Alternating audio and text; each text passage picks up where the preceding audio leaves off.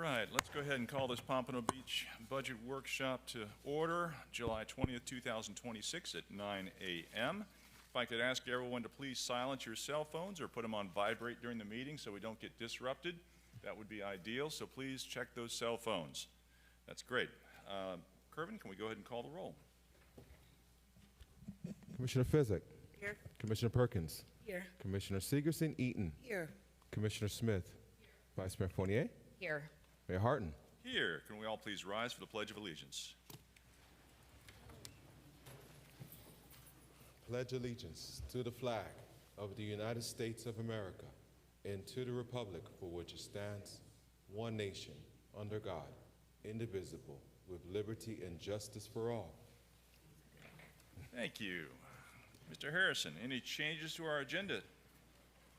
No, sir. Very good. Can I get a motion approving the agenda as printed? So moved. Second. Moved and seconded. All in favor, say aye. Aye. Opposed? Motion carries unanimous. Thank you. That takes us up to our presentation. Presentation of the citywide fiscal year 2027 recommended operating budget to the City Commission. Mr. Waters. Thank you. Over to you. Unless, Mr. Harrison, unless you've got some prelude. Nope. Give it straight to the expert there. Okay. Good morning, Mayor, Vice Mayor, members of the Commission. For the record, I'm Joshua Waters, the city's budget director. Before we begin, I'd like to recognize and thank our department directors and city staff. Developing a balanced budget truly is a citywide effort, and this year's budget required an extraordinary amount of collaboration across every department. I also want to thank the city manager and the executive leadership team for their guidance throughout this process. Their direction helped us navigate a challenging budget year while continuing to focus on maintaining current service levels and protecting the city's long-term fiscal position. Finally, I'd like to recognize the budget office staff, Caron Grant, Liliana Alvarez, and Alan Collar for their professionalism, dedication, and countless hours of work preparing the recommended budget documents before you and the materials being presented here today. Today's budget workshop represents the culmination of the budget development process that began early this year. Our objective is to present the recommended fiscal 2027 budget and 5-year capital improvement plan. Staff is seeking consensus on the recommended operating and EMS budgets, proposed millage rates, fire assessment fees, and the 5-year FY27 to 2031 capital improvement plan. While final action will occur during September's budget hearings, today's discussion provides an opportunity to answer questions, discuss policy issues, and identify any desired modifications. Today's presentation begins with the overall citywide budget before focusing on the general fund. We will then discuss the fire assessment program, proposed millage rates, the capital improvement plan, several outstanding budget issues, taxpayer impacts, and conclude with the remaining budget calendar. This year's budget was developed during one of the most challenging financial environments in recent years. Although revenues continue to grow, expenditure growth, particularly non-discretionary expenditures, continues to outpace recurring revenue growth. Our recommendations are guided by several principles: maintain current service levels, maximize alternative revenues and cost recovery, minimize pressure on the operating millage rate, and identify operational efficiencies wherever possible. As a result, the recommended budget maintains the current operating millage rate while continuing the city's trend of reducing the aggregate millage rate. We're also recommending a modest adjustment to the fire assessment fee to address increasing fire service costs while continuing progress toward the Commission's longstanding cost recovery goal. Before moving on to the budget itself, I want to briefly discuss 3 significant budget developments that occurred after the recommended budget was substantially completed. First, the Broward Sheriff's Office compensation study. As the Commission is aware, Broward County did not fund Phase 1 of the compensation study in the Sheriff's FY 2026 budget, unlike the city. As a result, the Sheriff appealed that decision to the Governor and his cabinet, sitting as the State Administration Commission. The appeal itself has not yet been resolved. The matter was not considered at the June meeting, and the next meeting of the State Administration Commission is currently scheduled for September 15th, after the city's first budget hearing. Although the outcome of that appeal remains uncertain, the recommended FY 2027 budget continues funding to implement Phase 1 and Phase 2 of the compensation study, consistent with the Sheriff's proposed budget. Staff will continue to monitor the appeal and advise the Commission if any action becomes necessary. The second item is House Bill 5205E, the Florida Retirement System Employer Contributions Bill. This bill increased employer contribution rates for the Florida retirement system. Because the estimated $1 million increase to the city's BSO contract was not incorporated into the published budget document, options will be presented later in this presentation. Finally, bids were recently received for the school crossing guard contract, which were higher than anticipated and are expected to increase annual operating costs for the school crossing guard contract by about $300,000. Again, options will be presented later in this presentation to pay for those increases. Next, we'll go over the citywide budget for all funds. This slide provides a high-level overview of the city's total FY 2027 budget across all governmental, enterprise, internal service, and special revenue funds. In total, the city is proposing a budget of approximately $498.6 million. This represents an increase of $35.8 million, or 7.7% compared to the fiscal 2026 adopted budget of $462.8 million. The increase is largely associated with planned capital improvements for the utility system. Unlike the general fund, the citywide budget includes utilities, stormwater, solid waste, parking, the air park, the capital improvement program, debt service, and other funds that operate independently from general governmental operations. Ad valorem taxes, including the operating, EMS, and debt service property taxes, remain the single largest revenue source for the city at $144.1 million, or approximately 29%, and provide the primary funding for general government operations, EMS support, and debt service on voter-approved bonds. Charges for services is the second largest source of citywide revenue at $113 million, or 23% of the revenues. These include charges for water, wastewater, and solid waste services. Remaining revenues consist of licenses, permits, and assessments, intergovernmental revenues, other taxes, interfund transfers, and other financing sources. Together, these revenues provide a diversified financial structure that helps maintain the city's long-term fiscal stability. This slide illustrates how the city's resources are allocated across all operations and services. The largest expenditure category continues to be salaries and benefits. As a service organization, our employees are the city's most important resource, delivering fire protection and emergency response, maintaining infrastructure, operating utilities, providing recreation programs, and delivering countless other services to residents and businesses. The second largest category is operating expenses, which includes contractual services, utilities, maintenance, supplies, insurance, fuel, and other day-to-day operating costs necessary to support city operations. The budget also includes approximately $70 million for Broward Sheriff's Office contract, which is shown separately because of its size and significance within the city's overall financial plan. In addition, the budget includes capital improvements, debt service on previously approved bonds, grants and aids, transfers between funds, and other legally required expenditures. Taken together, this allocation reflects a balanced investment in personnel, infrastructure, and public services while maintaining the city's long-term financial commitments.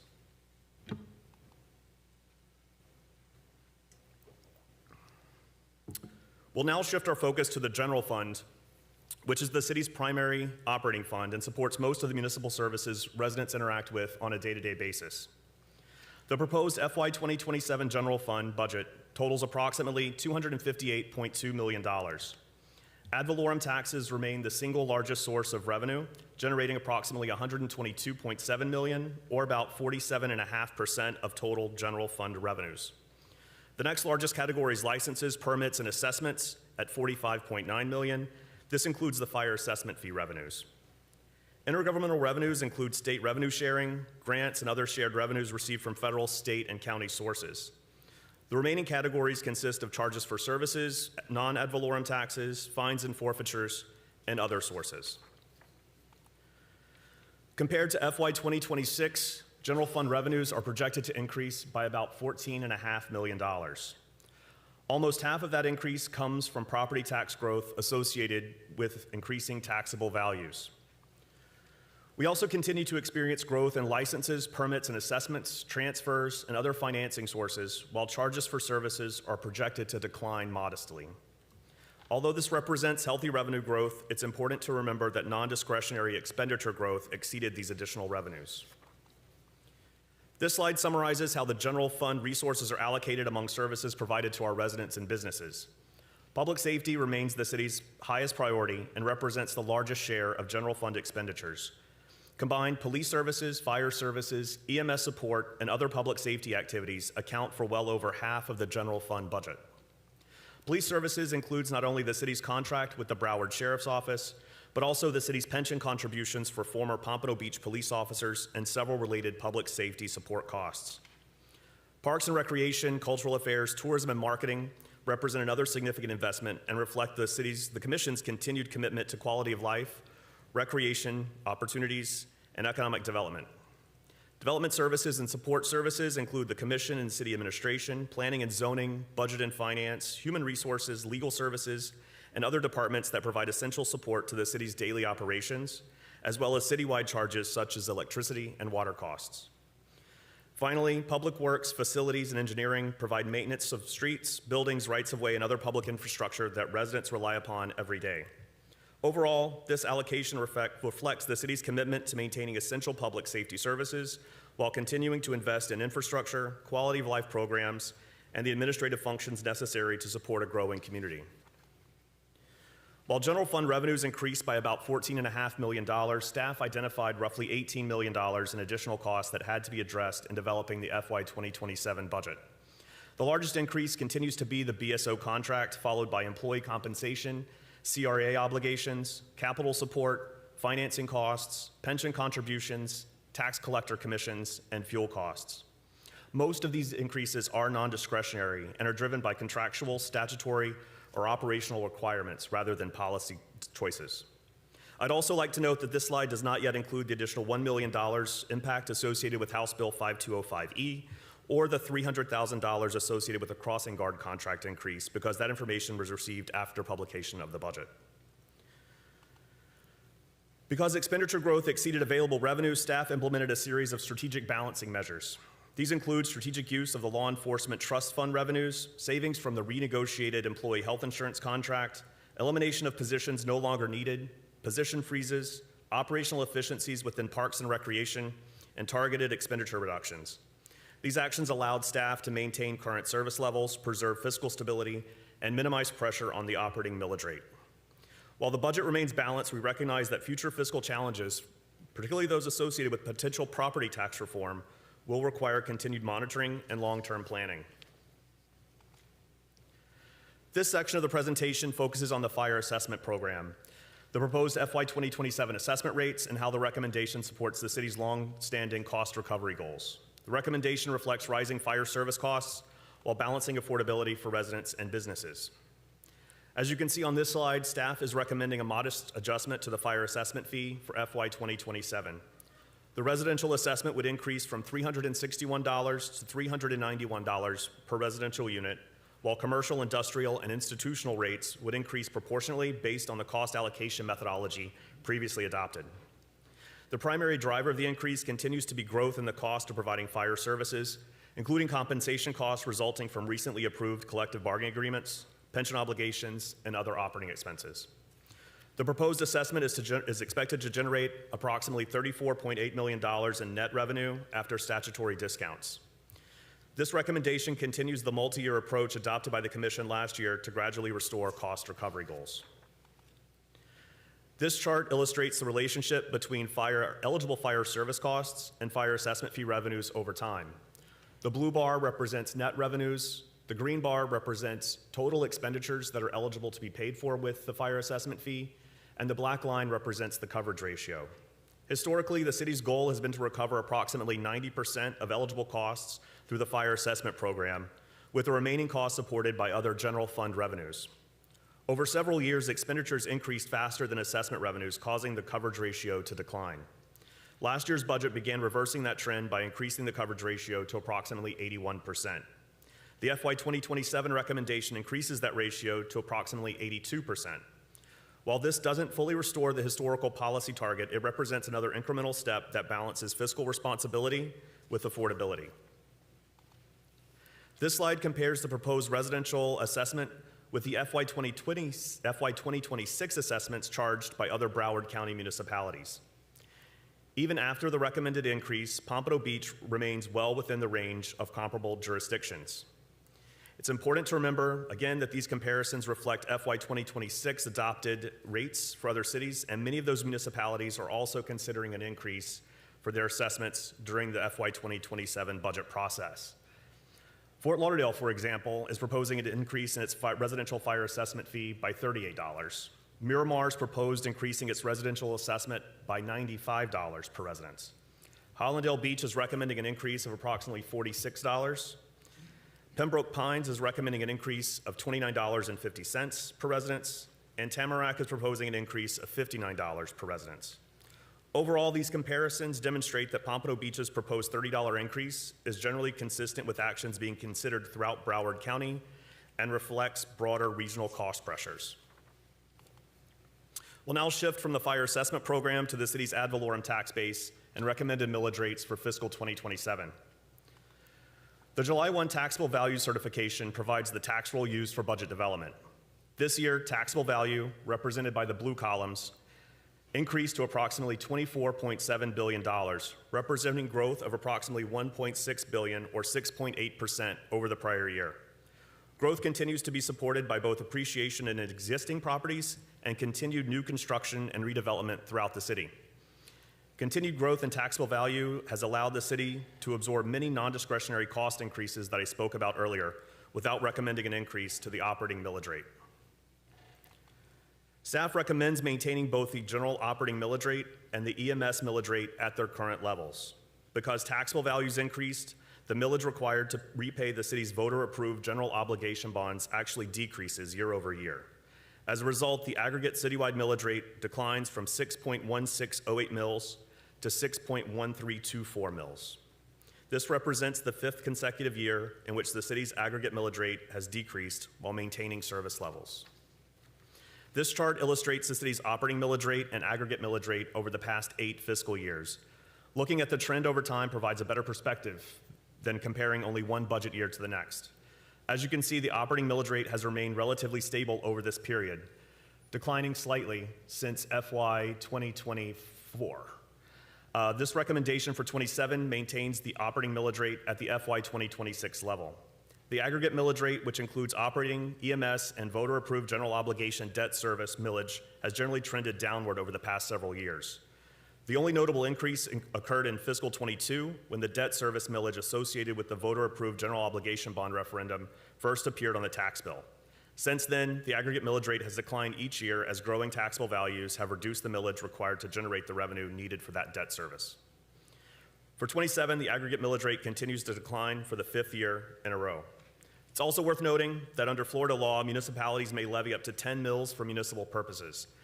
Even when the city's debt service millage is included, Pompano Beach remains well below that statutory maximum. Staff also compared Pompano Beach's aggregate millage rate with every other municipality in Broward County. Based on currently available information for 2026, Pompano Beach would rank as the 14th lowest among the county's 31 municipalities. This comparison demonstrates that the city continues to maintain a competitive overall property tax rate while providing a full range of municipal services. When only the operating and EMS millage rates are compared, Pompano Beach ranks as the 12th lowest municipality in Broward County. These comparisons provide additional perspective that the city's recommended tax rates remain competitive relative to neighboring jurisdictions. As other municipalities complete their budget processes, these rankings may change slightly, but the city's overall position remains favorable. The final section of today's presentation addresses several items that arose after publication of the recommended budget, illustrates the potential taxpayer impact of the recommended budget, and concludes with the remaining budget calendar. As discussed earlier, 2 significant expenditures arose after the recommended budget was published. The increased Florida Retirement System contributions for BSO under House Bill 5205E and the newly bid school crossing guard contract. Combined, these items total approximately $1.3 billion and are not reflected in the published budget documents you received last week. This slide identifies several potential funding options staff has evaluated to address these costs. In developing these options, staff intentionally focused on measures that would minimize or avoid impacts to current service levels. These options presented primarily involve funding reallocations, operational efficiencies, and budget adjustments rather than reductions in services provided to residents. The first option is to use additional ad valorem revenue generated by the higher than anticipated July taxable value certification. Those funds were intentionally placed in a non-departmental contingency account pending commission direction. Additional options include assuming a vacancy credit within the BSO contract, reducing the recommended increase to the golf program, allocating a portion of executive management costs to the CRA where appropriate, and deferring funding for engineering plat digitization. These options are presented for commission consideration. One of the questions frequently asked during the budget process is how the recommended budget affects the average homeowner. The next two slides illustrate that impact using the median taxable values for a single-family home and a condominium in Pompano Beach. This example uses median taxable value for a single-family home in Pompano Beach. Although the operating and EMS millage rates remain unchanged and the aggregate millage rate declines slightly, the increase in taxable value results in slightly higher property taxes for the median home value. City property taxes increase by $115 a year, while the recommended fire assessment fee adds $30. Combined, the total increase is approximately $145, which equates to about $12 per month. The experiences for a median condo differ slightly because the median taxable value declined compared to last year. As a result, city property taxes decreased modestly for median condominium owners, despite no change in the operating millage rate. When combined with the proposed fire assessment fee increase, the overall increase is approximately $19, or about $1.58 per month. For both of these examples, actual taxes will vary based on individual property values, exemptions, save our home limitations, and other taxing authorities. Today's workshop represents the final major policy discussion before statutory budget hearings begin in September. Following today's discussion, staff will incorporate any direction provided by the Commission into the tentative budget. On July 28th, next week, the Commission will consider the preliminary fire assessment fee resolution. The first public hearing is scheduled for September 14th, at which the tentative millage rates and budgets and the final fire assessment fee resolution will be considered.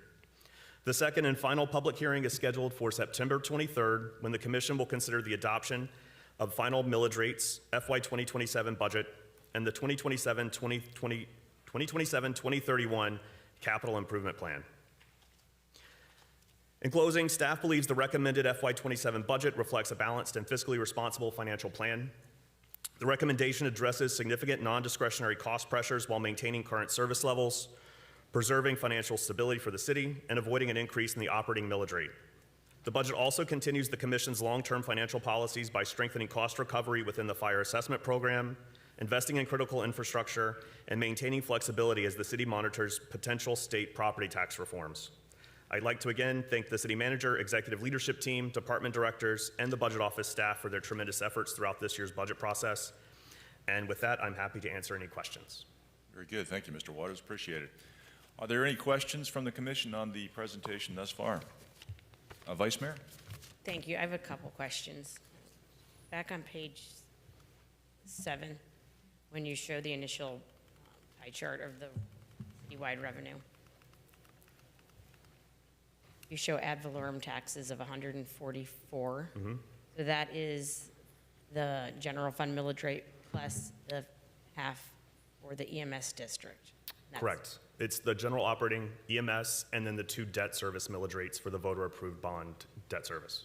Times our 24.675 billion taxable value. I don't get the same numbers, so is there something I'm missing? Is there anything else in there? It's just those 4 millage rates. It's the debt service too?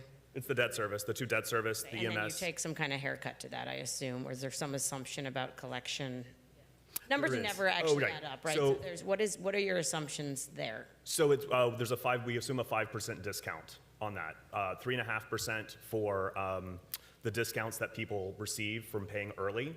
And then we also assume a 1.5% uncollectible. So that is all 4 of them together? Correct. Minus the discounts that you Yes. get, okay. So on the next page, you said, it says BSO is 70, but this is what's in the existing budget. Correct. That would be It's plus the additional $1 million in the end. So it is 71 there? Yes. Okay. And then the same assumptions apply when you drill down into the general fund, so with the discount. Correct. I have some other questions, but about the cost, the programs you've recommended to make up the difference, but I guess we can probably go into that when we dig into the budget after. Okay, and then the difference between the 24.6 billion, there's about 68 million additional in value between June and July, and so that you're using to offset the 1.3 million you have to find. Correct. Similar to last year, the July valuation provided a little extra revenue when we reran the numbers between the June numbers and the July numbers. Similar to last year, we put it in a contingency account on purpose and awaiting final direction from the commission. Okay, thank you. Sure. Very good. For the commission questions, Commissioner Perkins. Yes, thank you. The crossing guard is increased by 300,000, but it was not submitted was not included in the July budget.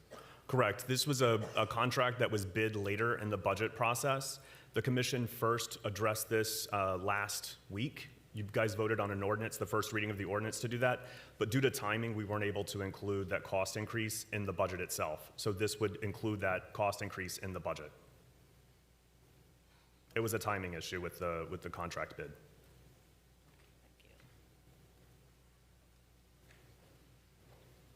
Also, can you explain to me page 5, you were talking about the compensation study, about the appeal. Yes. Explain that to me. Sure. So last year, if you recall, for the FY 2026 budget, the sheriff requested implementation of phase 1 of the compensation study increase. So that was approximately $4.2 million, according to their estimates. The city commission voted to approve that for the Pompano Beach budget for BSO. However, when the county considered the budget for BSO, they didn't increase the compensation for BSO. So you can't pay police officers on Pompano Beach differently than police officers elsewhere in the county. The sheriff then appealed that to the State Administration Commission, the governor and his cabinet. They've yet to make a determination on that appeal. So the money still remains for FY 2026 in the city's budget. So if the governor decides in the sheriff's favor at that appeal this year, and then if he makes it retroactive to the beginning of the fiscal year, the city will be fine. We already have the funding in our budget. For FY 27, since that appeal has not been finalized, the sheriff did include in his consideration the implementation of phase 2 of that compensation study. So we've included that in there as well. So depending on how the sheriff sides with that appeal, and then of course, whether the sheriff's office then requests the additional compensation for FY 25, we'll make a determination of what the city would pay for FY 2027. Unfortunately, the appeals process with the governor, the next scheduled meeting isn't until September the 15th, which is after our first budget hearing. Got it. All right, thank you. Good. Further commission questions? Commissioner Smith? When you talked about on page 26 about the golf program, what were you considering? Just, you don't have to go into detail. Just Sure. So there were, the golf program received a number of increases this year. So this would back out 2 of those increases. So one increase would be for $150,000 to do landscaping and some remediation projects with the sediment deposits that the utilities program has placed on the golf course. So that'd be about $150,000, and then working through their other contracts, we were able to reduce the remaining $180,000 without impacting golf programs. So this is a reduction to the increase. It doesn't impact current service levels.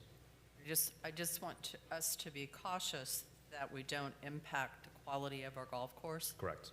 because that's an asset to Pompano, and that department's making money.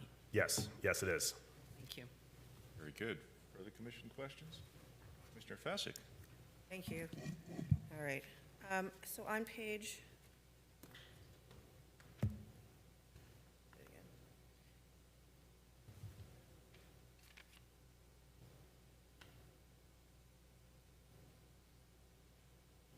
on page, where is it?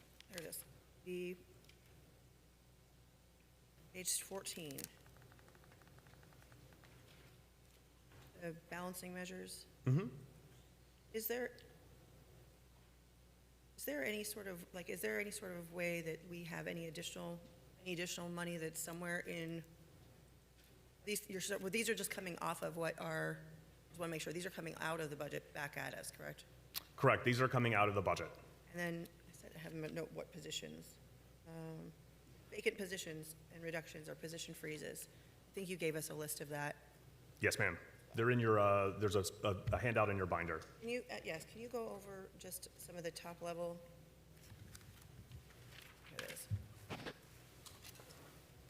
Those positions, were some of them, I think, remember it being said that some of those were actually moved or reallocated, like for the, I know in fire, maybe there was a, maybe I'm wrong, but was those like reallocated to the different position or absorbed? Some kind? Certainly, hold on one second. Do you have it printed out? Okay. So it was, yeah, EMS. And I got it, hold on.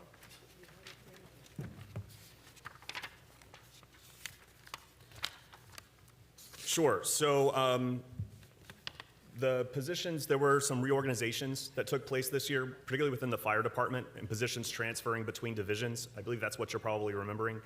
In addition, so that resulted in essentially no net cost savings for the city.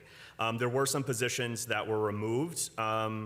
There was a program content specialist in cultural affairs, tax receipts inspector, business tax receipts inspector and code compliance, ocean rescue supervisor position in fire, assistant fire chief for training in fire, office assistant 2 in parks and recreation, and a service worker 1 in facilities. Those positions were removed from the budget. And so those are going to be, you'll see those as savings from year over year. In addition, in the general fund, there were 7 positions that were frozen, meaning the department still retains the position. However, the funding associated with those positions has been taken out of the budget. So the department does have some flexibility if we do it that way. That way later in the year, if there's a position that does become vacant that's not as high of a priority as one of these frozen positions, they can use the funding that becomes available to swap out. So they could fill this position and instead hold a lower priority position vacant. So it gives the department some flexibility while recognizing some savings. in any of these salaries or any of these employees or positions, are any of these being sort of reallocated to, are we hiring out consultants, and are they being reallocated to a different budget? No, these are net cost savings for the budget. Okay. Just trying to get a handle on all of our consultants. The proposed fire assessment rates, I know I brought it up last time. You mentioned that there were other cities that were also considering an increase. Now, you had a pretty good list, but my question is, in those cities, when was the last time they had that sort of increase? So Fort Lauderdale said 30, Hallandale 46, I think, Tamarack $59. Cities, so I would have to go back and look and see when the last time these cities did increase their fire assessment fee rates. I know that Fort Lauderdale did increase theirs last year because they were one of the ones that I gave an example of when I was presenting this slide last year. So I believe Fort Lauderdale did increase theirs last year. But typically cities look at the fire assessment fee every year just to see what costs need to be recovered and try to allocate those costs to the fire assessment fee. So it depends on the city, but I would have to go back and take a look and see if the ones that I listed actually increased it last year. I know at least one, probably 2 of them did. Because I know we did ours last year, $30, and then just for that, when you get to your last page about how that impacts the average homeowner as opposed to condo owner, just trying to make up that, it's, extra $145 or whatever as per your math, but, if we're leaving the millage rate the same, but we're increasing costs elsewhere, it's still, ultimately, residents only care about what they see, what they have to pay out. So if it's an increase, even though we've left it the same, it still seems like it's an increase, and there's going to be some concern there that I know we're going to have. Understood. But with the fire assessment fee, just keep in mind that we kept the fire assessment fee relatively stable for several years. At the same time that fire costs were going up significantly, which is why you see the decline and the fire assessment fee cost recovery ratio over that period between 2023 and 2025.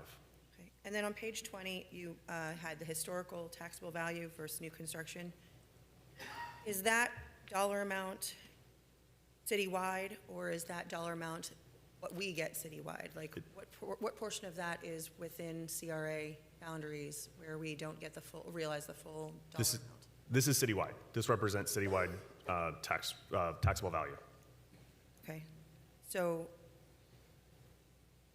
I guess there's a better question. So what part of that would be, do you know, what part of that is within? Would be fenced off with the TIF.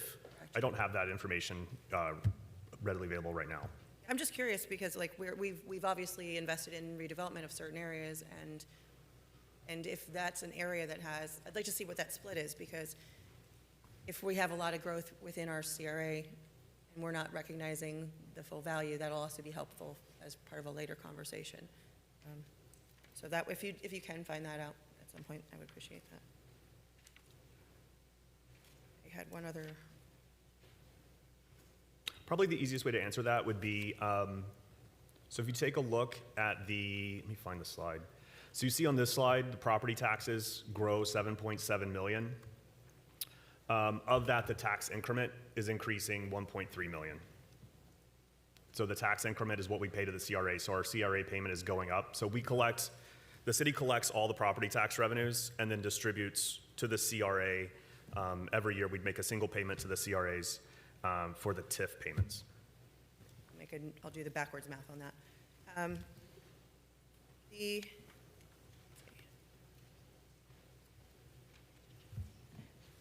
On page 26, you had the allocate portion of city manager and assistant city manager salary to the CRA. In previous years, we haven't had that, we haven't had that happen before, but and I guess I've mentioned before, do we have, our city manager, do we have anything in writing, Mr. Berman, maybe?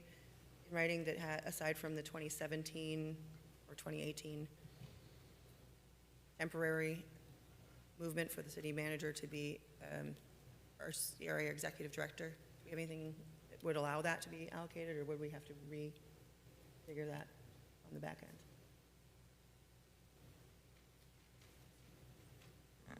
Repeat the question. Sure, so there's, as far as I understand, the last time that we discussed the city manager's contract and everything else, only thing that related to executive director for the CRA was something that was done to be temporary when RMA fired us and then subsequently was rehired. Do we have anything else in there? No, that's Right. not correct Okay. assessment. It was never meant to be temporary. He was taken over as director of the CRA, and that's his authority, deals with his duties as director of the CRA. Okay, and to date, no, you've never allocated a portion of his salary to that?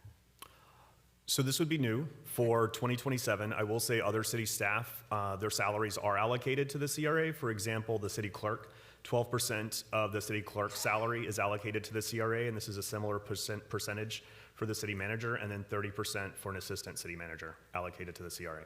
I'd love to see that. I mean, I think at one point you provided a breakdown of that. If you have that fleshed out, I would love to see that more in detail. Then the last thing I had was really related to, is it these rates and fees? Is that part of this, or Pompano Beach rates and fees fiscal year 2027 that you gave us? Where is that in this packet here? So the rates and fees is an exhibit that we put together. We put it together last year as well, just to ease to help with the commission's consideration.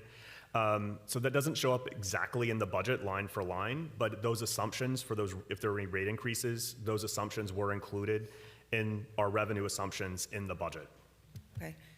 The reason I bring that up is because I was flipping through this, and there's pretty substantial changes to the development services or planning and zoning fees this year. So when I saw the $2.2 million on whatever the page that is one of our major increases, I know that we've said multiple times, we look at the developers, Right. like the developer side of making sure we're, getting correct fees for that. But one of the ones that stood out to me was the people who perform work without a permit. Mm-hmm.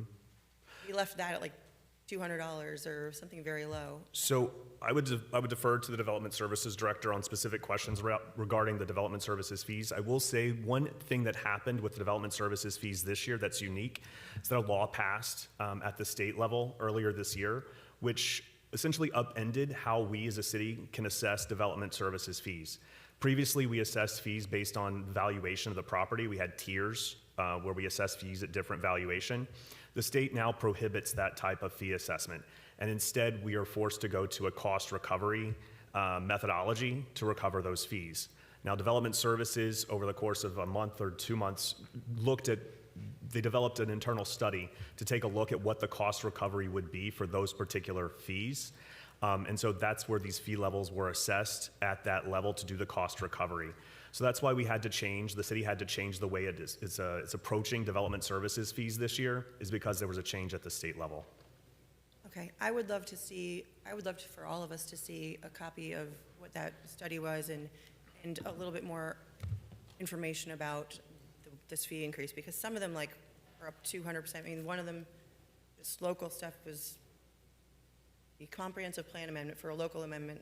Originally it was $4,376, now it's up to $10,528 with one development review committee and a set of hearings. And then there's an additional $2,632 for second and each subsequent development review committee review or set of hearings.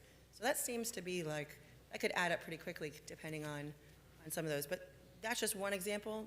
But there are quite a few that are in here that, to me, punish the average homeowner trying to do things the right way.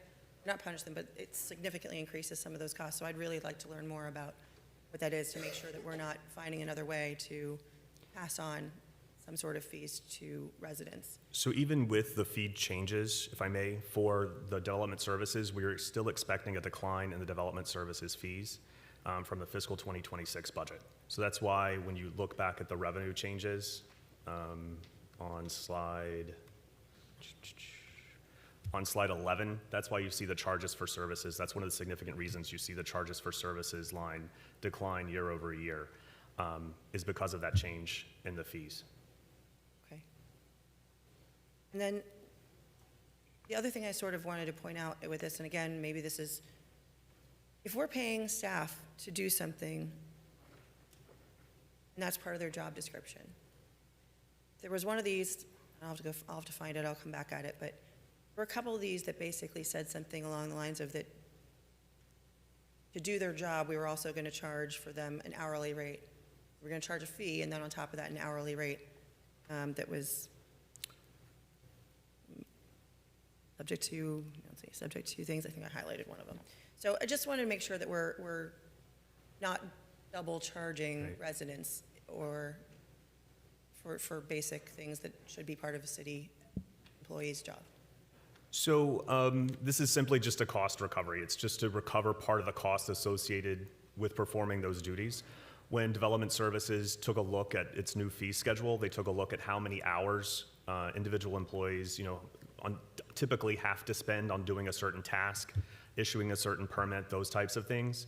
And that's how they arrived at the cost recovery methodology. But I would have to, I'll defer to Development Services Director, and he can get you more information. That was one of those things that I would like to have more information on, because they were mostly there was where there was the largest cost. And then utilities, I know that we have a lot that's sort of passed through. Is that still? In terms of? The costs, there were costs in utilities that went up quite a bit too. So utility costs, so that's part of the, any utility fee costs in here are associated with the rate schedule that the utilities department has developed. Okay, perfect, thank you. That's it for now. Very good. Further commission discussion? Vice Mayor? Again. Thank you. To answer the question on CRA funds off, so the total amount we collect, some of it goes to the CRA for TIF funding. It's $3.5 million in the east and $10.5 million in the northwest, so $14 million total. And we have a meeting tomorrow with the budget in that for the CRAs. I had some similar thoughts about the fee schedule looking through this. And I think it's probably not just the development services part of it. We have Parks and Rec, we have BTRs, there's a lot in here.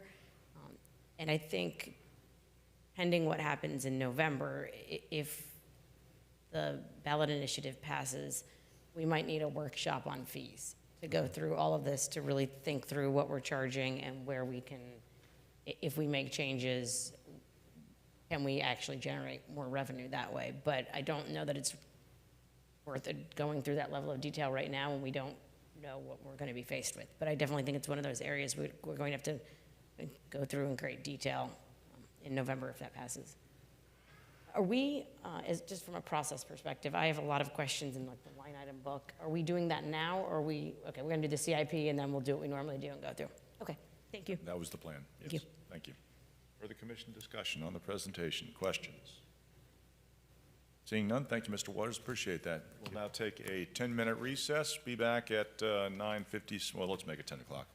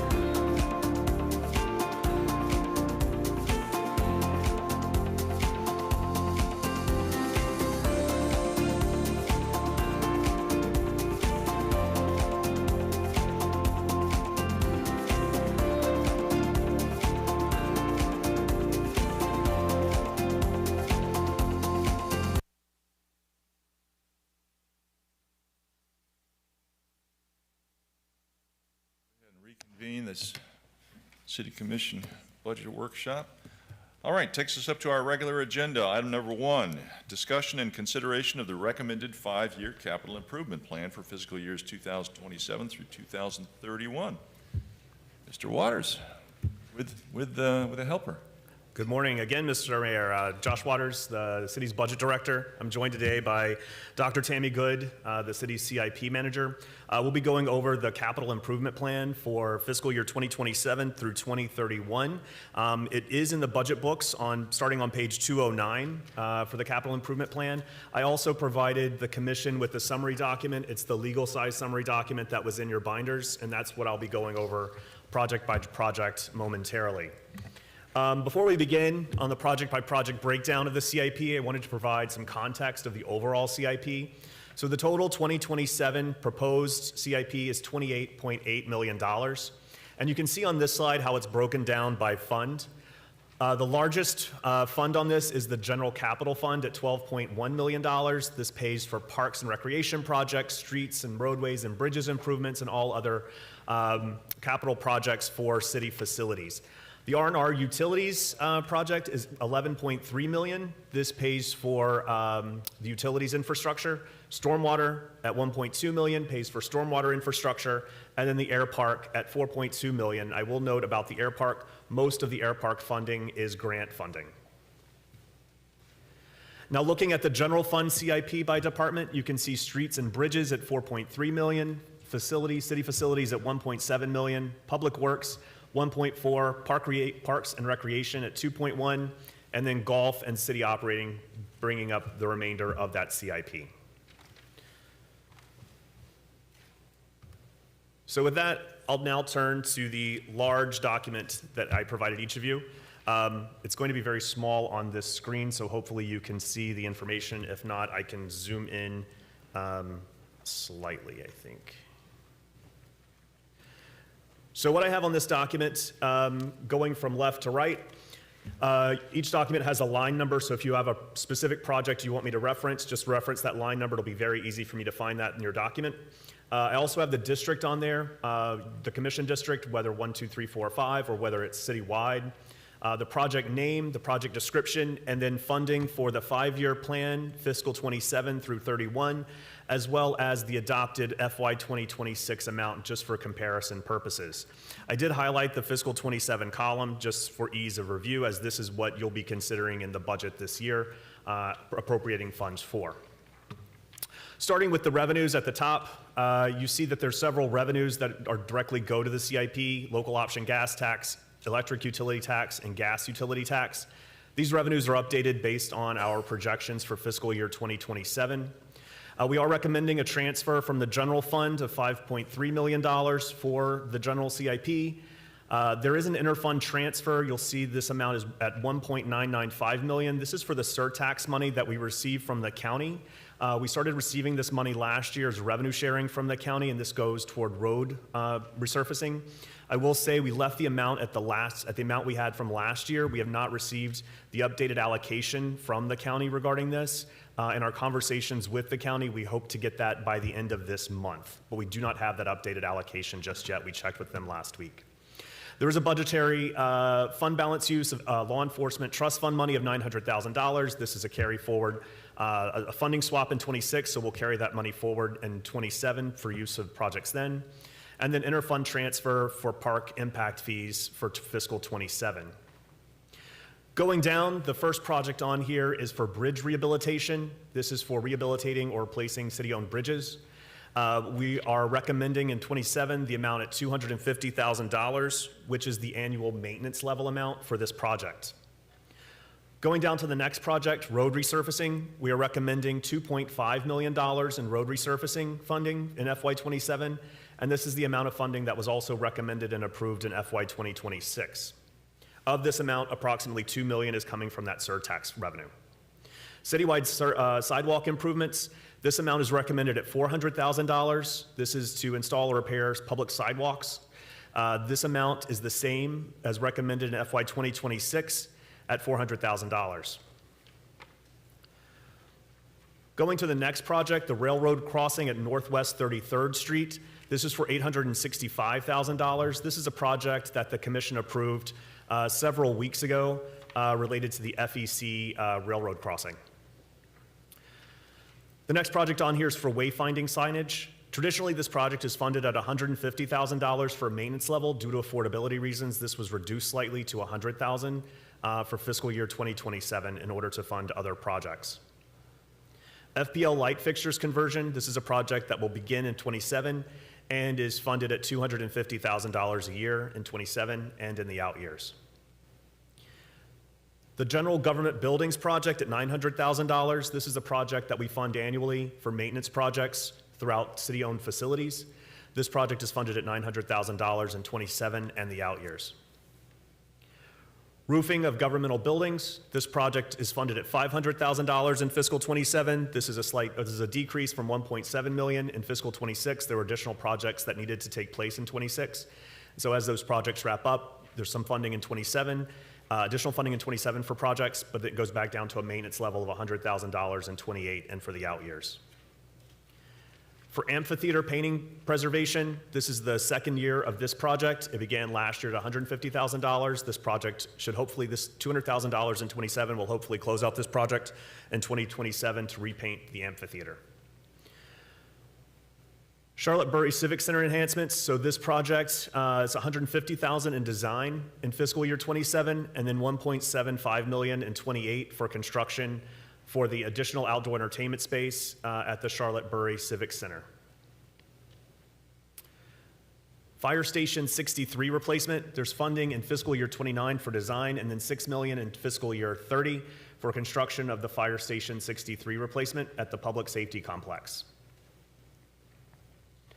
The next project is Braggs Criswell Northwest BSO Substation. There's funding allocated for design in fiscal 28 of $400,000 and then construction of $2.1 million in fiscal 2029. No additional funding is recommended for the LEAP grant program in fiscal 27, but you will see funding for this program begin again in fiscal year 2028 and in the out years. The next project is seawall improvement. This is to improve seawalls on city-owned property with approximately 2,000 linear feet of seawall adjacent to various canals and waterways. This project is not funded in 27. This is an out-year project, so you'll see $3.7 million funded in 28 and $3.5 million in fiscal year 2029. Athletics court resurfacing. This project was funded at a higher amount last year, the $355,000, because there were additional projects that the city needed to accommodate within the athletic courts resurfacing program. In fiscal 27, this takes it back down to the maintenance level of $30,000 a year and maintains that level for the out years. For city parking lots and bringing them up to code with the Americans with Disabilities Act, there was additional funding provided last year to do some additional projects. Beginning in 27, this takes it back down to the maintenance level of $75,000 for 27 and in the out years. The next project deals with city right-of-way improvements. This is a maintenance level project, which is funded every year at $75,000. Canal dredging. This is to dredge shoaled canals. It's at $25,000. This is a maintenance level project that we fund every year at $25,000. Citywide bus shelters. This project is not funded in fiscal year 2027. This is a maintenance project. Funding was taken out for 27 for affordability reasons. It was put back in for 2028 and beyond to maintain citywide bus shelters. The next project deals with the Hillsborough Inlet Discharge Improvement Project. Again, this is an out-year project at $400,000 for design in fiscal 2028 and $5 million for construction beginning in fiscal 2029. There's a project starting in fiscal 28 for fencing of citywide amenities and adjacent rights of way throughout the city. This is a project funded in fiscal 28 at $350,000 and $150,000 in fiscal 2029. The next project deals with restrooms and concessions. For fiscal 2028, fiscal 2027, $350,000 is provided. This will renovate locker room at the Houston Sworn Aquatic Center and the restroom renovation at Weaver Park. In 2028, the funding will go for community park for fields, baseball restrooms, and community park concessions restrooms and the bathroom. So $350 each year, 27 and 28.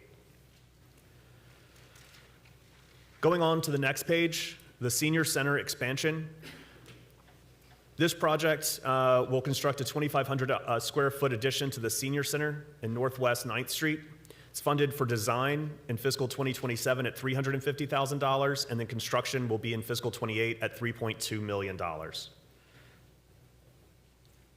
Additional funding is provided in the next project for a columbarium at the cemetery. This will construct a columbarium. As the city commission is aware, there have been issues with running out of space at the cemetery, so this will provide additional space for them. So it's $400,000 in 27 and $500,000 in fiscal 2028. Funding is also provided for a pavilion at the Blanche Ely Museum for $125,000 for construction of this pavilion in fiscal year 2027.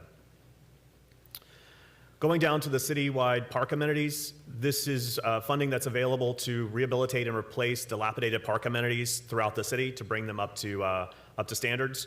So $400,000 is provided in 2027, and then $300,000 is provided each year thereafter.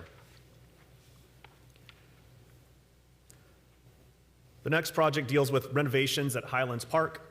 In fiscal 2027, funding is included for dog park fencing, 2028 pickleball court funding, and then in 29 and 30, this is to renovate the interior of the facility. Funding is provided for lighting replacement at Community Park. This is a 2-year project. Funding was initially provided last year. This is to upgrade current lighting to enhance public safety at Community Park. So this is the 2nd year of funding for that project and would hopefully close it out in fiscal year 2027. The next project is for athletic field fencing replacement at Community Park. This is a multi-year project. Funding is provided at the $275,000 level in fiscal 2027, and then that funding increases in 2028. The next project is for Mitchell Moore Gym Acoustics. This is for sound improvement at Mitchell Moore. This is an out-year project that is funded in fiscal 2030. The next project is to design and construct an outdoor pavilion within the Pompano Beach Community Park that's adjacent to the amphitheater. This would be to support community events, including the Nautical Flea Market, Unity in the Community, Caribbean Festival, and other similar activities. Design money is slated for fiscal year 2027, and construction is slated for fiscal year 2028. The next project would upgrade amenities at the amphitheater for the ticket booth, restrooms, and the loading dock at $250,000 in fiscal year 2027, and this is consistent with the agreement that we have with the vendor that runs the amphitheater for the city, and there is a match from the vendor for additional projects. Amphitheater seating rehabilitation, this is to replace the seating in the amphitheater. This is an out-year project slated for fiscal year 2030. The next project would repair the base and resurface the parking lots at Mitchell Moore Park. $200,000 is provided in fiscal 2027. The next project is to resurface the tennis court. This is the clay court at Community Park, $172,000 in fiscal 2027. The next project is for fiscal 2028. This would be for the 12-acre parcel master plan. This would be the portion of land just north of Atlantic Boulevard. And it would be, it's in accordance with the Parks and Rec master plan. And then the final project under Parks and Recreation would be for a pavilion or a gazebo at Hunters Manor Park. This is slated for fiscal year 2031. This is an out-year project. The next several projects deal with renovations or improvements at the golf course. First project on here is to renovate and rehabilitate the golf course operations building. This is scheduled for 2031 at $2 million. Funding is provided to renovate the locker rooms at the golf course. $150,000 is being provided and is being recommended for fiscal 2027. Additional funding is being recommended to construct a new restroom at Palms Golf Course hole number 8 due to termite damage. This is design funding in 2027 and construction in 2028.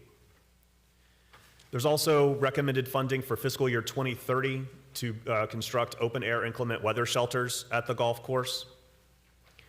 And then the large project on here at the end is Palms Course renovation. This would be a complete renovation of the Palms Golf Course with funding slated for 2029 and 2030 at about $6.9 million in each of those 2 years.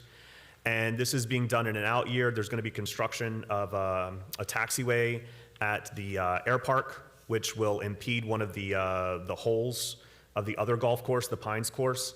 And so this would prevent both courses from being taken offline simultaneously. And that concludes the general capital fund capital improvement plan. If there are any questions about this one before I move on to the utilities. Any particular questions by the commission? Commissioner Fessick? Thank you. So I just want to point out, there seems to be a lot of money allocated to design for things that we have in this, I mean, all throughout. And my only concern is there are some things that I think I saw in last year's budget that seem to be pushed forward. I know I've heard Commissioner Perkins a couple years in a row at this point say something about Ice Criswell being moved further out and further out, but do we have, I mean, with all this design stuff, have we previously spent any money on any of these projects in design, or is this all new allocations? I would defer to Dr. Good to discuss the details with that. If the line item, Yeah, it's on. okay, thank you. Tammy Good, CIP Manager. If the line item budget indicates construction monies, then it's probably, it could be safely assumed that we've already allocated some design, if there's construction funding this fiscal. If not, if it's just design this fiscal, then we would budget construction later, knowing that it's going to take a year or a considerable amount of time to design. So we try not to allocate design and construction in the same year, knowing that we're not capable of spending it. So we don't like to earmark it. So if it's just design money, then construction funding would come later in a future fiscal year. Okay, and do we have a list, maybe year over year, of some of these projects, like where we've spent, what we've allocated in previous years, what we actually spent, so that we can see not just for what's been budgeted the year before or adopted the year before, but actually what has actually been spent on some of these projects, so we can have a running total of what it was spent on, maybe even, you know, line item detail to that effect, so we can kind of see what, you know, if you were to take like a little progress bar essentially from 0 to 100% done, would we be able to see how much money was expended on each one of these projects so far to date? And then that way we can sort of gauge if we're budgeting or recommending the right amount. Absolutely. We have a software that we utilize, Procore, and all of that information is collected in that software, which is what I use to generate cost estimates for future projects. Thank So you. I can provide that, yes. Perfect, thanks. That's just like very helpful. One thing that stood out to me, as you mentioned, you had designed things or things by district. And when I was looking at through the State General Fund, I was looking through a lot of the things that are happening in different parks and different areas. You know, District 1, where we have the cemetery. There's a lot going on. We don't have parks anymore for the most part. A lot of our parks have gotten usurped by different projects. Our Northeast 16th Street Park is being redeveloped by a developer. McNabb is currently in the CRA project. Is there any, I know that we had done the master plan last year, the master parks plan. We spent some time with them. And there were a lot of adjustments and a lot of new things coming to, or planned to come, to some of the smaller parks in the area, in the district. Are any of those proposed plans in, I mean, aside from, I think, the trash cans and stuff, are any of those planned to be added to the capital improvements project at any point in time? Commissioner Fessick, I want to correct one thing that you said about the Northeast 16th Park being developed by a developer. Yeah. That's incorrect. They are giving the city $300,000 in Parks and Recreation Department facilities. Tammy's department will be handling that project. It won't be done by the developer. Okay, so, but they are the ones who created the design? No. They worked with See, people that I just told you. Right, but I've read through quite a few of those. I've seen them and I've attended their sales center. presentation. Their Well, I design, don't know what they're saying in the sales center, right? but I'm not finished. I know what's happening with our group. Right, okay, so I have seen internally many of the plans associated with that park renovation. And it does not look like a standard City of Pompano Beach park. It looks like a similar project to the adjacent properties redevelopment project. So it's okay if it, however you want to allocate it, but that does not, even though it will be a public park, it looks very different than every other park that we have.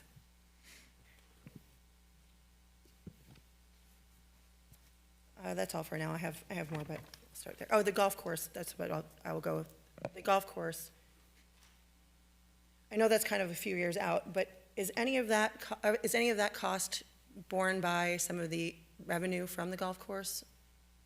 Or is it this just additional funds? So golf course revenue, it's not an enterprise fund, so golf course revenue does come to the general fund.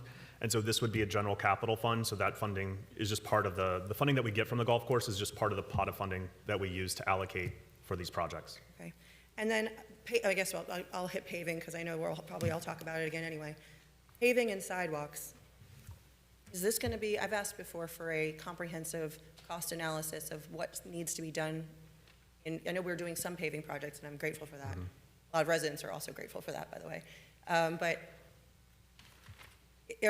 do we have a comprehensive list at this point of how much estimated it's going to be, how much the cost is going to be estimated to pave all of the city, to make sure everything is repaved? And beyond that, sidewalks in a lot of spaces,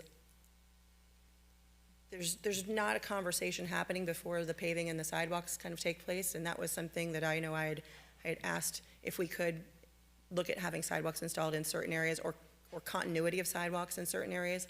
As we were driving through District 1 with Mr. McCon and Mr. Donovan, as I took them on a golf court tour, January of 2025. So I've had multiple people in different neighborhoods, especially with utility projects that have been finished and the repaving projects that have been finished, have been asking for sidewalks, and they're now repaved, but there are no sidewalks. So can you explain to me maybe how that will look in the future? So currently, we have a consultant conducting an asset study on all of our sidewalks, or lack thereof. And additionally, they're doing a pavement condition assessment on all of our center lines of our roadways. So I anticipate that study to be completed in the next month or so. So we'll have a very comprehensive plan and how we can then prioritize thereafter. I'm also going to take that information and overlay it with our utility projects that are proposed and the master plans that they have, to make sure that when we pave a street, we don't come in 6 months later, dig it up to replace a water main or a sewer main. So all of that is taking place, and I anticipate that comprehensive matrix study to be done in a few months. Okay. And Who's it doing? also- Who is doing that study? Baxter Woodman. Okay. And they're also, conducting a study on all of our sidewalks or lack thereof. So we'll know where we do not have sidewalks as well as Okay. part of that study. So with that request, because this is now much more interesting, with that request of the study to not just look at the sidewalks, have we talked about, and I know we've spoken about it related to parks, having a uniform where you're in Pompano Beach if, right? Certain things look like the same. So Pompano Beach Park looks like this, there's signage, there's neighborhoods, there's whatever it might be. If you go to other cities, in other towns, other municipalities, you can kind of generally see that they have their own flavor, right? So that they have continuity. It's a brand standard of sorts. Are they trying to apply a brand standard to the city of Pompano Beach in their assessment?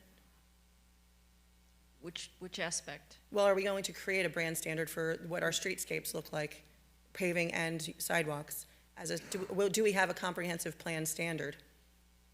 I mean, it just meets FDOT standards for roadway construction and design. Okay. And that's what we follow. Okay, thank you.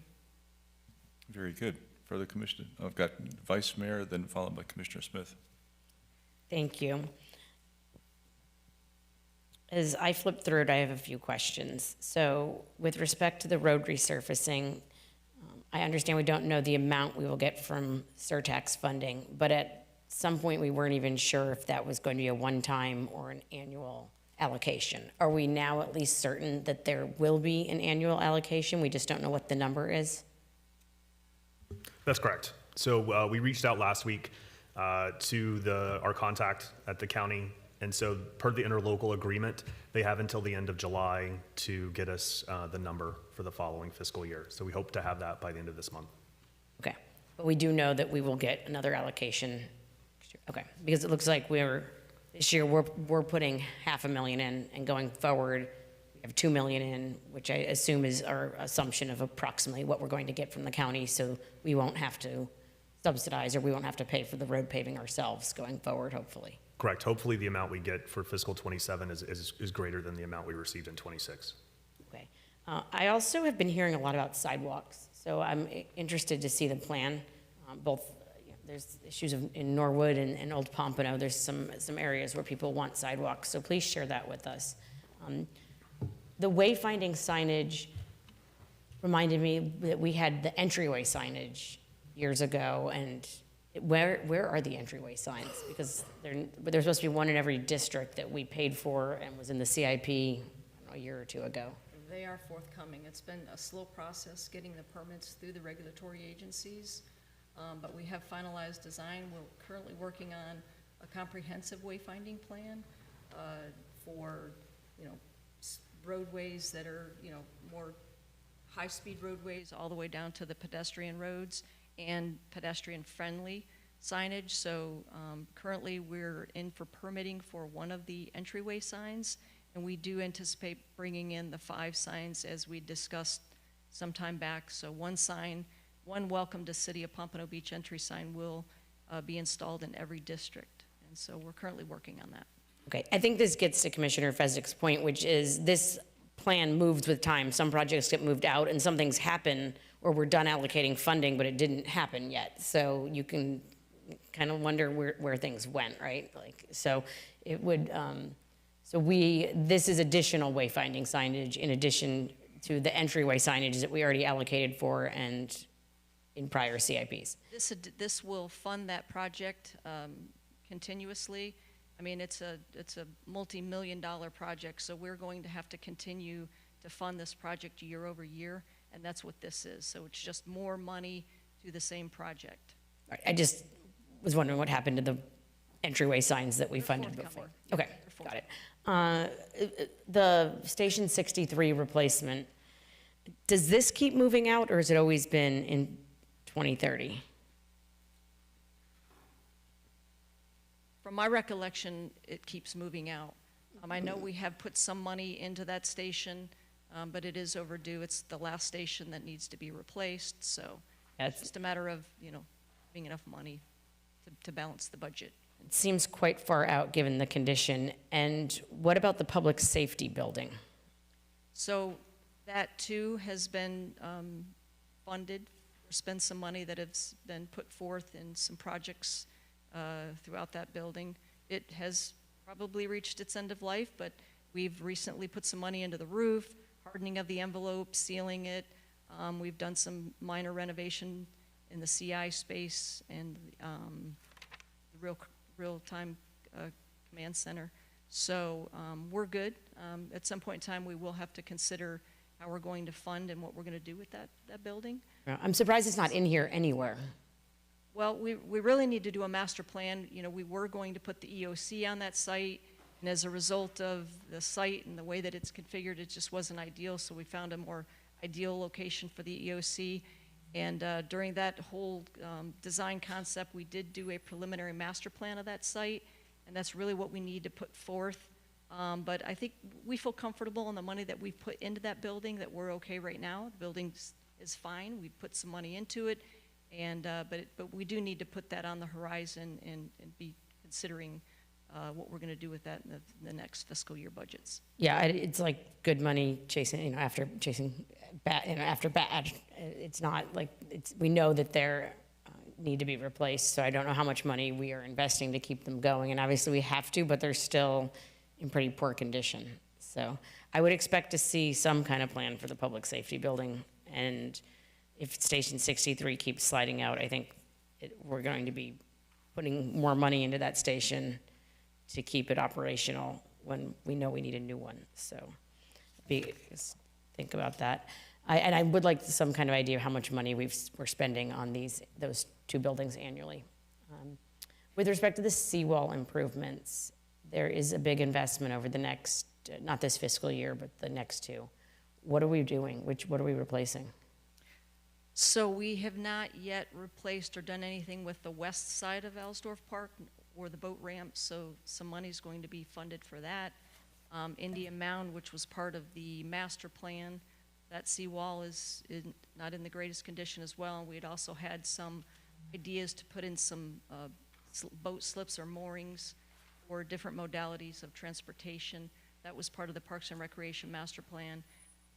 And then just other seawalls throughout the city have become, have reached their end of life as well. So we want to ensure that we have adequate funding. And we always try to, secure grants as well, because those are always typically available for the resiliency for those types of projects. So. Okay, but we do have two larger projects that are Correct. included Unlike in there. prior years, yeah, we do have some larger projects that we know are forthcoming.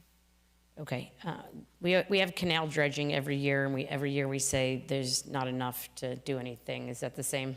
Yeah, we tried to advertise that for construction. We just didn't get any interest because it's just too small of a project. So we just keep adding money to that account, and with hopes of getting enough substantial amount of money to entice the bidders. But we're okay right now. We have not really received any complaints. So I think we're in good shape. We did have a very large canal dredging project some 5-8 years ago, but we know that that too is forthcoming. We'll start getting complaints again, so we want to be prepared for that. Okay, the restroom and concession stands at Community Park. Is it both buildings, so the concession and the bathroom building by Four Fields, and what about the building adjacent to the new skate park?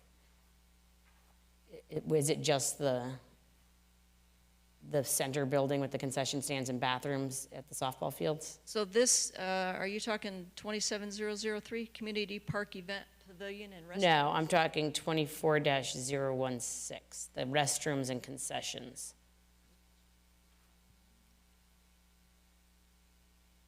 Oh, that's in the out year? Yes, Community Park? what buildings are? Yeah, that would be the restrooms that are over by the pickleball courts. But the concession building and bathrooms, is that included in here? Because it Or says the four fields, the baseball fields, yep, so that's. it's all of it. Yep, that's all Okay. of them, yep. Okay, so we did a parks master plan, and I did notice that some things are fed into here, but some things aren't, and obviously we can't do everything at once, but should we assume this reflects some internal prioritization based on that Parks and Rec master plan? So I don't see anything at Fairview or Avondale Parks, for example, and they were part of the plan. So have they just been, their lower priority relative to these items that were selected to make it into the CIP this year? I think what happened was, because Community Park and I think it was 2010, we did an entire master plan and redevelopment of that entire 40 acres. So that is Still working through that. correct. And the other ones, we just had not done anything to them in quite some time. So there was a committee that basically looked at all of our parks and decided which ones would be part of that comprehensive Parks and Recreation master plan.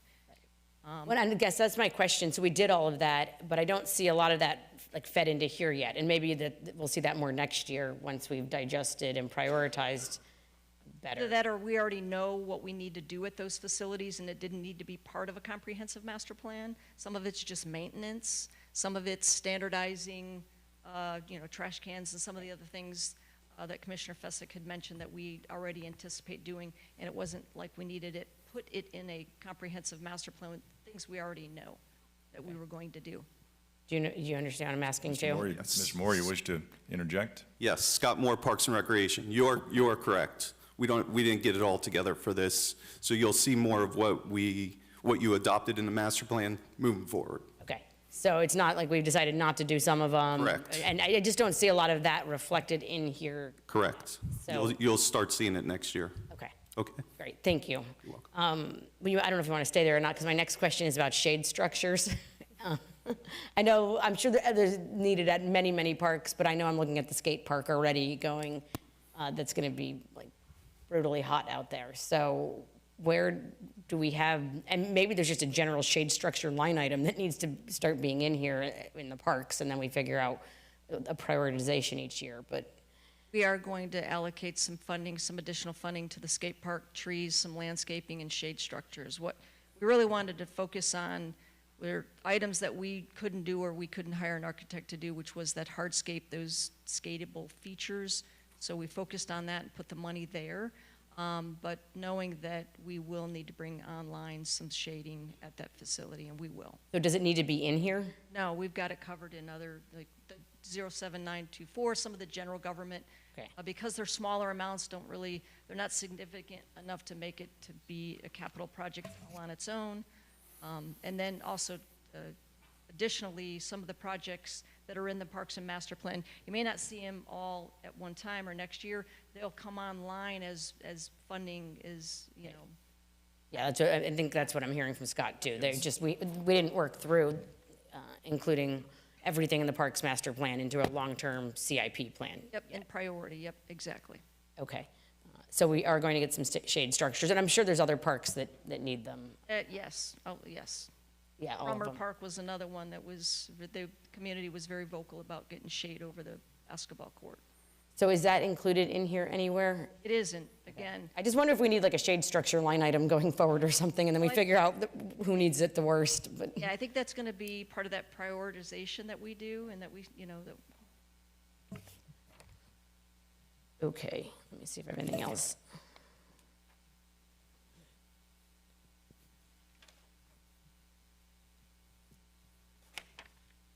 The other thing I had was on the golf course.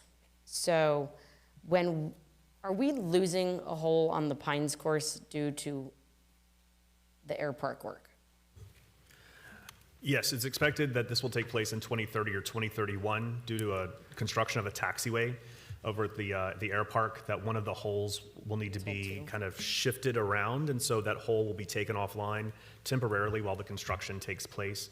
So with the renovation of the Palms course, the way that it's scheduled right now should dovetail with when the construction begins, and so both courses should not be taken offline at the same time, according to the schedule that we've laid out here. Have we done a business case for this investment in the Palms course? Obviously, it's not that playable at times now. It's kind of dirty and not in great shape. So if we can command better rates, fees, and more rounds there, some of this investment will be justified. So have we done that? Nothing formal has been done, although we do see that there's a revenue differential between the two courses, and we are able to charge more for the renovated course versus the non-renovated course, and we do have more demand at the renovated course, but nothing formal has been undertaken for a business case study. Will it look more like the Pines in terms of the cart paths and everything to be consistent over there? yeah, ultimately, we will change out all the cart paths. And then minimally, I think these upgrades are necessary just so that we're not spending good money after bad, kind of like you mentioned on the buildings. Yeah. And this is prime example that we really need to put some money into it, so that we're not continuing to chase our tails to. Right, so this restroom investment isn't somehow redundant to redoing the Palms course, or it can't wait and be rolled into that either? No, Okay. that is definitely necessary now because that building is well beyond its useful life as well. Okay, and the bathrooms at, like, the golf course, by Galuppi's, what's the situation with that building? I believe we're just going to do an interior renovation, and we've done some design concepts in-house to save money on that, so I think that's what's going to be coming online. Okay, I thought I saw it in here somewhere too, but I didn't hear it when we went through it.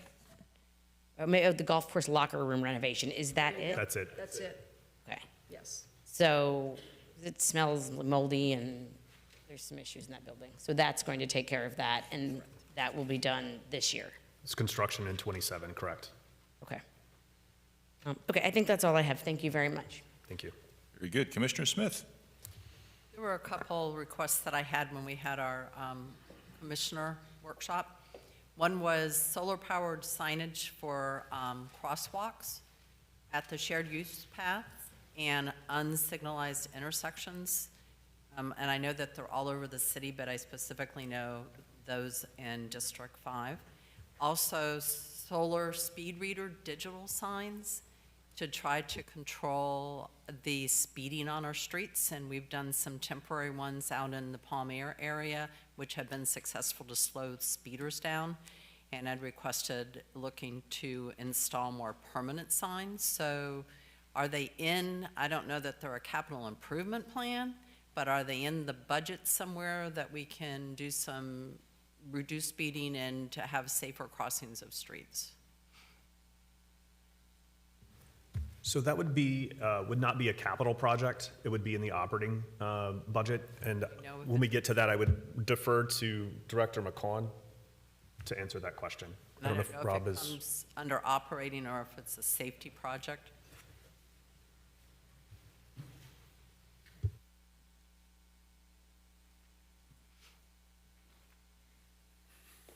Good morning, Rob McCon, Public Works Director.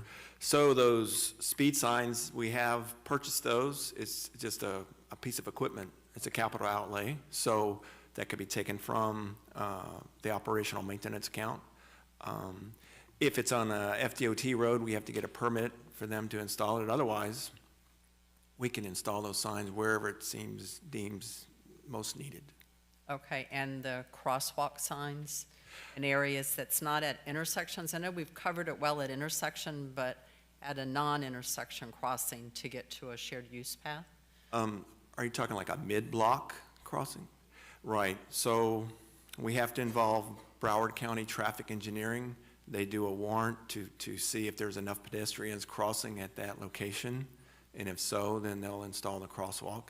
And to provide if we want to provide pedestrian lighting, you know, you press the button to have the traffic stop. Right. That also involves them to get approval to do that. I think I was looking, at least the example that I provided at the workshop was more of the flashing lights, just Oh, right. not a stoplight, but a flashing light. So people are aware that there's walkers in that area. So the crosswalk signs and your speed is and the area speed is, and it flashes if you're higher. Those, I think, are important to, and we did find, and Major Elwood's department found that the speeding was reduced when we had the temporary ones. So to put permanent ones in our troubled areas would be great. Maybe we need to work with BSO to identify where those areas are, but I want to make sure that they do get into the budget to be installed in this next budget year. Right. And yeah, to your point, then that flashing sign you mentioned, that's also a piece of equipment. We don't need to involve Okay. Broward for that. Super. Just want to make sure it's there. Yes. Okay, thank you. Very good. Further commission discussion? Commissioner Fessick. Mr. McCon, I don't want to have you sit all the way down because I'll do that first. I want to follow up with the crosswalks that Commissioner Smith brought up. I know we both had discussed these crosswalks potentially at, especially for me during part of the A1A project, to have a temporary lit crosswalks that were solar and could be then used throughout the rest of the city at a later date. I think, if I remember correctly, Mr. Harrison, did we purchase those, the ones I identified? Oh, ma'am, we talked to our FDOT folks that would be giving us approval for that, and they thought it was a bad idea. So they thought it was a bad idea could you please explain that a little bit more? The temporary. We have an application in for permanent crosswalks later as the project transpires. And the project is currently, 18 months to 24 months out? Something like that, 12 to 18 months, is that right, Fernand? So just to make sure that it's clear so nobody has to go back, this was a project, we've approved and they're warranted on the south side of A1A, where they're already in the ground, and we've paid a good amount of money to put lovely landscaped ones that are in the ground with flashing lights to help pedestrians cross the street.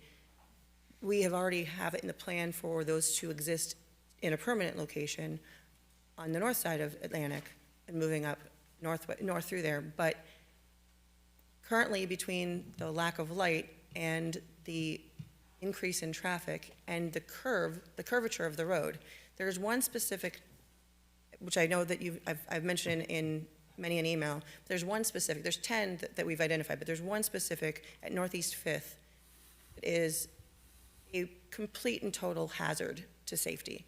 It is absolutely, I've watched because I walk it frequently, I've watched people nearly get run over. There's a bus stop there, there's a curvature of the road. You're not sure if people are staying at the bus stop or trying to cross sometimes. Sometimes you can't see people if you're coming a different way. This is a safety hazard that has been brought up many, many, many times, and this particular piece of, I guess, just this crosswalk piece was like $3,500 for a set for one crosswalk. So, and it just attaches to an existing pole. So to me, I can't understand why you wouldn't try to push back a little bit with FDOT or whoever it was, because when I spoke to Chip Lamarca, and I asked him for his help with getting some FDOT approval moved along, because this is something that is a safety issue. Are we going to just say that it's not and just wait for another 18 months or wait till somebody gets hit? I mean, this is a valid question. Commissioner Fessick, we will approach FDOT again Thank you. and see if anything has changed from their perspective about approving that as a temporary before we do the permanent construction. Thank you. And the reason why I think this is important is because, as Commissioner Smith has mentioned, she's identified areas within District 5, and I'm sure the other commissioners will probably identify areas in their own district where the use of these, they're not necessarily temporary, they're just not built into the ground. They can be used, and they have a life of about 6 to 7 years. So for $3,500 for 6 to 7 years, to have just at least an alert to let people know that there's somebody who wants to cross the street, and that can be taken down off a pole and reused on a separate pole throughout the city, seems like a pretty wise investment of $3,500 a pop. So, since you're standing here, yes, sorry, did you go on? Go ahead. Good morning. Good morning, Commissioners. Fernand Tony, Gobon Director. It is very frustrating, Commissioner Fessick. The DOT, and I don't want to say anything bad about them because they are partners and they give us money, but they are very bureaucratic. To put that simple system requires a permit from them, and it requires an MOA where we have to come to commission to even enter into an agreement. It's a 6-month process at a minimum, even if we have to do that. Now, we did tell them that we wanted to consider that. They told us we would have to remove what's already approved and start over the process. We didn't think it sort of put us in a jam because we are working to bring that item very soon to start the full A1A project. So to have to change the plans and modify the permit and go through the same process didn't seem, as the manager explained, a good use of resources. But it's very frustrating working with them.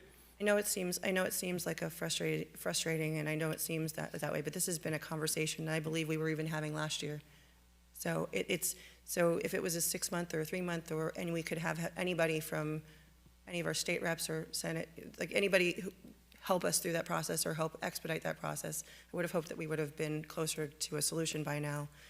I'm telling you, I've seen many people, given that we're trying to bring people to the beach through that is the top end of our beach, and everybody uses it to walk in the morning, a lot of people have condos, it's just, it is sadly an accident waiting to happen, and I really want to see some movement, whatever we need to do to make sure that pedestrian safety is at the forefront there.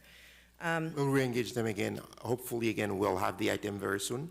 Okay. It's in the queue. There's some little challenges with getting a consultant as well, but we should be very soon bringing an item to the commission for A1A. Thank you. And since you're standing here, I wanted to find out, same thing with operations budget or capital improvements. Given that, let's talk about North Riverside Drive. Given that we did not get some of the funding or that we had hoped we were going to get, what is the status of that plan, and do we need to start moving it into, or at least allocating funds to ensure that we make it part of our, capital improvement plan, or, because I think how much do we need now? The project last estimate was $22 million. We currently have $6.2 million available, so it's a significant shortage, Commissioner. Okay. What's our plan, or what's the city's plan for, aside from trying to apply for grants, but what's the city's plan for that, the moment? Yeah. For now, we have $7.2 million that FEMA, we are hoping to get a response from. Everything looks positive, but then again, it's at the federal level. We have 2 grants that are pending. I think one, and I can confirm later on, we had requested $1 million. We are getting $300,000. There's still a $3 million grant out. If all these things came to fruition, we would have about an extra $10 million to come to city coffers. So now it would be feasible. I mean, we would come to you with a $5 million shortage. I think that would be potable, but to come and request Is there any $15 million plus, it's a hard thing to imagine. Yeah, it is. It's a lot. Is there any way we could see what has been, I know what has been expended so far, similar to the other projects, and where we, is it even possible to apply for some of these grants, and then even if we were to front the money at some point, is there a way that we could get it back on the back end? That's the hope.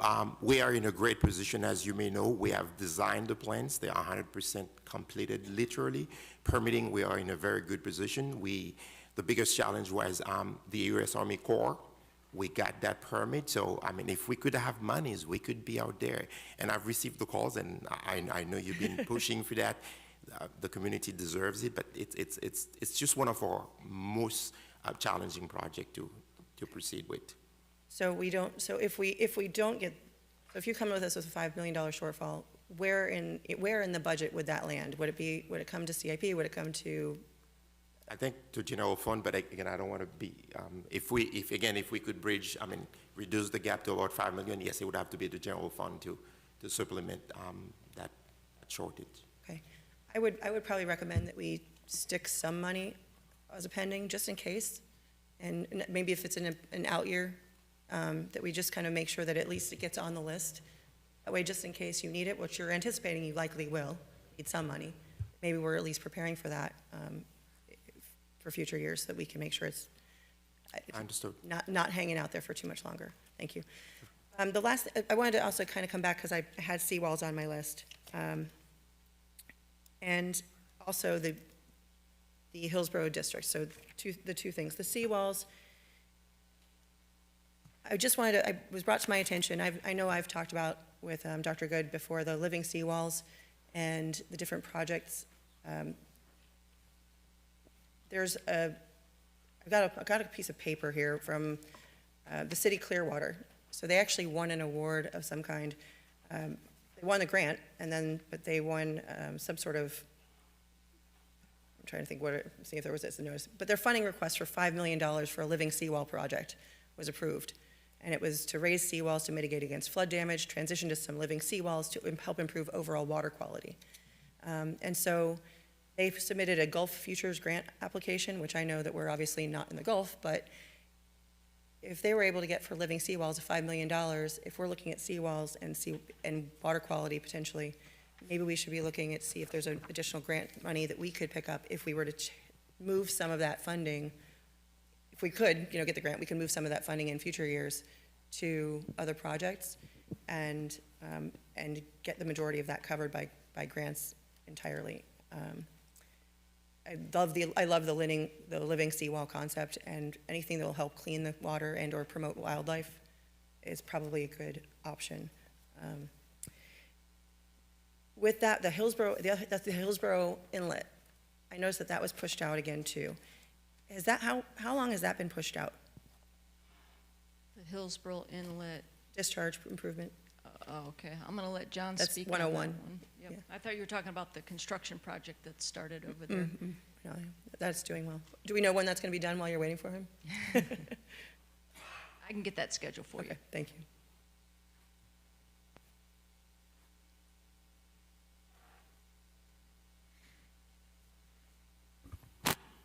Morning, John Stropoulos, city engineer. That project, The Hillsborough Inlet District is not supporting us spearheading it because it's under their purview. They are doing an inlet management plan that will include turbidity evaluation and so forth, and we may be able to partner with them in the future. Okay. The main reason I just feel like it's, putting it in 2029 is kind of an issue is I think everybody who's been hearing stories about the inlet lately, extremely shallow, we have, boats are getting stuck. There have been it's been affecting the usage of the inlet. Some of the Right. sides. Well, these are two different, what you're referring to, the inlet district is concerned with navigation and dredging. This project is to potentially extend the jetty out, to push the turbid waters out into the Gulf Stream, into the deeper water where there's more current. Okay, and that would help, do you think, also with sand? Commissioner Fessig, I can chime in here. The problem with the inlet that we had just recently, a little while back, was because of the weather. They couldn't actually get the dredge in location to actually dredge the inlet, so it had nothing to do with turbidity or any of that. It was actually an operational issue that once the weather calmed down, they were able to get the dredge out there. They pumped it onto the south side of the inlet, and the boats were able to get in and out. All right, thank you for that. And then I think that's it for me. Thank you. All right, very good. Further commission discussion, questions? Commissioner Perkins, I'm sorry, yes. Okay, thank you, Mayor. The Blanche Ely Museum Pavilion, that is projected what year? Let me find that for you, Commissioner. I believe it's 27, but I'm going to. It is, Josh. It is, okay. It's construction is for fiscal year 2027, so it's within this budget. 2027. Yes, ma'am. There it is on the screen now. Okay, and what is the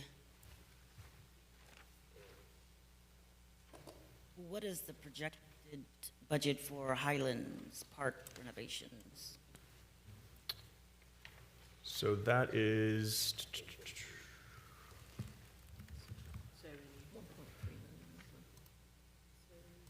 So it's going to be it's a multi-year project.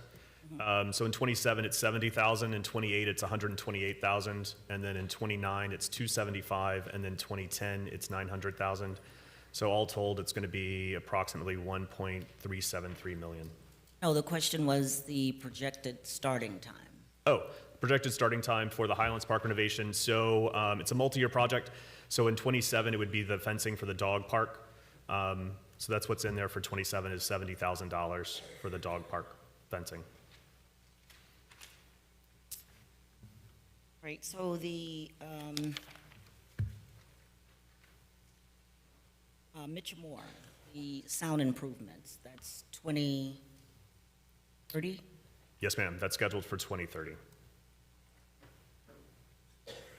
Okay, and the community park pavilion and restrooms, that's 2027 as well? For design is 2027, and then construction is going to be in 2028. Okay. So the Mitchell Moore, okay, that's not what I'm saying. The pavilion, gazebo at Hunter's Manor, that's 2031? Let me find that on here. I believe so. Yes, ma'am.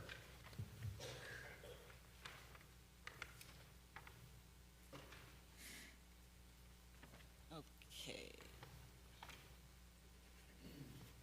Right, so for the restroom concession, that consists of Houston Sworn, and that consists of Weaver Park.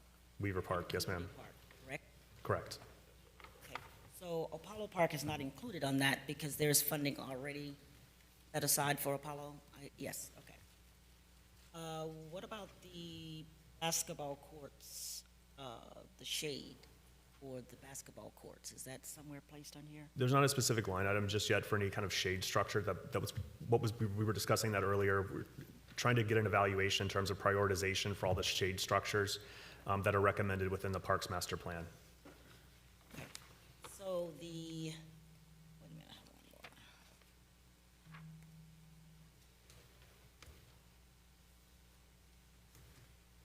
more.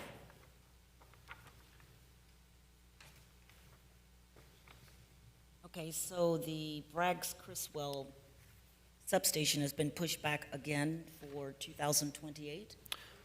Correct. The reason that was pushed out is because the city's not yet been able to acquire property for the construction of that site. You know, every budget year, we go over this over and over. We've been going over this for at least 5 years for the Braggs Criswell, and it's being pushed further out, further back, moving it back, and it's just, what are we doing here? There's no movement on it. Staff doesn't seem to be interested, so I need directions on what are we gonna do with this. So I know the history, but still, there is land in District 4, but staff has not seen it or look at it as a priority as to moving in on getting this substation up and finding a location, so. So from what I see on this budget, which I'm not pleased with, I only have one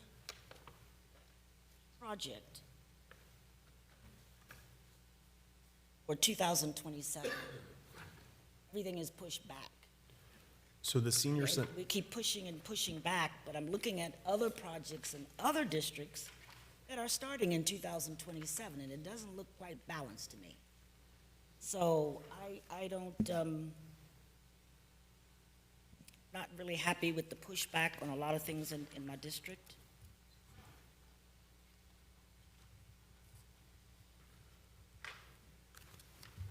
So I meant to go over to Mitchell Moore, and look at the parking lot, because I don't remember seeing any holes. I think that was given by staff.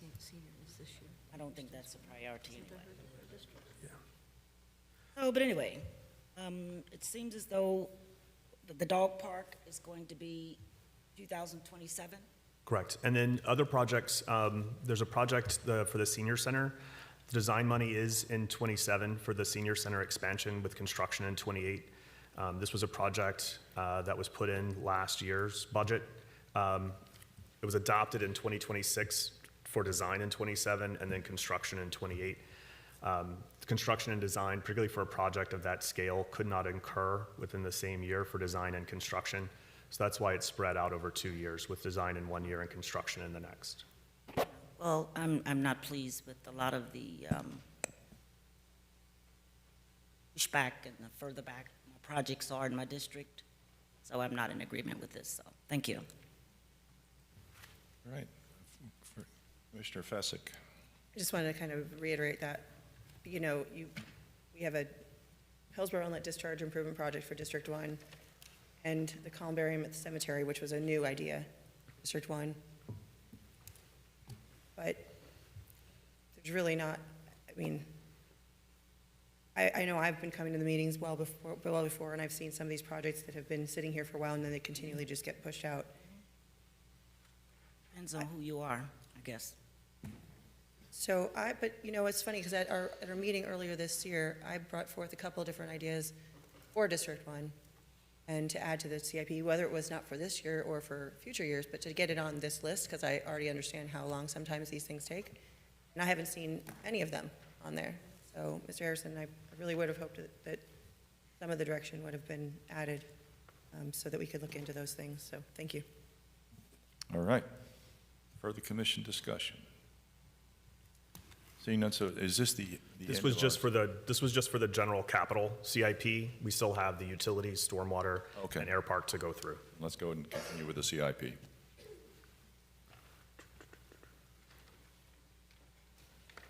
Okay. So the next set of projects we'll be reviewing relate to utilities renewal and replacement.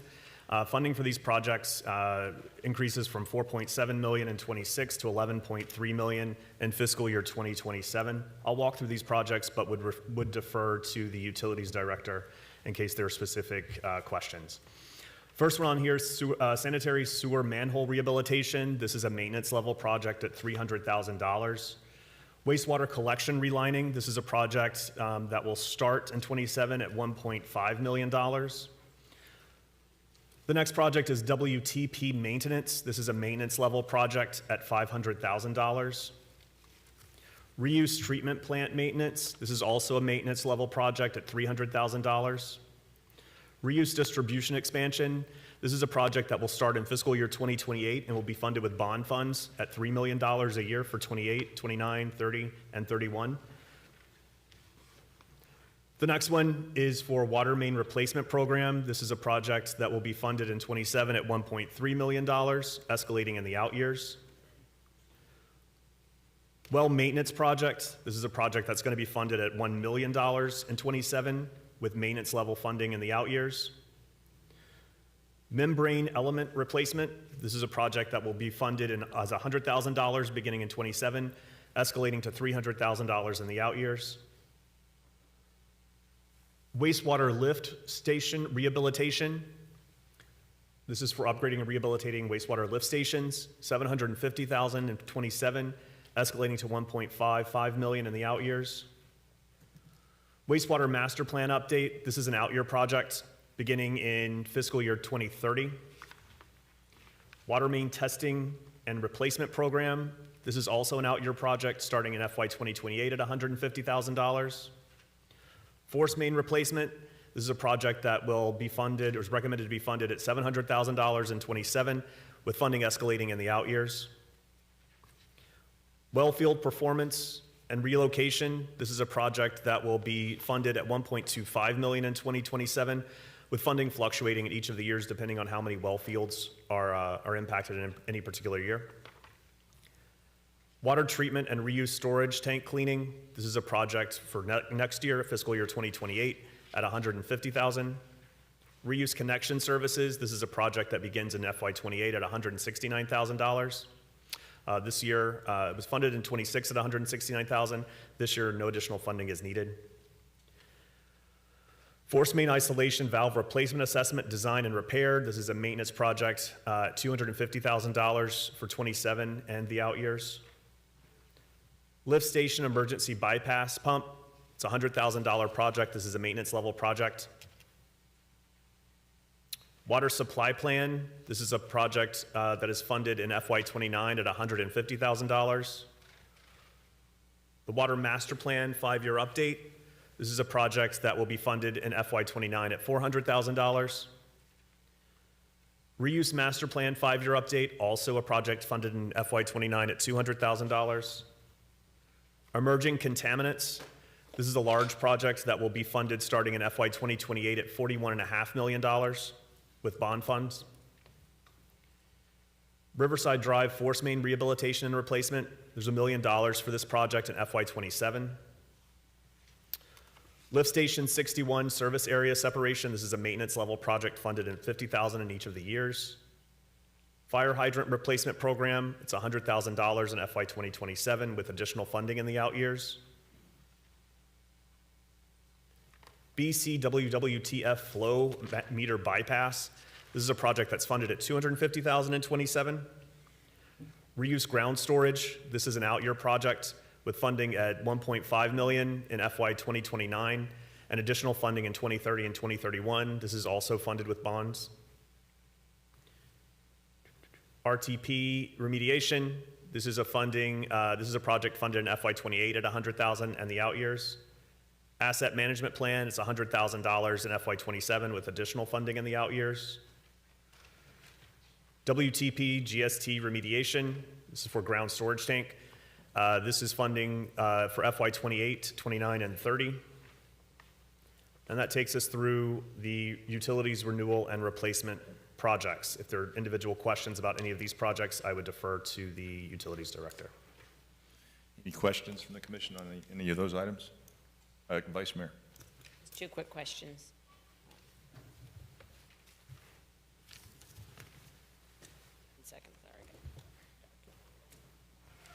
The reuse distribution expansion plan starts in fiscal year '28. It says, continues with the installation of the reuse distribution system in service areas 1 through 4.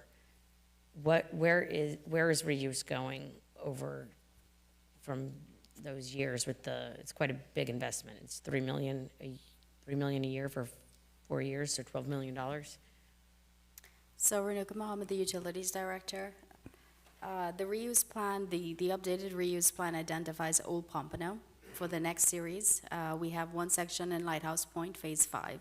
So that is, right now, that's what has been identified.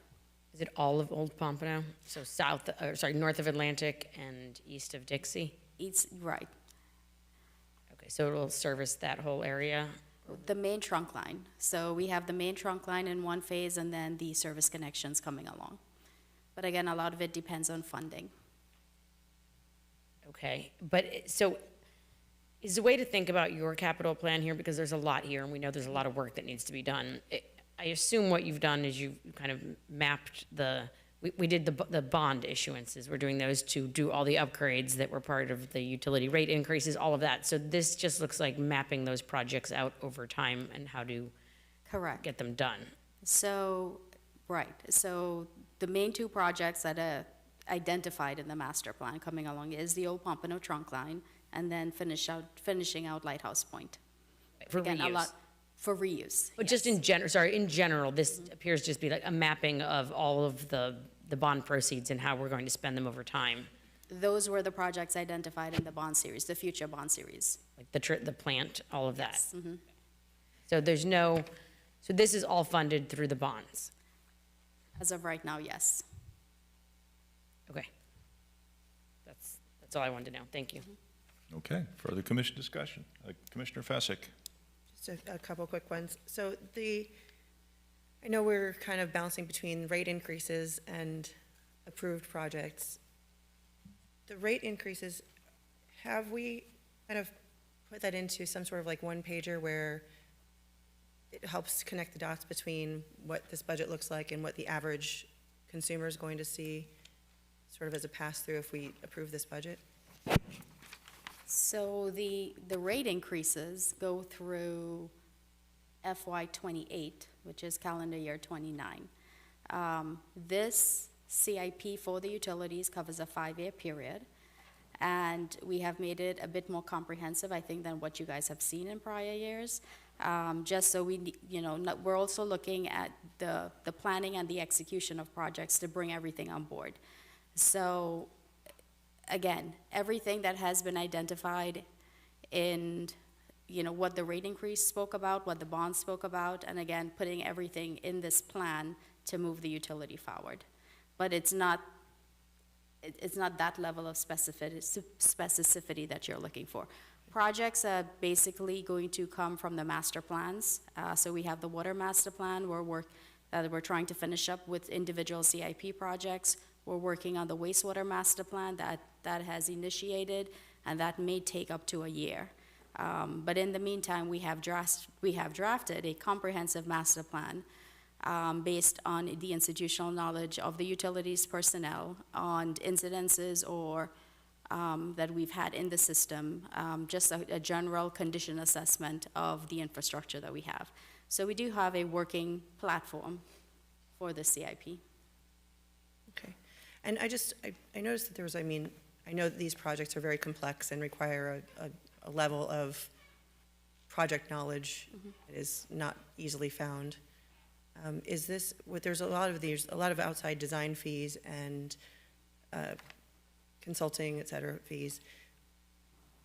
Because that's one of the things that we're always trying to look and make sure that it aligns. Is there a way that we might just be kind of overshooting this, or are those in line with what you expect for the project? I think those are planning level cost. Some projects we go in and, we can take a look at it and decipher whether there has to be large-scale design or redesign of a project.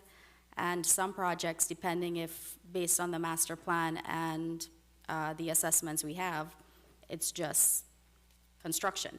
But I think it's always prudent to put a item in there for design, because we just don't know, especially for underground projects, what is going to be entailed You don't know what you're going to see until you open it up. until you open it up, yes. And so the only other question I have was really sort of at the end, was, so the very last thing, it just says projections for fiscal year 2028. I mean, it goes from 11 million, it jumps to 57 million, and then it kind of 23, 25, 28 in future years, some of which will be covered by bonds. I remember that when we sat down together, and so I just want to make sure this is said, that you took on a project and you have been sort of deciphering some of the needs of the water system, stormwater system, reuse, potable water, all of the above. And due to rising costs and changes in government, regulations, I'm assuming, we may need a larger bond, or we may need to do something where we can try to find a creative way to, I know you're self-sustaining, but. So this here, the city works on a 5-year CIP. For utility, because of the type of infrastructure and the cost of infrastructure, internally we are working on a 10-year CIP. Once the 10-year CIP, we feel very comfortable about it, then we are start going to project out at a 15-year and a 20-year. Most of our projects will not be covered in one fiscal year. We have to create so these accounts some of these are sinking accounts. We put funding every year until we get to a point where we can actually execute a project. And again, I think that is just proper planning, because we don't know necessarily what is coming down the pipeline. And we can talk about the PFAS. We've been monitoring it, and all of a sudden there is a past regulation, and now we have to move. So it's a combination of, once we have identified the type of projects, what is coming down the pipeline, then also identifying funding. Funding could come from the rate increases, from bonds, from loans, and grants. I mean, there's various sources as to how we can execute. But I think having the foresight to go through that process and looking at those things and planning appropriately as best as we can with the information we have available. So yes, we are within utilities, we are preparing this roadmap to move the utility into what may be coming in the future. And again, some of it we just don't know. But we also know there's price escalations coming down every single year on projects. We have projects that we go out to bid, and those prices come back beyond what we have funded for the project. So. Yeah, I think when we met, you mentioned that it was fairly significant in a price jump based on the regulations that came down, and then the specificity of the type of, I don't know what it was, like the pipe or the modular piece, that it was just in production for 18 months and you just get in line where you get in line. Yeah, so we're seeing price escalations anywhere from 25 to 50%, depending on the type of commodity that we're bidding on. So that is the reality. The reason I bring that up is because I know that one of the things is, yes, we could bond out a lot of money, but maybe so we don't pass on such a high rate increase to consumers, maybe we need to take a look at this, not just for this year, but as I'm sure you're doing, but for future years, to see what we can do to maybe help offset that from a larger perspective, or a larger piece of our fund, to make sure that. Correct. I think one of the things you would see in this budget, and again, using the rate increases, there are a lot more cash-funded projects this year. We do have the bond projects on there, and again, as priorities change, within utilities and within the industry that we're working with, is to go through and really reassess those bond allocations. I think that is absolutely important at this point in time. And finally, I just want to thank you for really doing a deep dive into this, because I think I said it before, but I want to say it again. When I sat with you, I came to your department and we spent 4.5 hours doing the tour and going through some very specific things. And I just want to tell you, I appreciate the work that you've put into this to try to make it very clear for everybody to understand. So thank you. Thank you. And that offer is available to anyone out there if you want to, what is going on in utilities and what we have endeavored on in the past 8 to 10 months. You're more than welcome. Very good. Further commission discussion on utilities? Seeing none. Okay, thank you. Thank you. Go ahead, Mr. Waters. Yes, sir. The next few projects deal with stormwater management. The first project is going to be for stormwater drainage headwall. This is a maintenance project at $50,000 in each of the years. Stormwater master plan. This is a project funded in '27 at $275,000. Stormwater backflow valves. This is also a maintenance level project at $55,000 in each of the years. Stormwater pipelining and miscellaneous projects.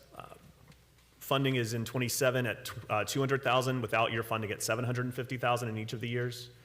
Stormwater underground exfiltration trench systems, Powerline Road and Northwest 33rd Street. This is a project funded at $2 million in fiscal year 2028. Stormwater manhole rehabilitation is a maintenance project at 50,000 in each of the years. Stormwater grass swales, also a maintenance project at 25,000 in each of the years. Northeast 3rd Avenue drainage improvement, this is $2 million in fiscal year 2028. Stormwater outfall maintenance is the final project on this list, funded at $85,000 in fiscal year 2027, with additional funding in the out years. If there are any questions regarding any of the stormwater projects, I would also defer to the Utilities Director. Vice Mayor? Thank you. I was going to mention you might want to stay there. So this year, we have a little over $1 million budgeted for stormwater projects, including a master plan. There are areas of my district, and I'm sure other districts, that we all know flood. One of them is not far from actually the mayor's house on Southeast 2nd Terrace, Southeast 2nd Street. They do not show up in the prior stormwater master plan. So, and they flooded long before that plan was done. So at what point when we do a master plan does local actual knowledge of people who live in a neighborhood get incorporated into it? Because I know I can sit here and tell you the top, 4 or 5 areas in my district locally that flood, and I'm guessing most commissioners could do the same, and that doesn't necessarily translate into your plan, the consultant's plan. So Renuka Mohammed, the Utilities Director. So the most current plan we had was over 10 years ago. Right now, we're endeavoring into a new master plan. There was some funding set aside, and we were just actually, we are in the process of receiving a grant from FEMA for part of that master plan. We are going to work through with the consultant and with FEMA, again, on the flooding plain, the different categories that we have. We have some input from different areas, again, going into staff knowledge, areas that they respond to, complaints that we receive, and working through that master plan and then prioritizing it. I will tell you, you pointed out that this fund is just over $1 million. That's nothing. These projects, everything that we have endeavored so far has been through SRF funding. We are going back again for SRF funding this year to see if we can get prioritized and put a couple more projects. There's about maybe 4 projects outstanding from the old plan while we build a new plan to identify that areas, but funding is very competitive. This is an area of concern because, again, if this fund is only producing $1 million per fiscal year, and stormwater projects are upwards of, let's say $4 or $5 million, and we don't have any more SRF funding, then a decision has to be made by the board as to how do we address this? How do you assess it? And again, we're trying to be very aggressive with the SRF, with grants, the Florida Resiliency Grant. We are moving on those things, but the reality of this fund is only just $1.2 million to be exact. Yeah. That's it per year. So everything that you see on here are really maintenance projects. It is not a huge project. I mean, when we talk about the North Riverside, the Gobon project, $22 million. So there are some challenges that's going to become evident in this. And as we go through the new master plan, we will try to get some cost estimates for each of the associated projects. Okay, I mean, that was a good summary of exactly what I'm thinking here. I mean, stormwater drainage is a big issue. When it rains hard, it floods all over the city. It's not getting better, it gets worse every year. There are local areas, there are bigger areas, and we've got money for swales and doing some slight mitigation, but $1 million is nothing in terms of making a dent in the stormwater issues that we have. So I appreciate the funding you're trying to find, but I just want to bring this up, that this seems really light, and we are going to have to figure out how to address this going forward in a better way with this, hopefully the plan that we get. But I'm also concerned, I know, but I'm also concerned about what is the point of the master plan if we all look at it and say, that's not where it floods in my district, because some of it just seems to be so hyper-local that it's not, FEMA can do whatever they do when they have all their analysis, and you can overanalyze a problem. And if you look at us and say, hey, let's just all talk about where it floods in the city. So, I think it is looking at a combination of everything, of what the information we're getting for FEMA on the floodplains, and then from the institutional knowledge we have from staff on the ground, and how they respond to the complaints that we get, and then building all of that in. Now, one thing I will venture to say, the master plan, once, that is nearing completion, that may be the impetus to go back into take a look and see what a rate increase may look like. The last rate increase was done in union with the water and sewer. This we may have to address depending on the findings of the master plan. We may have to come a little bit earlier based on the recommendations of the master plan and try to build a footprint into a rate increase. So I imagine this master plan is going to come out with a lot of very expensive projects. very expensive projects, But I hope they're at least addressing the issues in our district. So I look forward to seeing this. It's $275,000 is a lot of money. And we need to do it, obviously, if the other one is 10 years old. But I'm going to be really disappointed if what comes out of it is the same result and it doesn't actually address the areas that we know flood. So, Yeah. Thank you. Thank you. And on that issue, that's part of the master plan is getting with individual commissioners, of course, and identifying those areas. And of course, but that in concert with the reports from the field where our forces go out. Because one person's complaint that there's a puddle in front of my house doesn't necessarily indicate consistent flooding. But it's the consistency is the important part. But yeah, no, it's a huge issue going forward. Yes, it really is. Further commission discussion on the stormwater. Yes, I do. Mr. Perkins.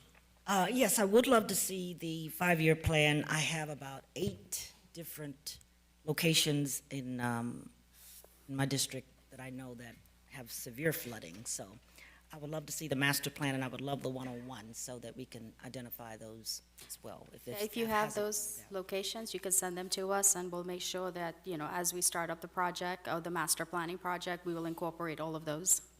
Okay, so the mayor said something about a 101 with. Well, yeah, as the master plan process is moving forward. But if you've got places right now, send them to her. So she's got a list of them. We have a starting list already of areas. Send them to you. Can you send us the starting list you have? Sure. Yes, all of us. Yeah, Thank you. very good. Commissioner Fessick. So I just wanted to touch on one thing. So far, I'm in complete agreement. We're going to have to find some serious money. But you mentioned the North Riverside with the Go Bond project and $22 million. The concern with some of this that I have on the side streets is not just now, but so right now, a lot of the side streets are flooding. So even though we'll be addressing North Riverside, the concern is that some of those low-lying side streets in a lot of places that are flooding now already pretty heavily. And then, of course, there's multiple areas. It's not just there. We've had issues pretty much all over the district. So I will tell you, one of the things we see here in Pompano is an elevation issue, right? I mean, the road level is at a certain level, and then, some of the state roads may be at a different elevation. So there's some challenges that have to be addressed, so. Now I'm concerned. I actually have a different question because you brought that up, and it's a really good thought process. In development services, whenever we're looking at development plans, and we look at what's recommended for new projects in terms of be built to a certain elevation, are we comprehensively looking at the impacts of water flow off those properties, or are we only? I mean, this might not be your question, but are we looking at this comprehensively as a city? Because if you raise something up, right, then water flows downhill, it's gonna go somewhere. So I could defer that to development services. I know within utilities, if there's a stormwater project, the owner is responsible for keeping that discharge on site. Mm-hmm. So if you are generating X number of, let's say gallons, then you are responsible for holding that capacity on site. That should not roll over to your neighbors or anybody else. Right, but when you add streets in, when you add streets and elevations and some things, yes, can be contained, but I think when we have flash flooding like we do, or king tides, yes. Mm-hmm. there's no way that we're going to contain it it's just that's not feasible. They can do the math, but it'll help, but it's not everything. So, I think it would be interesting to see if your if some of what you find based on what you're doing here and what the action plan is, that we need to look at our overall elevations and how they're playing into other properties.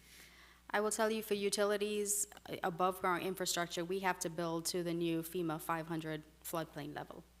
You know, I'm not sure what the other infrastructure needs are, but for utilities, working with the state and with Broward County, it is up to the new level to make sure we secure anything that we are rehabilitating or new. Very good. All right. Nothing further? Let's move forward. The next set of projects we'll describe relate to the air park. And I will note that for each of the projects on the summary sheet, we have what percentage is air park funding versus what percentage comes from grant funding for each of those projects. As you know, most of the funding for air park projects comes from either the state or the federal government. First project on here is the air park pavement maintenance project. This is a project that is 100% funded by the air park, and it's a maintenance level project at $50,000 in each of the years of the CIP. The next project is for the new air traffic control tower. There's design funding in FY27, and that design funding is split 80-20, with grant funding paying for 80% of that. There's construction for that project, similar percentage in the out years, 2031, $9.1 million. The next project is for runway 624 rehabilitation and RSA corrections. This is a project that is 95% grant funded for design, and that is funded at $1.5 million in fiscal 27. Fiscal 29 is the construction funding at $14.1 million. Runway 15 and 24 corrections. This is an out-year project beginning in 28 and 29. This is split 95-5 for design and then 80-20 for construction. Taxiway M South realignment hotspot and HS1 mitigation. This is a project that is 97.5% grant funded for design at $1.2 million in FY27. Construction funding is for FY28, and that is split 95% grant, 5% air park. Taxiway L rehabilitation. This is a project that is for design, it's split 80-20, and then for construction, it's split 95-5. Design is slated for fiscal year 28, and construction is slated for fiscal year 30.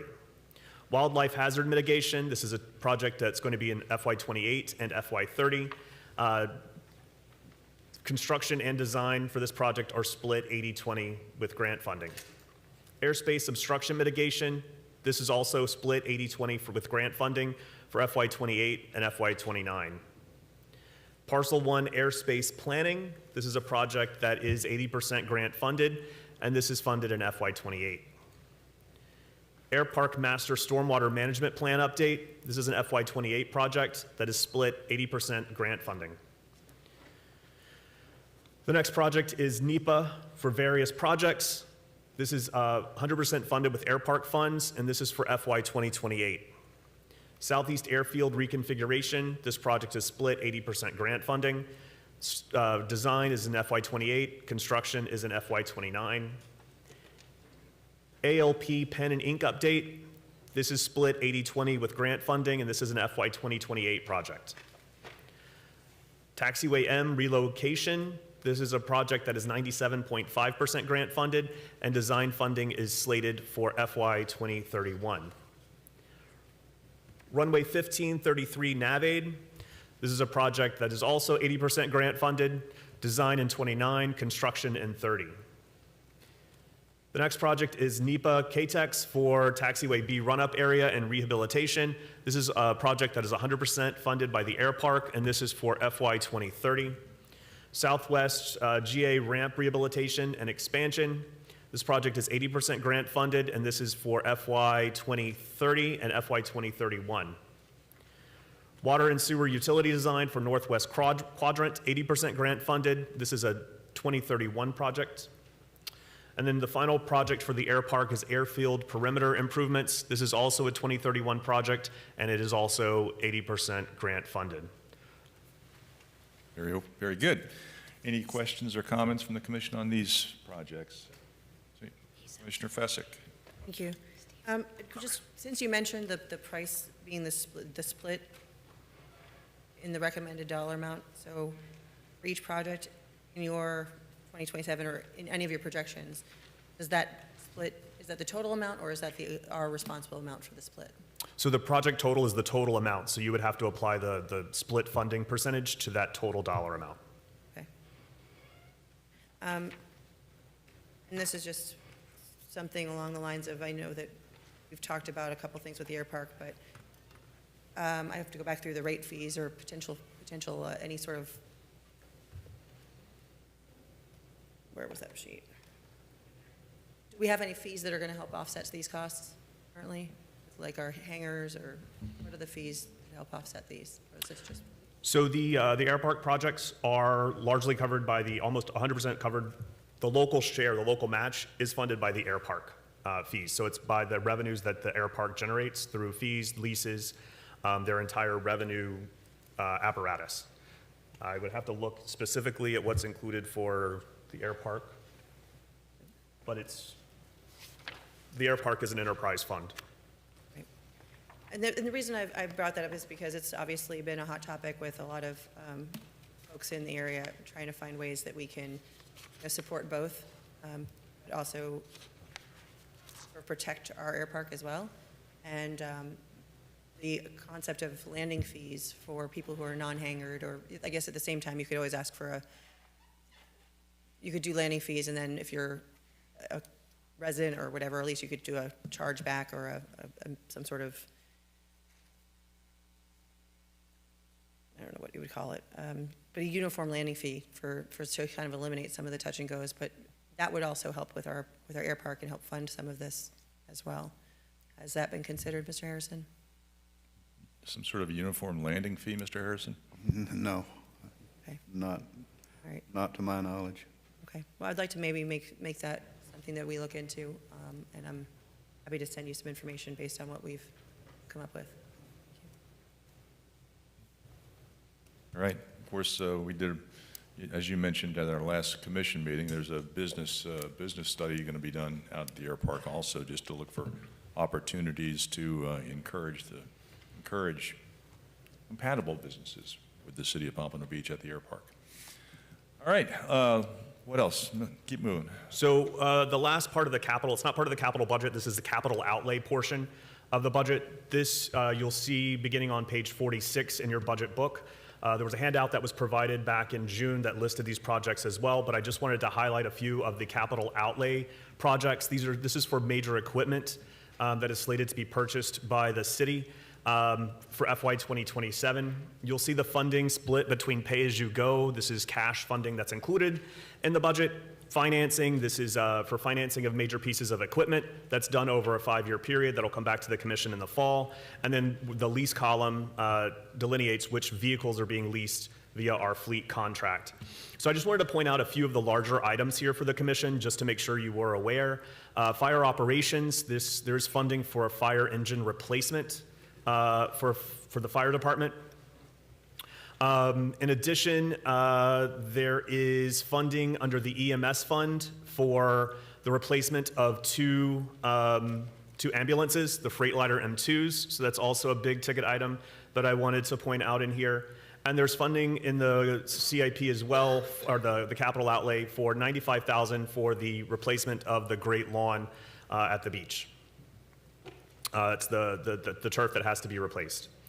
And then for utilities, all of the projects funded by the enterprise funds are funded under the pay-as-you-go category, and if you have any individual questions, we can answer them.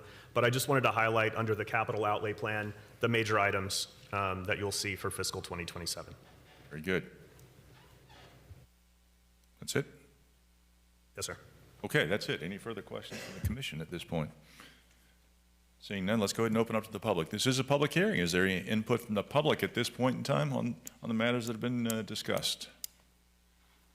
Seeing none, public input closed.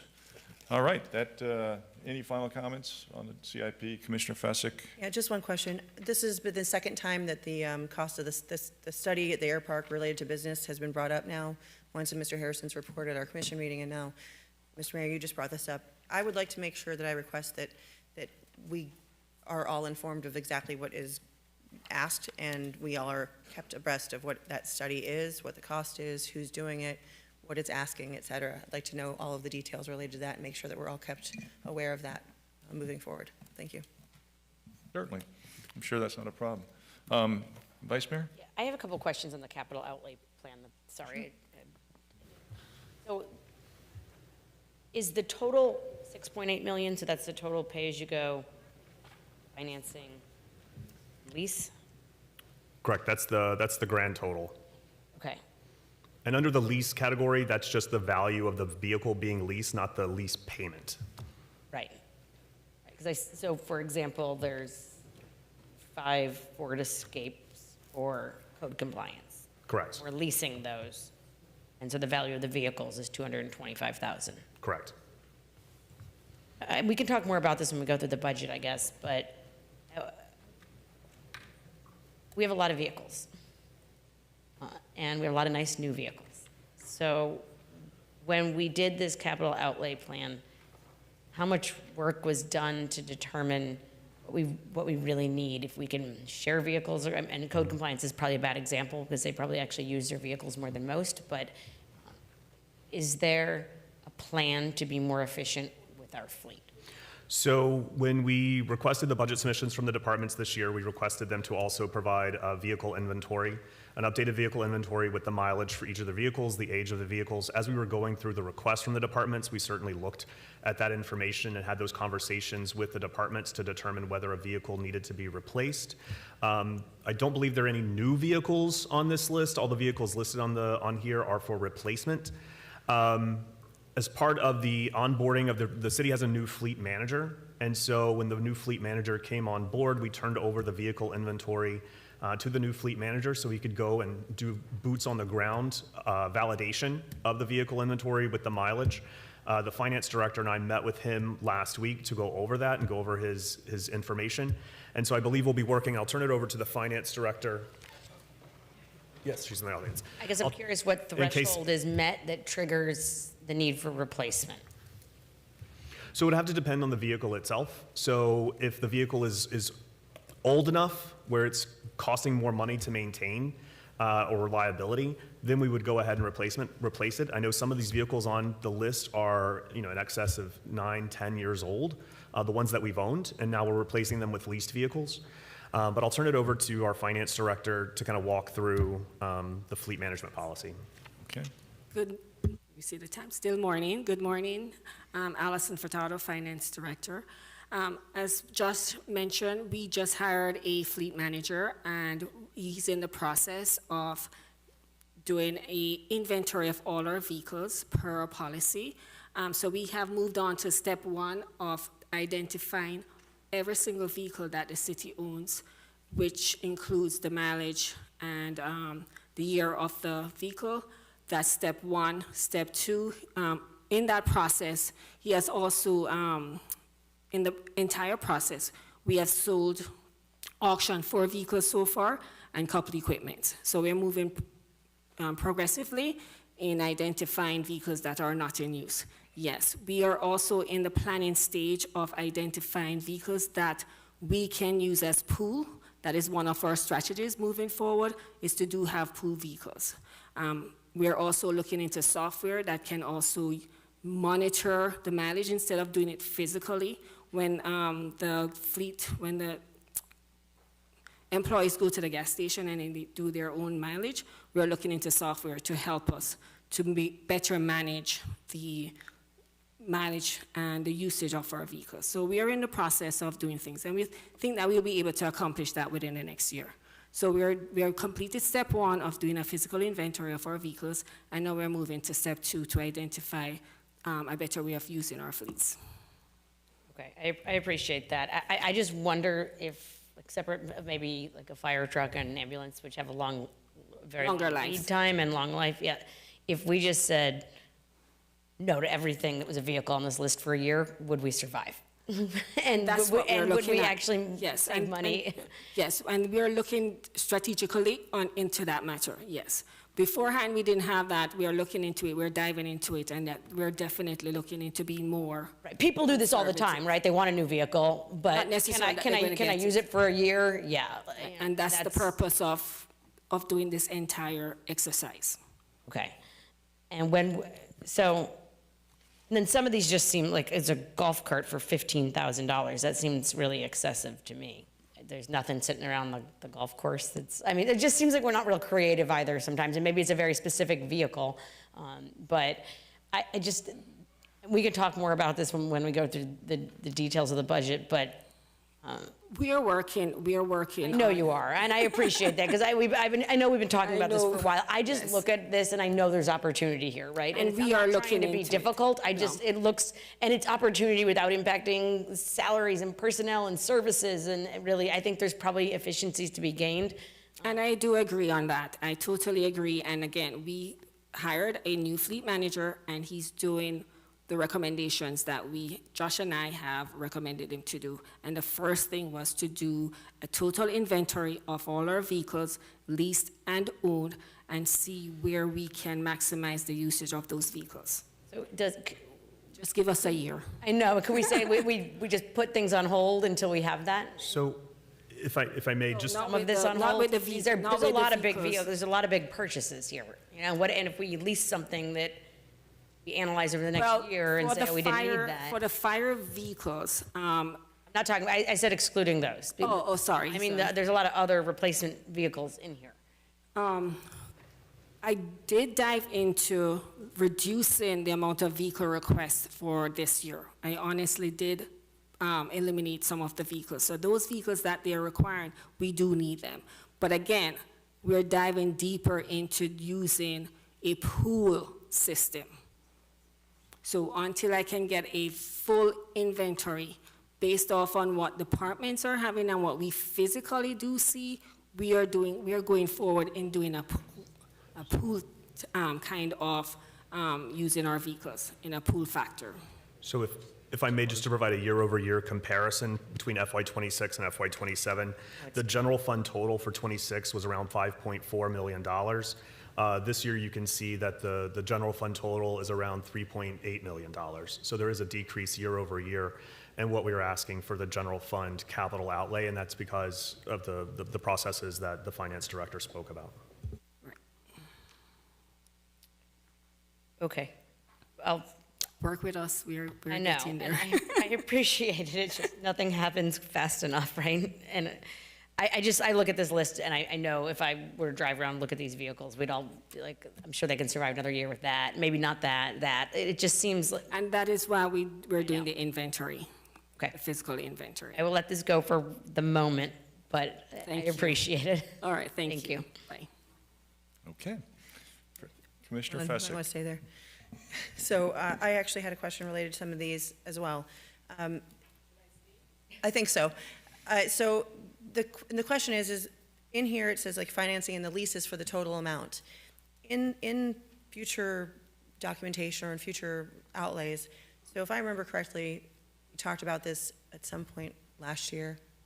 The overall cost when you're leasing it, there's the monthly cost, but then there was like at the end of the lease, if you either buyout cost, where in some instances, it seemed like there may have been. So it depends. Again, with my new fleet policy, I can buy the vehicles depending on the usage of that vehicle, or we can return that, return the vehicle for the sale of the vehicle and then get a new vehicle. So we look at different options. There are so many different options that we're going to be looking at in regards to the leased vehicles with the useful life of the vehicle. Because not all vehicles will require us to return it in 5 years. Some vehicles, we can hold those vehicles until 7 to 8 years, depending on the usage of the vehicles. Okay. Yeah, so I remember there was the purchase, I think there was a piggyback agreement out of Sebring, Florida, and they offered $1, like if you were purchasing the vehicle outright, they did year over year. They put you on an annual plan, but then when you paid off the vehicle, you could basically buy the product, you could buy the vehicle for $1 out buyout program. Whereas if you were leasing it, and there's a lease, and it's comparable in terms of the maintenance, the value of it, yes. Right. You will look, again, we're looking into it, we're restructuring the entire fleet policy. So we're working with the new fleet manager to tell him exactly what we're looking for based off on you guys also recommendations, because I do take those into consideration, and we're just working with this new manager. Right, and I will obviously give you some room to work and get settled there. I'd just like to see more of a, if we purchased it, it would be this much. If the car costs this much, is it cheaper for us to outright buy it if we were planning on keeping it 7 or 8 years based on a history of mileage or low mileage? Or does leasing it, even though we could turn it back in, or if we decided to keep it, would we have to pay for that car again? Well, there's one vehicle, it's worth like $140,000. Do we have $140,000 today when I can get it cheaper and pay only like $700 per month for that vehicle for the next 5-7 years? So when you look at those dollar value, it's cheaper on the city to do leasing versus buying it outright for $140,000. I'm not saying we couldn't finance the car, can you not? Can we finance the cars? So that's what I'm trying to see, But not because when, lease, but I mean, finance it. so it would probably cost me more financing the vehicle at one point at $140 versus $700. I look forward to your study. We'll go over now. Okay, thanks. That's it. Okay. Nothing further on the capital outlay. What else we got? That's it? That's it for the first part? Yes, sir, that is it for the first part of walking through the operating budget and the CIP. Okay. Next will be item 2, discussion and consideration of recommended operating budget for fiscal year 2027, including the proposed millage rates and fire assessment fee. Go ahead and dive right in. So, Mr. Mayor, this was part of my presentation this morning. I would defer to the commission to provide any additional input for the operating budget or the CIP. Okay. Let's just open it up to commission discussion. Who wants to go? Are we taking a break at some point? Oh, sure. You want to? I mean, you want No, to? I'm just wondering in terms of timing. Want to take a 10-minute break? No, I'm just, are we stopping at noon? Or 12:30? What's the schedule with food? I'm sorry. Well, it depends on what the commission wants to do. We could just keep on going and get through with it. I have a lot of items. That's why I'm trying to. Okay, let's just get started. Okay. Let's keep going. Go ahead, Commissioner, Vice Mayor. Okay. So I want to walk through the line item detail. I've got a lot of questions on different budgets here, so just so everyone knows what book I'm looking at.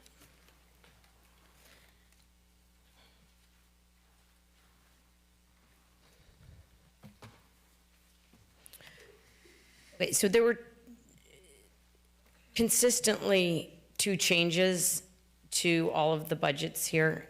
One of them was, seemed to be a reduction in health insurance. I'm assuming that's due to our new plan with Aetna. There were massive changes to IT, which I assume is a shared service allocation. So I don't know if you want to go over high level, and then some of them didn't seem to make much sense which direction they went even, but what happened high level with IT allocations in this budget? Sure. So in addition to direct operational charges for departments, for example, personnel costs or contract costs, et cetera, the city also has internal service charges. And these are charges, rather than the cost be completely borne by the general fund, the cost is allocated amongst all the departments and all the different enterprise funds and special revenue funds so that the general fund doesn't bear the full cost of that. And so for the health insurance charges you mentioned, the decreases were driven largely because of the renegotiated health insurance contract. And so then since the city's paying less for the health insurance contract, the allocation to those different departments for health insurance costs is going down. The other thing that we're doing as a budget office over the next several years is taking a look at all the individual internal service charges that we allocate to different departments to make sure that the methodology that we're using is the most up-to-date methodology. So we're taking at least one internal service charge each year over the next several years and revisiting the methodology for that.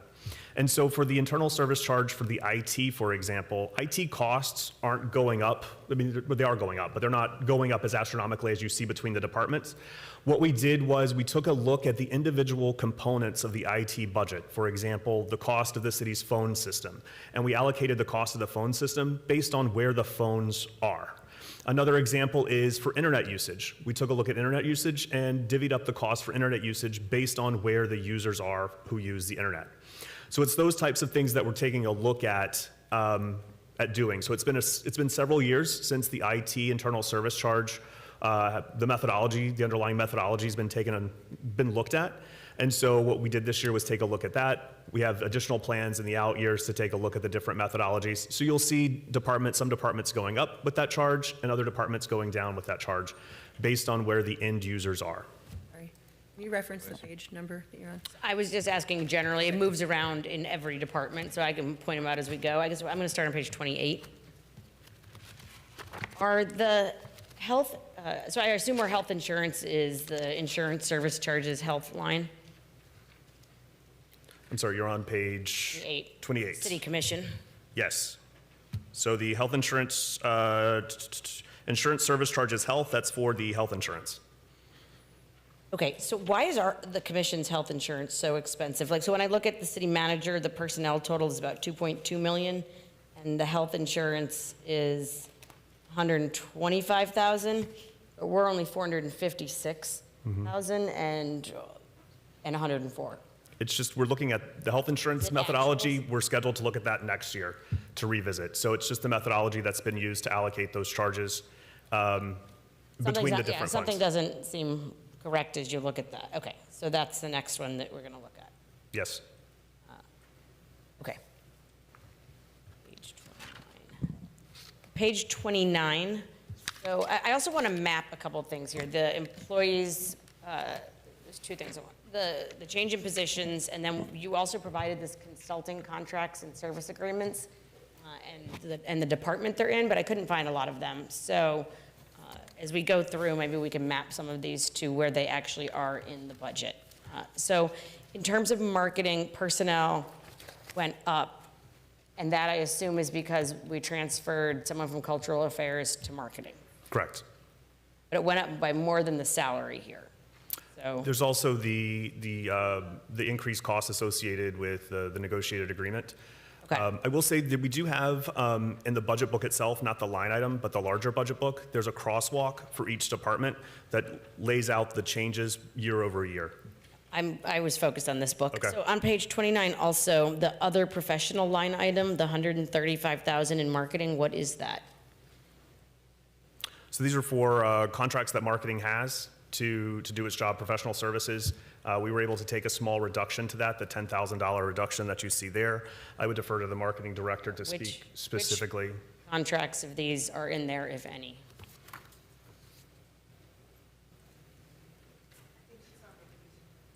Oh.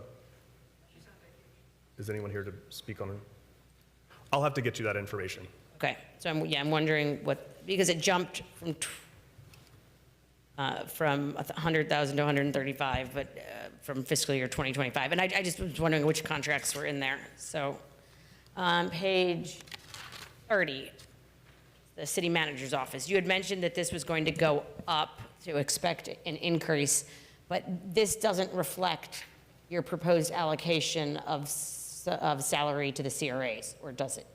So it does not. So the way we do the salaries, so the salaries will be budgeted here, but the revenue, will get revenue from the CRA to offset the salary cost. So you'll still see the cost of the city manager's office staff here, but you'll see there's an administrative charge that we will charge to the CRA that will bring in the money to offset that cost. Okay. So it doesn't bring down the cost, it just offsets it with revenue. Okay, and how do you explain the increase in the executive line from fiscal year 26 to fiscal year 27? Correct. So this was the issue that we brought up in the one-on-one meetings when we were taking a look at last year. We allocated certain costs for the city manager staff to various funds. One assistant city manager, part of his salary was allocated to the solid waste services fund, for example. We actually decreased the salary in the line budget instead of increasing the revenue. So this just is a correction for that. So the cost is actually where the cost should be. We're bringing in the revenue with the administrative charge to make up for that instead. So this is an accounting move. Okay, and I noticed in the city manager budget here, I don't see any other professional services line item. So where are all of the consultant contracts that are listed as city manager here? So those are largely funded out of the non-departmental accounts, since the city manager's office serves citywide. The non-departmental accounts, you'll start on page 103. 103. 103 of the line item book. And so the professional services contracts of the line item book, correct. So is that the 2.4? On page 103, the 2.4 million of other professional? I am I have that circled also. correct, 2.468. So that is, we talk a lot about these consulting contracts and these agreements, right? And so and then you tell us every year they're approved in the budget, but no one really knows where they're at. So a lot of them are in this 2.468 in the non-departmental. So it's also for service contracts as well. So the 2.4 million for the non-departmental, you'll see it goes up by $438,000 this year, and that's to pay for the water taxi, the city's match for the water taxi services. We get the additional match we get the additional funding for this for DOT, from FDOT, but this is the city's match for the water taxi. Other contracts funded out of this include the contract for the school crossing guards. So this is $840,000 for the school crossing guards is in this line item right now. And then I discussed during the presentation this morning the additional $300,000 for the school crossing guards contract because that was the bidder for the school crossing guards. So this is not just consultant contracts, it's service contracts and consultant contracts. Okay, but as an example, when I look at this list, the Legis Group, they're a lobbyist, are they in this line? Yes, yes. Okay, Pompano United, where is that? Here it's listed as city manager's office. So it's the city manager's office is the one who manages the contract. So is that in here It's funded. also? It's funded out of this other professional line. Okay. Okay. So let me go back to my list.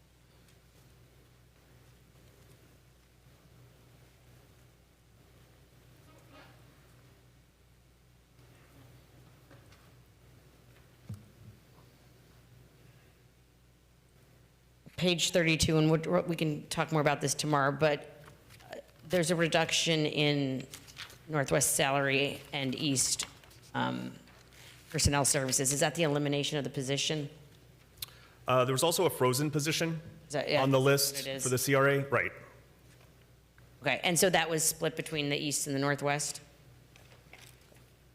Why is there was money for elected appointed for the Northwest? Who is that? The city clerk is funded partially. That is still there. Yeah, the city clerk's funded out of that budget. Okay, so when you said 12%, but it shows up here instead of a does. revenue, instead of Right. the way you described it would be fully putting his salary in the city clerk Given- line and then doing a revenue adjustment. Yeah, given where we were with the budget development, we just left the expenditure. The expenditure would just stay in that particular account, and we would do the revenue split with the CRA. So it's going to change going forward? Yeah. Okay, but that's what that is. I didn't know who that was. Thank you. Okay, page 34. There was a 9% increase here in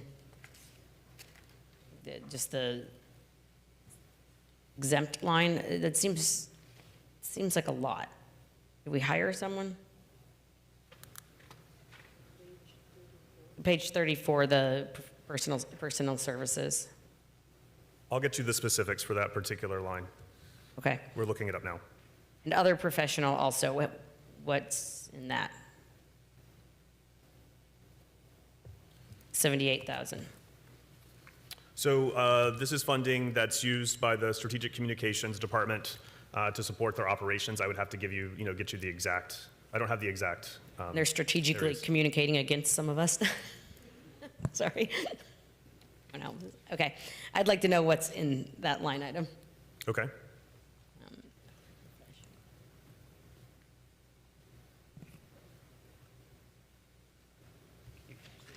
Okay, page 36, economic development. I thought we had a consultant for economic development. Do we bring someone in? That position was converted last year in the FY 2026 budget from contractor to merit employee. Okay, so that's why we don't see the contract anymore. It's this line item. Correct. Okay, thank you. Page 37.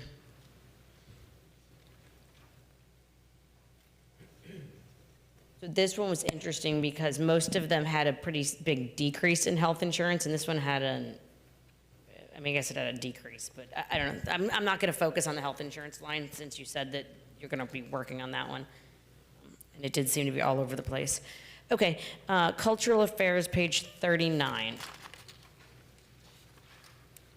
So we have a reduction here also. So is this the There was a position position that transferred. was transferred to marketing? So this is where we see the reduction of that position. But there's an additional reduction here beyond the position.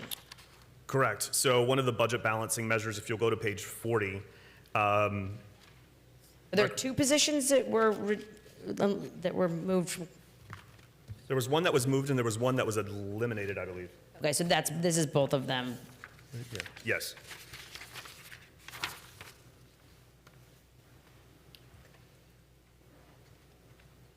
The other thing I was noticing in here too is that FICA doesn't seem to move how it should either. So we've eliminated a lot of salary here, but year over year, FICA taxes are going up. And that happens a lot in the budget. So this is based on, we just have a calculation based on our payroll. So when we do the payroll budget, we take a snapshot of payroll at a particular time. And this year, I think it was February or March when we took the snapshot of payroll. And we use that as our baseline for projections. So, and using that, we just take a look at we do the percentage for FICA, which is 7.65% of payroll. And you didn't adjust if you were eliminating 140,000? I believe it was. It went up, but 140,000 came out. Yes, I confirmed. As we freeze the positions or eliminate the positions, the FICA is adjusted. So why is it going up year over year when personal services is going down by 130,000? I would have to look at the underlying computation of that. You see what I'm looking at? I see what you're looking at. Okay. And what is the 302,000 of other professional in cultural affairs? Is it mapped to this list of consultants? There were a couple on here. So I would defer to. Is that Karen who does the green market and Untapped? And what else? Because 302 is a lot.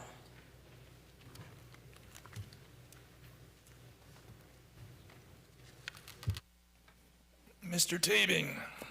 Good afternoon, Ty Tabing, Cultural Affairs Director. In addition to Karen's contract, Karen does the vendor management for Green Market and Old Town Untapped. Additionally, we have Colossic Services Corporation. That's to fund a contract for art handling, hanging all the art for our exhibits, for the Artists in Residence program. That's been ongoing for the last year, that contract, and it's a continuation at the same amount. Where does it show up in here? How much is it? That is for $50,000. And who is it with? Colossic, K-O-L-O-S-I-C-K. So the contracts on the list that were provided to the commission were the contracts that had a consulting component. And so there are service contracts, like the contract that we'll have with the water taxi, which is not included on the list. And then there's consulting contracts for professional services, for advice, expertise, et cetera. And then some of the service contracts also have a consulting component. So the information, in response to your request, we provided the solely consulting contracts, and then the service contracts that have a consulting component to it. But the service contracts. Ones that are purely service don't show up, but they show up in the same line item of other professional here. Correct. So some of this, I know that we've talked about how looking at this can be challenging for an outsider to read through what each line item is, and we do this each year, and we all get a little better at it. But is there a better way to organize some of this information and break things down better in future budgets? So for the line item book, we have to go by what the state chart of accounts mandates that we go by for how we account for our funds. That way it's uniform across all local governments. If there's additional information that you need, I can certainly, I'm happy to talk to you about that, about information that you would like to see in the budget publications moving forward. But the information provided in the line item book is based on the chart of accounts by the state of Florida. So they all roll up into there, even though Correct. some are what we call consulting and service agreements? Yes. Okay. So what is the rest of the 300? That only gets us to about 130. And also too, Mr. Donovan just reminded me, this also too, when you look through the crosswalks in the larger binder, you'll see where the increases are. We do flag where the contracts are going up. I think it's the same as the prior year. I'm just wondering what's in Okay. it.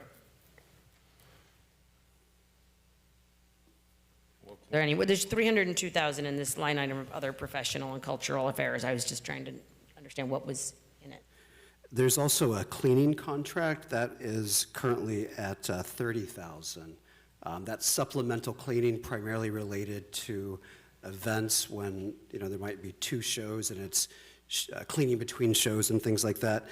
That's the contracts that I have to report. Okay, so there's something else. Can we find out what else is in that line item then? Thank you. That's the contract with cleaning? So cleaning after events, and then the art hanging, and then Karen are the ones that Correct. Those are the 3. you're aware of. But those don't add up to 300,000. Who does the cleaning? Well, we have a staff that does it. Sometimes we need supplemental cleanings. When we have multiple events going on, we need to bring in additional cleaning power. And that's the firm that we use for that. Who's the firm? S&D is the name of the firm. We've been working with this gentleman for several years. S&D Pro Cleaning Services, LLC.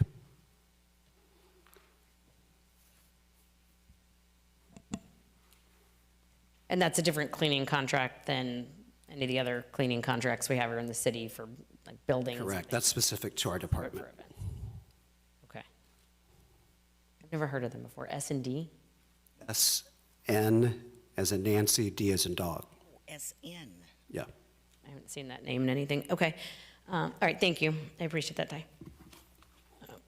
On page 42, the city clerk, what happened with that position? Looks like there's a decrease in non-exempt pay and an increase in, Funding for that position was previously shared with the Central Stores Fund, I believe. I Looking didn't across, see- I and didn't was see it split. on here. 40. Correct, 42. So I'll take a look at that one, but I know that funding was shifted between the general fund and the central stores fund for that position, I believe. That's correct. Yes, that's correct. So what, in practice, like what actually happened? So if someone is doing more work, not for the clerk, and the clerk was paying for it? It's just looking so the clerk oversees the central stores, a portion of the central stores fund related to the print shop. And so it's just where the employees' duties were allocated. Okay. And this is another one where IT, again, I'm not going to talk about IT, but I mean, there are just massive swings in it all over the place. Okay.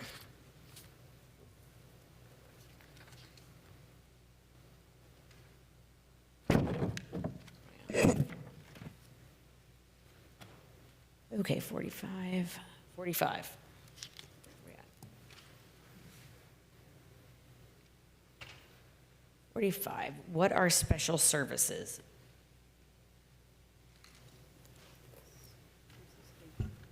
She's on page. It looks like, I mean, there was a budgeted for 25,000, but we only spent 700. What is that? This is, so this is $705. $705 have been spent to date. So you're on track this is as of July 1. So you're on track to spend approximately what the department spent last year. But why are we budgeting 25? So the adopted budget in 26 was 25,000. The adopted budget in 27 goes down to $8,000. So this was a reduction from the HR department. I mean, would obviously, have I'm to looking at defer to var- them I'm for looking at exactly variances here. what contracts or what services are funded out of this. Special services, I believe this is where the medical testing services are provided. Is that correct, Bobby? Yeah, so this is where the medical testing services are somewhat provided when employees are onboarded. I believe that's where this is. I would have to get you the specifics of this particular line. I don't. I mean, it's a small number. I'm looking at variances, obviously, to understand what's happening. But it was one of the reductions that we took a look at year over year when we're going through the budget to determine what's been spent year to date, take a look at previous year spending patterns and making reductions where necessary. Yeah, I do that a lot too, looking at, like, we budget for things like whether it's supplies and clothing and travel, and a lot of times it's the same number every year, but that's not what we actually spend. So if we're not spending it or we cannot spend it, we maybe can take it out. We also work with departments as we're going through the budget to see where funds can be reallocated between the lines. So if there, for example, if we're seeing an increase in spending in one particular line because of a reason, and we see this as a consistent amount spent year over year, and we have a rationale for it, we do allow the departments to reallocate funds from one line to another in the budget. Okay. Page 49. What is the other professional line here? Does it map to something on this list, or? So for the 70,000 for the finance department. Yes. Did she step out? And here in finance department, there were a couple that added up to more than that, so I don't know where those are at in the budget. Some of the finance department's contracts are also, since it serves a citywide purpose, they're allocated, certain contracts are allocated to other funds. But I'd have to get you the specific detail on what that $70,000 is for. Okay, so the asset manager is allocated to different funds. Okay, page 50. Vice Mayor, I wanted to address the massive IT swing that you were mentioning earlier. Yeah. At one time, the Legistar program or the Granicus program was being funded by was being paid by my office, but then that was switched over to IT. That may be one of the, just to address that, because it was being paid by my office, but that was transferred over to IT to manage. Okay, and maybe they're charging you back now or something, because it's a big allocation.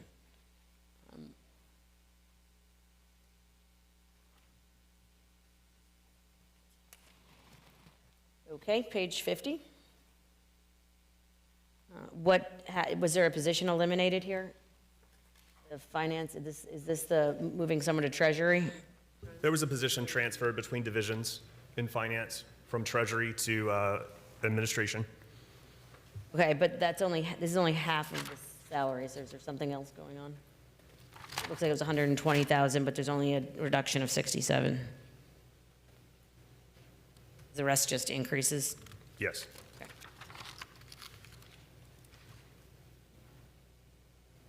Page 52.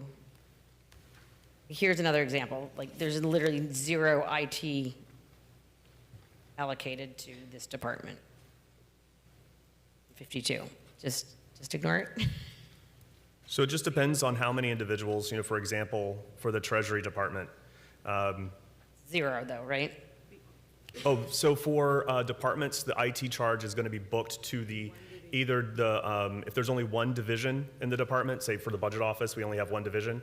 If there are multiple divisions within a department, it's going to be all booked to the administration division of that department. So that's why you see some of the smaller divisions or other divisions where there's not an IT charge to it, because we're consolidating it as we go through to the administration. Okay, so it's in the page before. It's on page Correct. 50 where it rolls up.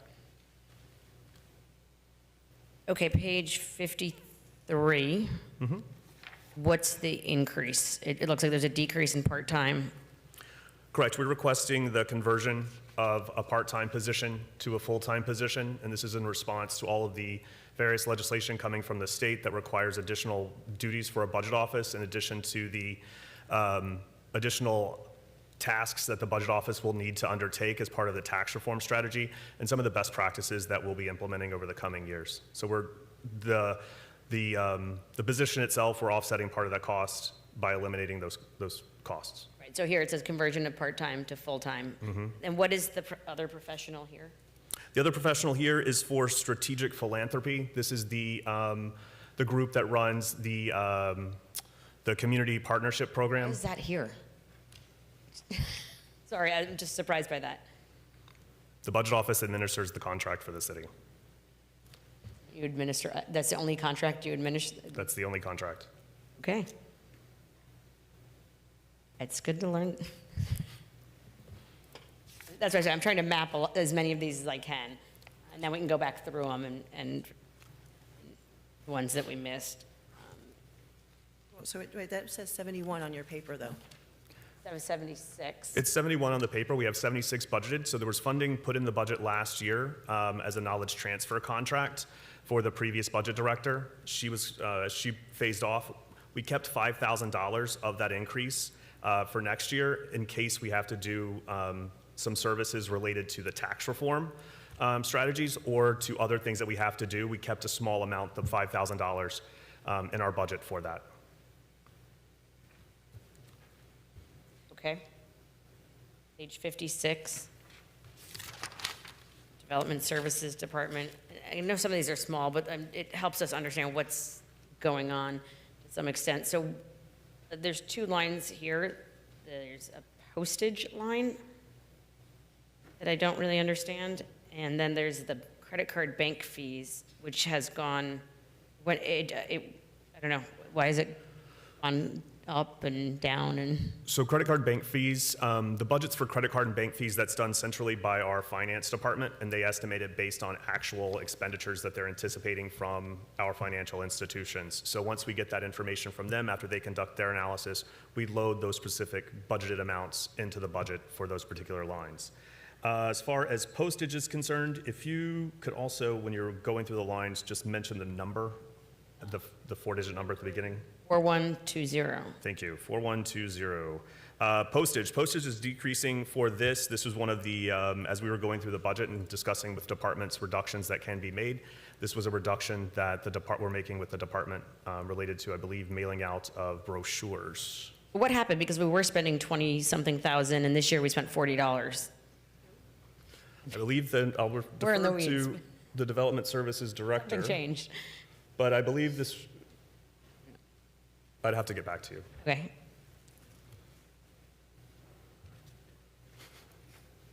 Okay, page 61. BTR inspector. Okay, I'm going to ignore my IT comments. The BTR inspector. So what are we doing? I saw that there was a position, we eliminated that position, right? We just not need that, or someone else is doing that role? How are we? Correct. Are we able to eliminate someone? It's no longer needed. I believe this was a mid-year change, and this change was just reflected in the budget as the position was eliminated mid-year. And it was decided we didn't need to replace that position. That's my understanding. Okay. Page 63.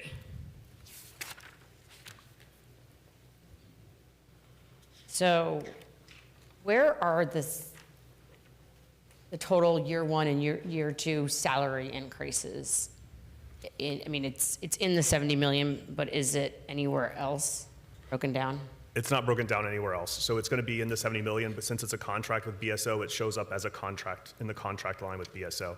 I believe from their initial analysis they provided in April of last year, it was the $4.2 million was the salary study cost for the first year of implementation and $4.6 million for year two.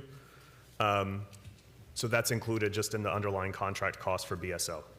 Okay, and that number is going to go up to 71 million. Correct.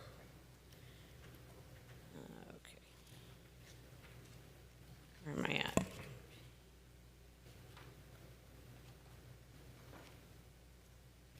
Page 87. I'm sorry. 87. 87? This is Sand and Spurs. And we're obviously not going to do anything about Sand and Spurs, but I have been getting some emails, I don't know if other of my colleagues have, about looking for concerns about FAA and ensuring that they have a permanent home. But, and this is what I kind of was looking at the fee schedule here too. And just a reminder, we pay $307,000 rent annually to the FAA for that land. And then we pay additional for, it's in the golf budget? The golf, I believe, does have some lease charges. We'll get as there, well. but. Okay. Okay, so that's, we pay for non-aviation use rent to the FAA, and that's where Correct. that shows up. Okay. 88. Did we hire someone in engineering? For the cost increase related to engineering, The non-exempt, yeah.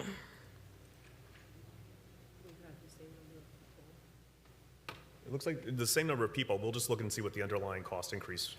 It's pretty Was for, significant. And then right. what is and then the other professional goes from negligible to 145,000. What is that? This is for the plat digitization, I believe. So that's going to come back out. Correct. What was that number again? 144,660. And that's the number that's in here on page, That's the increase on page 88, and I believe it's on the slideshow. balancing measures. This is the, It's going to be on slide 26. Funding options for BSO pension cost increase and crossing guard Okay. contract increase. so 144,6. Okay. By eliminating that, is it just a delay in It's doing just- that? It's just delaying it to a future year.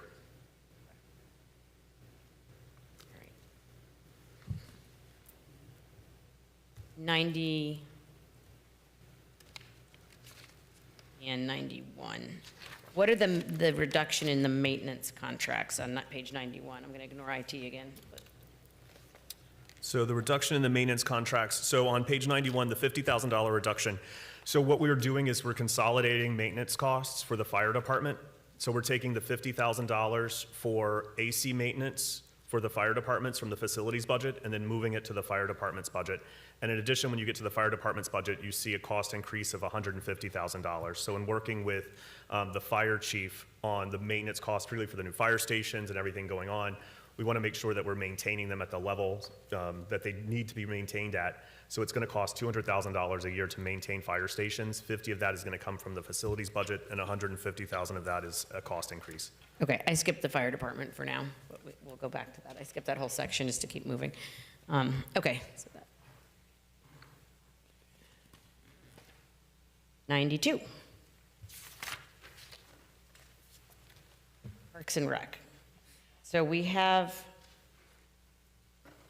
some significant increases in salary and wages here. And are there additional positions here that we can map to? Where's my? So there are positions that are being removed from Parks and Recreation. I believe there's one reduction for a position in Parks and Recreation, and then there's a creation of one position in Parks and Recreation. So the net impact of that is 0 new positions. There's also a position that's going to be continued to be frozen this year, the park ranger position. The other cost increases for salaries is just formulaic computation of, so when we project salaries for the following fiscal year, we do it based on what was negotiated in the contract for It COLA. just seems and higher, because I increases. mean, I look at, if it's, 10% or something, or more than that, it Okay. can't just be salary increases. There's something Right. else happening. Okay, and what is the other professional on 93? On page 93, the 3160, the 638,000. This is for the tennis instructor? I believe this is for the tennis instructor cost increase. Yeah, this is the department summary. So this relates to this is the tennis instructor cost increase. So we're actually bringing in more revenue than it costs, so it's offset completely by revenue. So when we do, we have a tennis instructor with the recreation department, we split the revenue brought in between the city and the tennis instructor itself. So as we're bringing in more revenue, we're projecting a cost increase. That's for instructor fees or other professional? I believe it's going to be, that's the instructor fees. Both of them have gone up. Is that 187, just other 440. I would just have to, other people we hire to give classes, or I would defer to the recreation director if he knows. just, it's going up I don't have the specifics, yeah. significantly? Other instructors or other instruction? Are we adding someone? I mean, we're adding almost 400,000 here.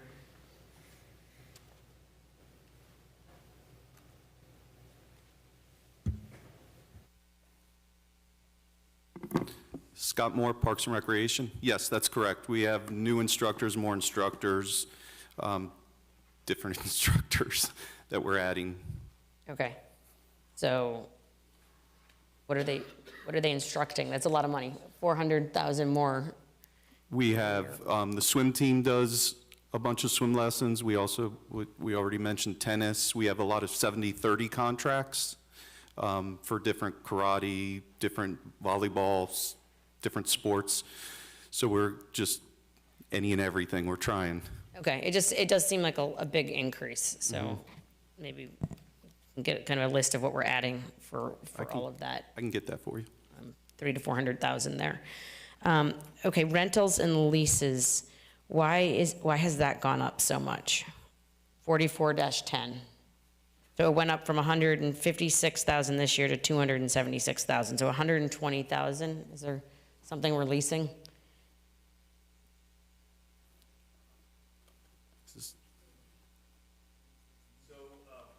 Sorry, this is, there's $120,000, this is a golf cart fleet rental costs for the golf course.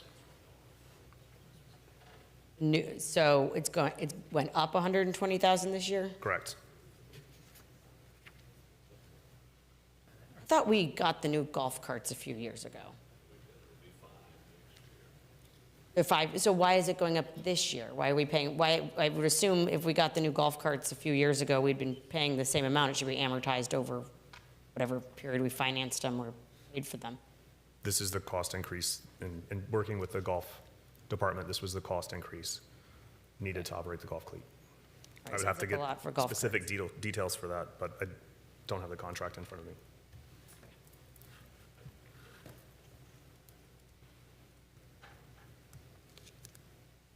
Okay, and then similarly, as we keep going down here on the outside maintenance contracts, there's a lot of increases here. Land and building improvements, what's in all of those line items? 'Cause it's I don't know, $500,000 there of increases also. So the various increases under, which page are you on? 4610, 4620, 4630, 4640.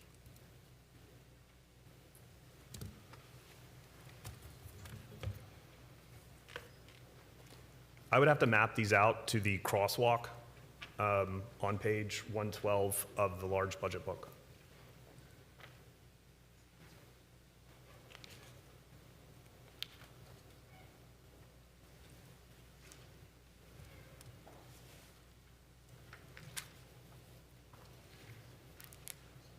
Okay.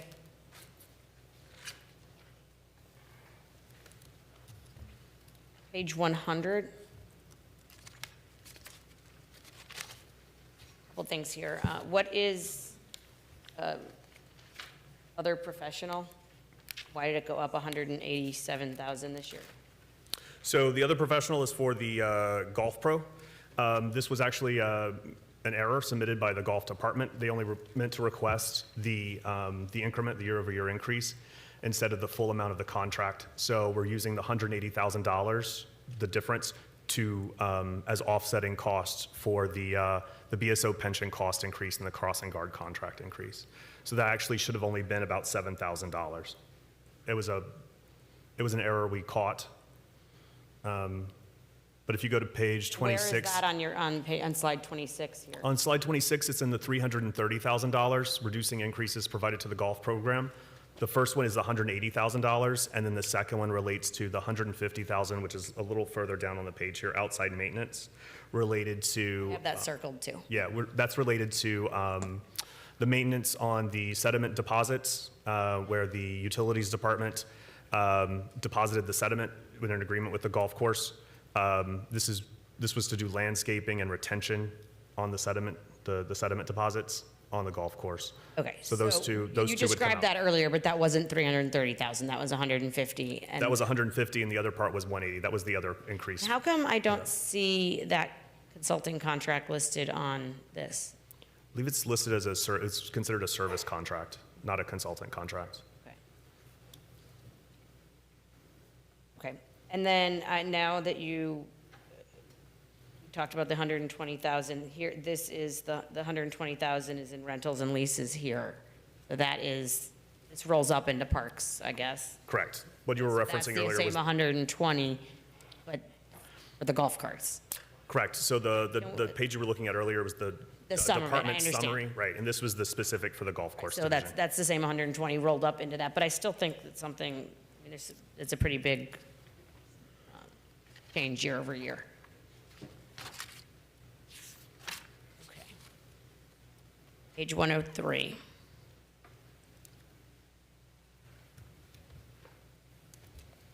What is special legal here? And now I have my answer to other professional that's in my notes here too. What is, so I guess I can read some of these. So you have strategic philanthropy in yours. Where is Russ Clinette, Choices Network, Legis Group, Ecker, Martin Headland? Where are all these? Are they on this page? Yes, they're going to be in 3160, other professional, the 2.468 million. All of those? Can we get a breakdown of that 2.468? Okay. It seems like that's where a lot of these contracts are. Is RMA in there also? It says general and parking. So the part that's general, would it be in there too? Yeah, I'd like to see a breakdown of that 2.5 million. And the 300 is what? For the special legal? The 300, we were just looking at previous expenditures over the past several years. We noticed that there have been expenditures for special legal, but no funding was ever budgeted for special legal. So in looking at what was budgeted, has actually been spent over the past several years and projecting what we think could be spent, we brought that budget up. Is there something we're anticipating? Because I do see that we've been spending, but we've been spending about 100,000 and then we budgeted 300,000. So it looks like there might be, unless we're anticipating something, maybe a couple hundred extra there. So I would have to go back and get the specific details. I don't have Okay, the breakdown on me at the moment. okay. I'd like to see those, what's in those lines. I think that particular one, we were just looking at previous year's expenditures. It looks closer to 100 and 150. Maybe you're being really conservative or something, but there might be something there. Okay. Okay. 105, what do I have circled here? What is in this department? Who is in this department?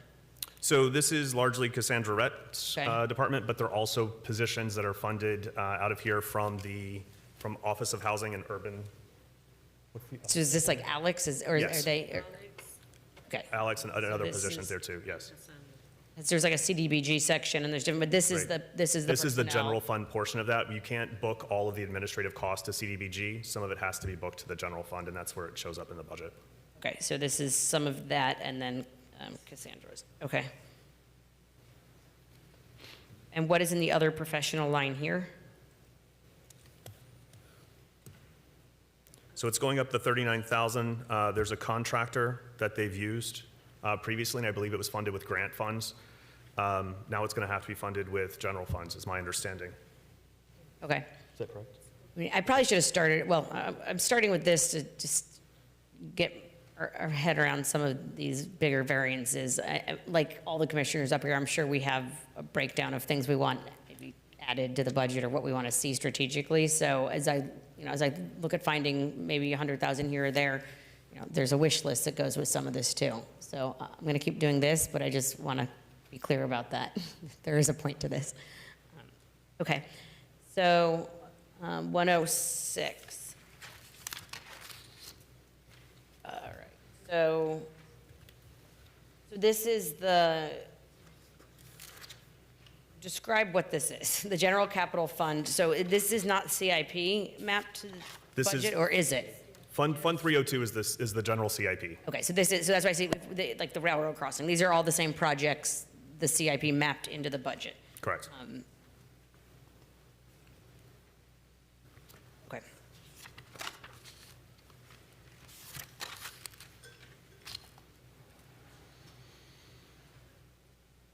Sorry, 107.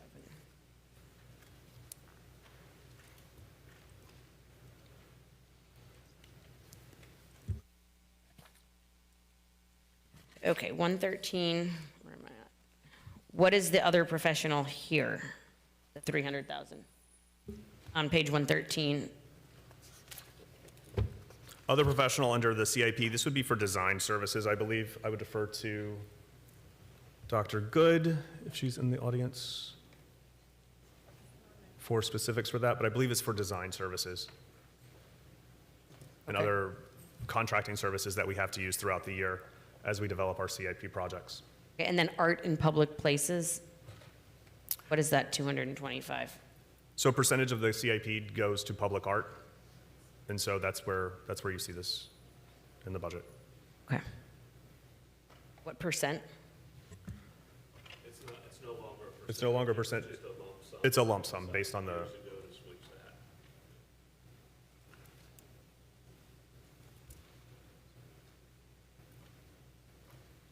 Okay, so page 114. I didn't actually circle it, so I'm trying to find what I've written here, but it says, why is there fund balance for GEO bond? Where am I looking? Oh, the negative 114, what is that? You are in what line? Page 114, non-operating expenses. So 114, I think this was just the amount required to balance the. Okay. This was just the amount required to balance that particular fund. Okay.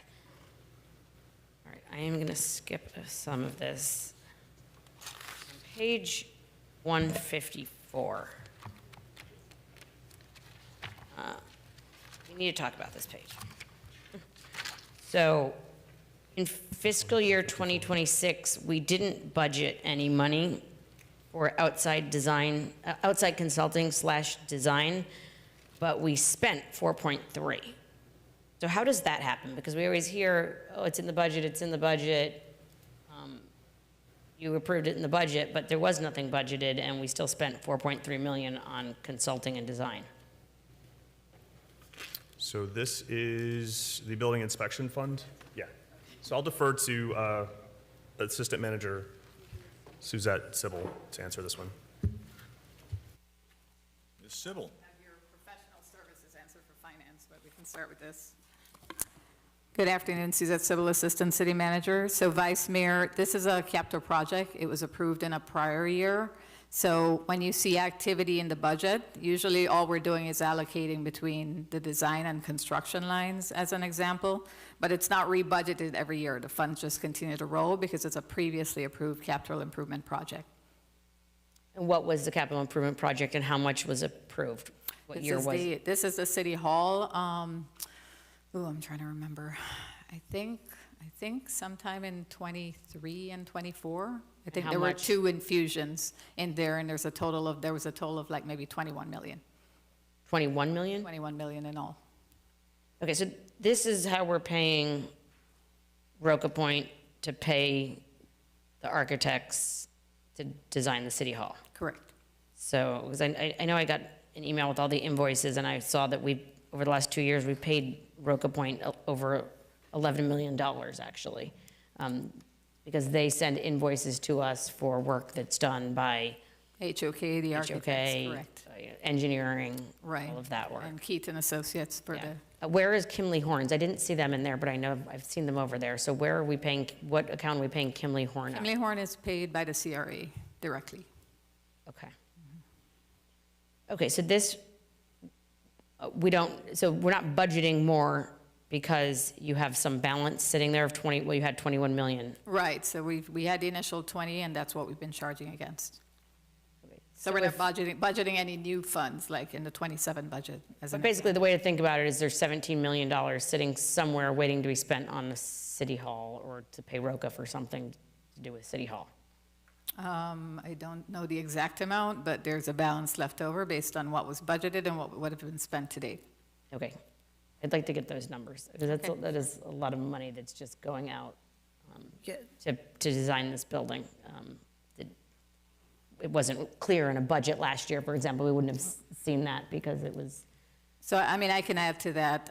We had an approved contract with HOK. I think that was a little shy of 7 million. So that's primarily what we're spending on. And then in the master development agreement, we do have approved fees payable to Roca Point Partners. When you say we had an approved contract with HOK for 7 million, who approved that? That was approved by the City Commission and the CRA Board when they approved the MDA. The 7 million was, that exact number, Jim? Right. So in that MDA, on top of all the other money that's going out, there was CBRE got theirs, Roca gets their monthly fees, there was 7 million to an architect. There was an overall approved project budget. So what we've been spending over the past years is in accordance with the authorized master development agreement approved by the City Commission and the CRE Board. Yeah, we've definitely been spending. Okay. Authorized expenditures. If it's okay if I have a question for that? Is that possible to get exactly what was approved and a complete list of what has been spent so far from that with Sure. the contracts? Just like because that's, like she said, there's a lot of moving parts there, and then that way, and if it did tie to a contract approval, just let us know where. Don't mind. Sure, I'll provide the master development agreement to you again, all No, the not the master schedules. development agreement, but the But actual. HOK wasn't on board at the time we Okay, signed okay. that. So, I mean, HOK was brought on after. They hadn't picked an architect at that time. Right, so we went through we followed the state statute and went through the CCNA process, but all in accordance with the approved budget in the master development agreement. So I provided the vice mayor with all of the payments to Roca, so I'll be happy to share that with the entire commission. Thank you. Thank you, Ms. Seville. Thank you. I know Allison's back, the finance director, but just stand, you want me to answer your question on professional services? Okay, so they had about $70,000 budgeted for that. So one item is for the financial reporting software, because they automate the process to prepare their annual financial statements. That's about $20,000. They also use a debt management software as well. I think Debt Book, it came before the commission, I think a few months ago. I think that was an additional $25,000. They also do compliance monitoring when we issue debt. When it's a public offering, as an example, that's about $7,000. And then they have check guard maintenance because they run the checks in finance to pay all our vendors, and there's a maintenance fee there for $2,000. And then public financial management are the financial advisors utilized by both the city and CRE. That's about another $10,000. Okay. That kind of gets you close. I'm sure there's some smaller items in there, but those are your. Okay, so they're not listed under software, like the software contracts aren't on a software it's line item. professional services. professional Yeah, because there's usually a service associated. Okay, interesting. Thank you. Thank you. Okay, page 207.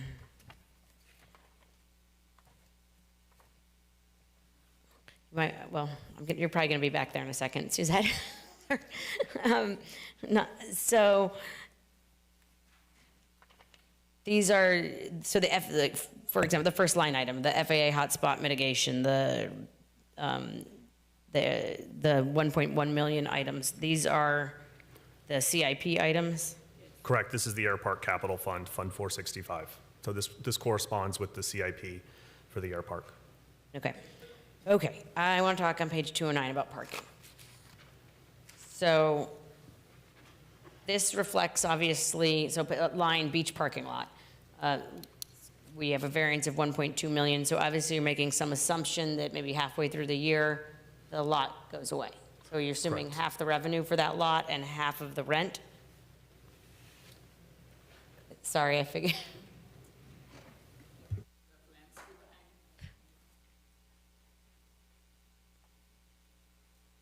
Once again, Ms. Sybil. Good afternoon again, Suzette, Civil Assistant City Manager. I'm looking for Mr. Lance back there. I don't know if he's back there. There he is. Oh, he's not. Okay. Oh, Maribel's here, sorry. But yes, so we do anticipate that the parcel A lot we refer to, which is the W site, will be down. So we are going to be losing some revenues there as well. I'm trying to remember what else is in that line. I can't off the top of my Well, I head. think that's got to be, it says beach parking lot, and it looks like it's literally like half. So it looks Okay. to me like the assumption is half a year of revenue. Right, and also the Oceanside lot as well. So obviously, we don't want to mention the The- parking the garage Oceans- again, but there's an assumption that would have been down once we start construction. So there's some. That's not in here. Oceanside, parking fees yes. doesn't change here. It's not going down. Oceanside parking fees. Okay. And which lot is the St. Martin's lot again? It's a church? Yes, Church St. lot, Martin's okay. lot's at the bridge there. Okay, so there is no assumption that Oceanside's going down. It actually goes up in this. Maybe we didn't do that one. I can get you more details. Okay. Jeff's not here. Let me look. No, it up I for feel you. like Schedules. I know that So budget does have the detail, but that's all right. high level, I have a question about this. We can drill into it more, but this parking fund makes a lot of money. We paid debt for it, and there's additional debt. Okay, so there's two things. There's parking violation revenue, which I'm guessing Jeff would have to answer the trend in that. Because I feel like you can probably answer high level, like what's going on, but if it's not maybe the detail of the violations. But there's interest earnings, and then what is the balance in the parking fund? We need a balance sheet for it, too. I mean, it's probably around 8 or 9 million. I would have to go back and look. When we presented the item last December, we had a whole pro forma, and we had kind of done like a long-term projection for the parking fund. So whatever fund balance we had at the time, the idea would be to reduce any debt we need to issue, so cash on hand, to reduce the amount we finance. So let's say new parking garage on the Barrier Island or in Old Town, we would just finance less. So that was the plan. But it is fine, we could finance more if we needed to, if we didn't have the cash. I just wonder, and I don't know if there's any legal basis for this, Mark, but it's its own fund, but can the city take a piece of that somehow? Like just annually, because there's cash sitting there, and yes, we need it over time, but we can always lend against, we can always take on slightly more debt when we build a garage, but could we take like a fee or something from out of the parking fund each year, even if it's just $500,000 or whatever, a couple $100,000 for subsidizing certain, road paving or something, whatever we want? Is it a source? It's just a source of cash sitting there right now. Likely not. I mean, it's designated for specific use, it's protected, it's set, but it's something I could look into and get back to you. I don't want to guess at it either. I'd like to understand that, because while we need parking and we're going to figure it out, it is sitting there earning interest, and maybe there's we were collecting almost $800,000 a year on parking violations, and now we're down to $550, and I'm not sure if we're just not collecting or if we're issuing less citations or what's going on with that trend, but there is. People are just complying. Was that? People are just complying more. I don't know. Well, yeah, maybe people have gotten better. Maybe it's easier to pay now. The word is out. Yeah. But I guess I'd like to think through this as a source if we need to find some, or if we want to find some money for our roads. Okay. What is the other professional in here? Because it's gone up by 600,000. Is that? I know that's where we pay one parking. One parking? Yeah. It's that much more a year? Trying to I didn't think it was that much more. Maribel, do you remember what's in? Okay, all right. Can we look into that? I remember. Because I did I'll not get back think it was to you. sick. I mean, Go that's- process. It's not, it's a third more, or double, it's a lot Yeah, more. I believe circuit's in that line too, like circuit and one parking, so I have to go back and look what exactly we put in. Circuits in, you think all of circuits in that line too? I think so, but I'll verify for you. Okay. So is that budgeting for the circuit expansion, you think? Yeah, I It believe would be so. that I'd plus maybe right, the we one projected. parking. Exactly. I guess I'd like to know what's making up that. Expanding the route, yes. Okay. What is the city certificate line item, Suzette? The 905,000, what is that? That's the debt service for the Pier Garage. Okay, so that's the certificate issued there, which is different than the debt service.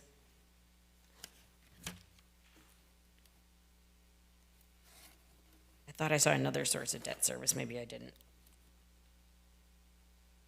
Interest expense, What page are you on? 211. 211? What is the interest expense line item? Interest expense, that's, so there's principal and there's interest expense related to the certificates for the Okay, Pier so the Garage. 905 is the principal Yeah, and the 700 is Right, the. is the interest, so you should. Why did it go up so much? Or it didn't actually, that's only through half the year, the 372.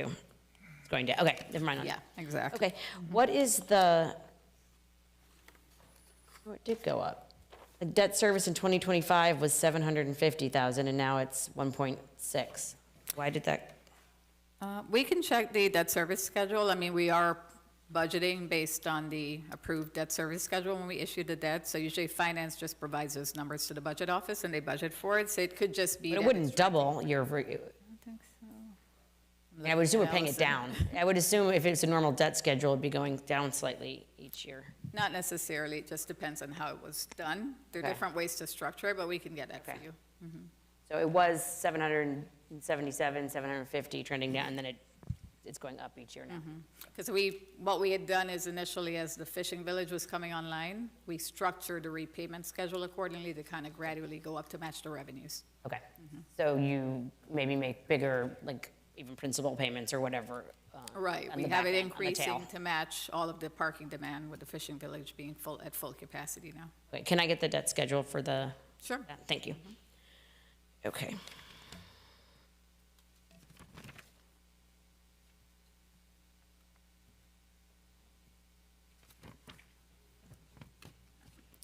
$228. Let's see what that is. I think that's about it for Ms. Sybil. Oh, yeah, sorry. I think I didn't want to say sit until I saw where I was going to get to. Thank you, Ms. Sybil. Mayor, This is the IT fund. Mr. Berman? just want to respond as to the Parking Enterprise Fund and use of funds. It's specifically set out in the Code of Ordinances in Chapter 74 what it can be, the funds can be used for and not used for. And they, all receipts are supposed to be parking meters, garage, all those funds shall be deposited into the fund expended to pay for budgeted parking operations or CIP projects approved by the commission. Any additional use, though, what could be Did you just may say be it's, authorized by the approval of the city commission, but the way it's written, it indicates for parking purposes. It would seem not just for other uses as a source of revenue. hold on a second. You said for CIP projects? For parking improvement projects, expended for parking operations or capital improvement projects approved by the city commission. That doesn't say parking, it says or capital improvement It's in the project. parking section, but we can talk about it further. I just wanted to let you know, you may want to take a look there, we can discuss, okay? And I know I once asked if we bought, for example, the lot in Old Town with parking fund revenue and decided in 5 years we wanted to make it a park. Could we do that? And you told me we could. You remember that? My memory's a lot shorter these days. I keep it. But I mean, it seems like a kind of, like a, I mean, if that legal argument holds, I don't understand how you can do that. You want to but pay the not- money back? Can we change, I mean, we have the, we can. No, it was, once you own it, you said we could, yeah, we didn't have to make a parking garage or a parking lot there. Okay, Yes. all right, where were we at? 228. So the way I read that, we could maybe use it for something in the CIP. 228. What is systems service fees? Line, I don't know, 502, do you need me to read the line? This is the internal service charge coming into the IT fund. So this is revenue. So this is all the internal service charges that are charged to other accounts. This is the revenue account where it goes into the IT fund. So it's the other side of the. Correct. The balancing that. Okay, so this is, if you were to add up all of those the allocations, or what I consider allocations, that Correct. total is this. So why did it go up so much? So it just depends on what's being expended in the fund. So as we take a look at each of the internal service charge funds every year, we take a look at the expenditures, and then using that amount, we then distribute the cost to the other funds. So you'll have to look through the various increases under the expenditures tab, under the expenditures category. We do also take a look when we're doing our fund balance analysis for the internal service funds, whether there's any additional fund balance left over from previous years that we can allocate forward to that next year. So we budget for the internal service charges, but if for whatever reason the expenses are lower, then that just, whatever fund balance is left, just rolls forward to the next year. So you would have to look under the various increases. There's a large increase for contingency, and that relates to the phone system. Our carrier, our vendor for the phone system, is no longer supporting the city's phone system, so we're going to have to go out and bid for a new phone system. And so that increase shows up under the contingency line. Okay. So that's the 200, that explains 240,000 of most of the increase. Where is the line for the phone system? So the contingency line is 9910, because that's where we just parked the money, because we didn't really want to tell vendors what we may want to spend. Where is it at? What page? Page 230, underline 9910.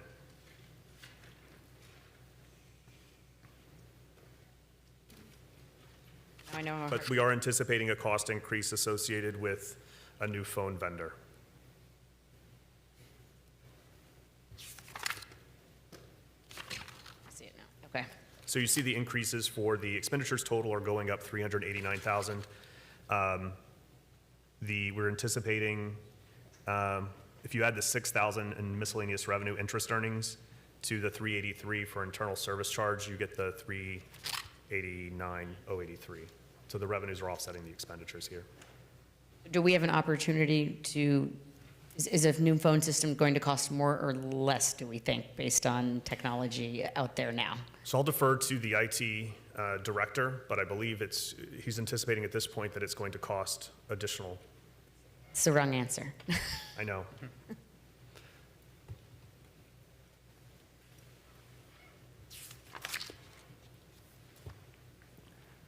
Commissioners, Gene Samosky, IT Director. Yeah, so for the last, 10 or 15 years, we've had an on-prem system where basically we would just pay for maintenance. And so we've had a lot of things on-prem. And that's usually the lowest cost. Okay. But they don't make on-prem systems anymore. Everything is cloud-based. And as we go, this new phone, the old phone system is already end of life in 2025 or December. So we delayed it one more year, and now we're close to the 2030, 2029, where they won't have any more parts. Right now, if we needed parts, it's whatever they have because they're not manufactured anymore. So before asking for this money, we went and interviewed about 5 or 6 vendors that offer cloud technology. And we came out with like an average of this amount, maybe like 190 to whatever this amount here is. And we said, okay, if we're going to bid this out, I'm going to ask for the most, but doesn't mean we're going to use it because it's going to be a bid process. But I didn't want to be caught short, especially when we're that close to end of life for the current phone system that we have. Okay, so we can expect to hear more from you on this. Yes, and you will be using it as an employee, so yes, definitely. I just forward mine to my cell phone. Well, one of the good things about you're talking about new technology is that right now, like you said, you got a phone and you got a cell phone, but with this newer technology, you'll be able to use your cell phone more. For instance, if your extension is 4537, that's my extension. Instead of having the mayor call my desk phone, I'll have an app on my phone that will be my desk phone. And so I'll be able to go anywhere, still continue doing work without actually having to be attached to my desk. So You could that's be at the one of the gym. new things. Be at the gym or somewhere? So, so we'll be harder to not be at work. Got it. I forward mine now, so it operates kind of. Right, and you do forward it, and but right now with the current system, we can't have every employee forward. We are paying now for so many channels, which is old technology. And we have like 42 channels, and we tell employees, don't forward. I mean, some have to. I've never been told that. I didn't know. I understand that, and we. So Am I in trouble? Mr. Zamoski, so we're getting far afield from the Okay. budget. I'm Thank sorry. you for all that, but there are right. the budget numbers, okay. We'll talk later. Yeah. Okay, so we need a new phone system. Ours is end of life, and we'll have to figure that out. Okay, thank you. I appreciate that. Okay, page 238. This is the same thing. Is this the messenger? We probably don't need to go into this, but is this how we receive our mail? Yes, this is mail service. Okay. 247.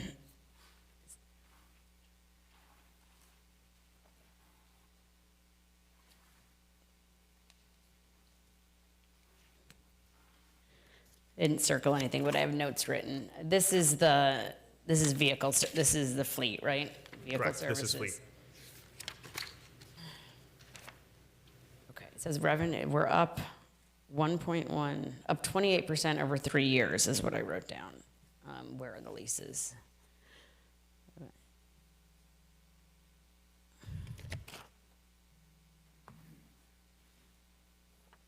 I don't know. Okay, we kind of covered this earlier anyway, that probably some opportunities here. Okay. So, I'm gonna take a break from going through the detail and let everyone else get their questions answered too, but there are a couple things I want to mention and that I feel pretty strongly about in terms of the budget. We need to get the paving number because we have to finish paving. We talk about that every year. So if for some reason that number is short of what we need to finish the paving plan, we need to find that money. So I know you don't know what we're getting from the county until the end of the month, but I think that's something that's going to remain out there until we know how much we're getting from the county.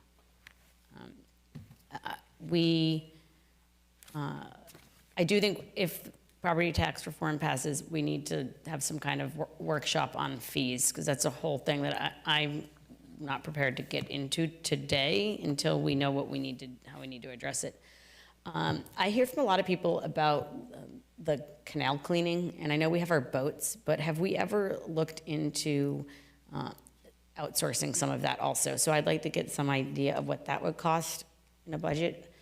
And then the other thing that I know a few of us up here have done ride-alongs with is Rotary Connection, and I wanted to make sure I brought that up and that we see if we can find the $200,000 that would be required for us to expand Rotary Connection from Fort Lauderdale into Pompano Beach this year.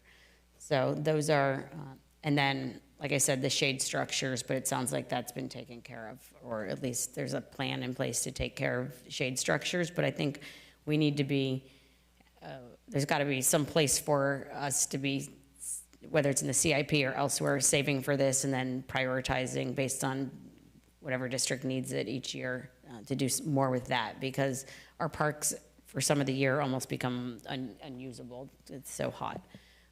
So I'd like us to consider Rotary Connection and getting it in the budget, finding the $200,000 for that. I'd like to have some idea about canal cleaning, because I'm just hearing so much about that. And then make sure we have enough for paving. That is my list right now. I also want to make sure we as a commission talk about what we're doing with the millage rate. So obviously we've been trying our best to reduce it each year and we've done that the last 2 years by 0.5%. What is that, Josh, about 600,000? 612. So I know that there's challenges this year to doing that, in that if we can only increase the millage rate so much in future years, not that I anticipate us having to do that, but with property tax reform, it's a different consideration, I think, this year.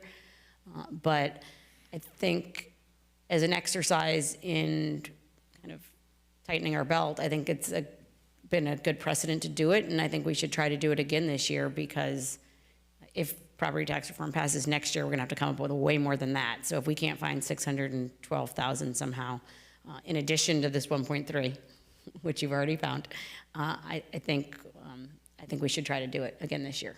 So those are my thoughts. Thank you. Very good, thank you. Further commission discussion. Commissioner Fessick. Thank you. Vice Mayor kind of said a lot of things that I had already looked at in terms of the dollar amounts, but so I'll kind of stay high level on some of this. The strategic marketing department or strategic media, whatever we're calling this, the department's all under the city managers, or is it spread throughout the budget? Because there's a lot of money that's being spent in different areas, like, there's ERA money, there's advertising, there's things, but I'm trying to figure out if we have a specific number that we know how much is being spent on all of that overall. On marketing? Yeah. In general? So it's not just going to be under, it's not just going to be all under the marketing department or the strategic communications department. So the strategic communications department does have some marketing funds. There's also the marketing department that supports citywide operations as well. And then certain departments also have a marketing budget. In particular, for example, the Parks Department, they have a marketing budget because they have to market their individual specific the programs. Similar for cultural affairs, they also have some marketing funds as well. If you're looking for kind of a citywide total for marketing, I can easily run a report that just pulls that line item.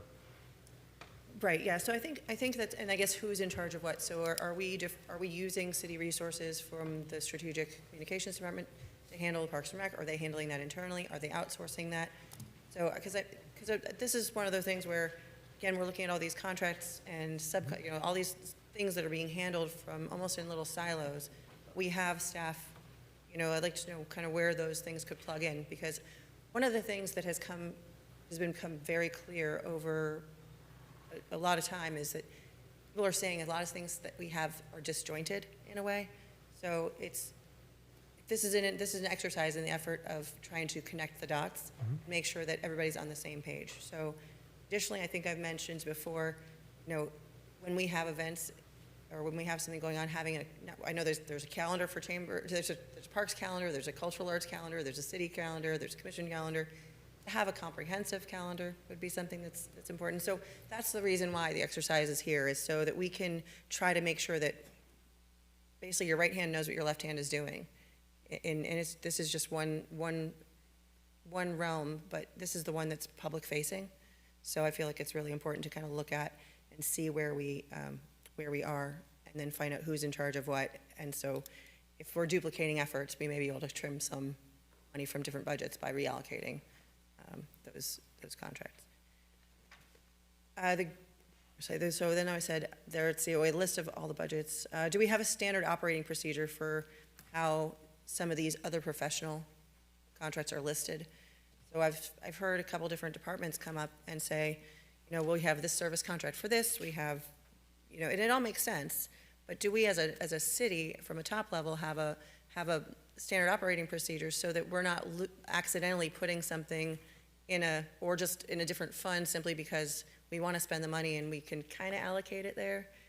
So I'm just trying to figure out how we keep better track of actually what we're spending in other professional or service contracts. So for contracts specifically, yes. So there's the standard operating procedure is just our procurement process for the contracts.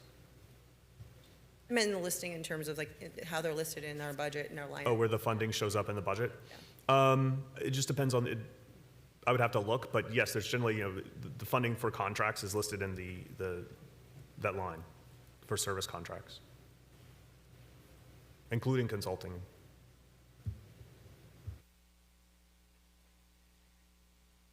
Made some other notes, but I don't want to go, I won't go into the details, but I'm very interested in seeing all of the things that we asked for earlier, because I think that that'll help us to truly understand, anybody who looks at this online or even in person, it can be daunting. When you pick it up, there's 250 pages of this, and then there's another whole binder over here. This was a very helpful exercise to go kind of line by line, by the way, just because now I can understand, and the department head was able to come up and say, oh, this is what we're using it for. It's approximately this, it's approximately this. It was really helpful because now it helps the public understand. When they look at these numbers, they're going to be able to understand what that looks like and how the money is being spent. So I look forward to that next batch of information. Do we have like a timeline on some of that? I would have to compile all the information requests and then develop kind of a schedule to get that to you guys. Okay. And is there like we were going back to the leasing, or those leasing or anything else. Do department heads or whatever have a monthly report? So I know, like, for example, I know that Development Services, David Recor puts out a monthly report. Do we have that sort of level of, again, maybe something that's organized into the same sort of format that's cross-departmental, so that not, we don't do this one year, right? Like, we don't do this every year, but we can actually see as, are we on target? Are we behind? Are we ahead? And what are the reasonings for, what's the reasoning for that?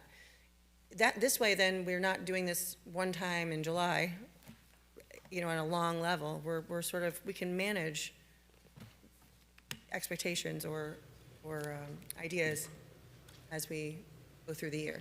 We can look at at doing something like that for the future. Because I just think that then it makes it where there's less requests from all of us, right? If it's just, hey, listen, at the end of, the end of the month or whatever, the second commission meeting, we'll give you like the first commission meeting, we'll give you the previous month's, so it's just all one document. If we don't get 5 different emails or 10 different emails from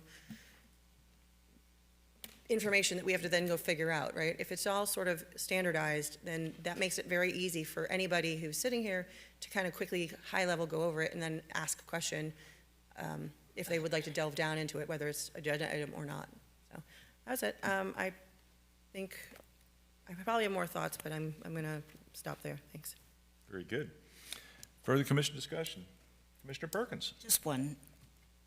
Page 112. Which, are you in the line item book, Commissioner? Yes. Okay. Page 112, line item 19371. I'm sorry, 19370. Can you explain that line item to me? So this is the CIP. So this is the general capital fund. I'm looking at what's the project? The Ultimate Sports Park. The Ultimate Sports Park. I would ask that the CIP manager.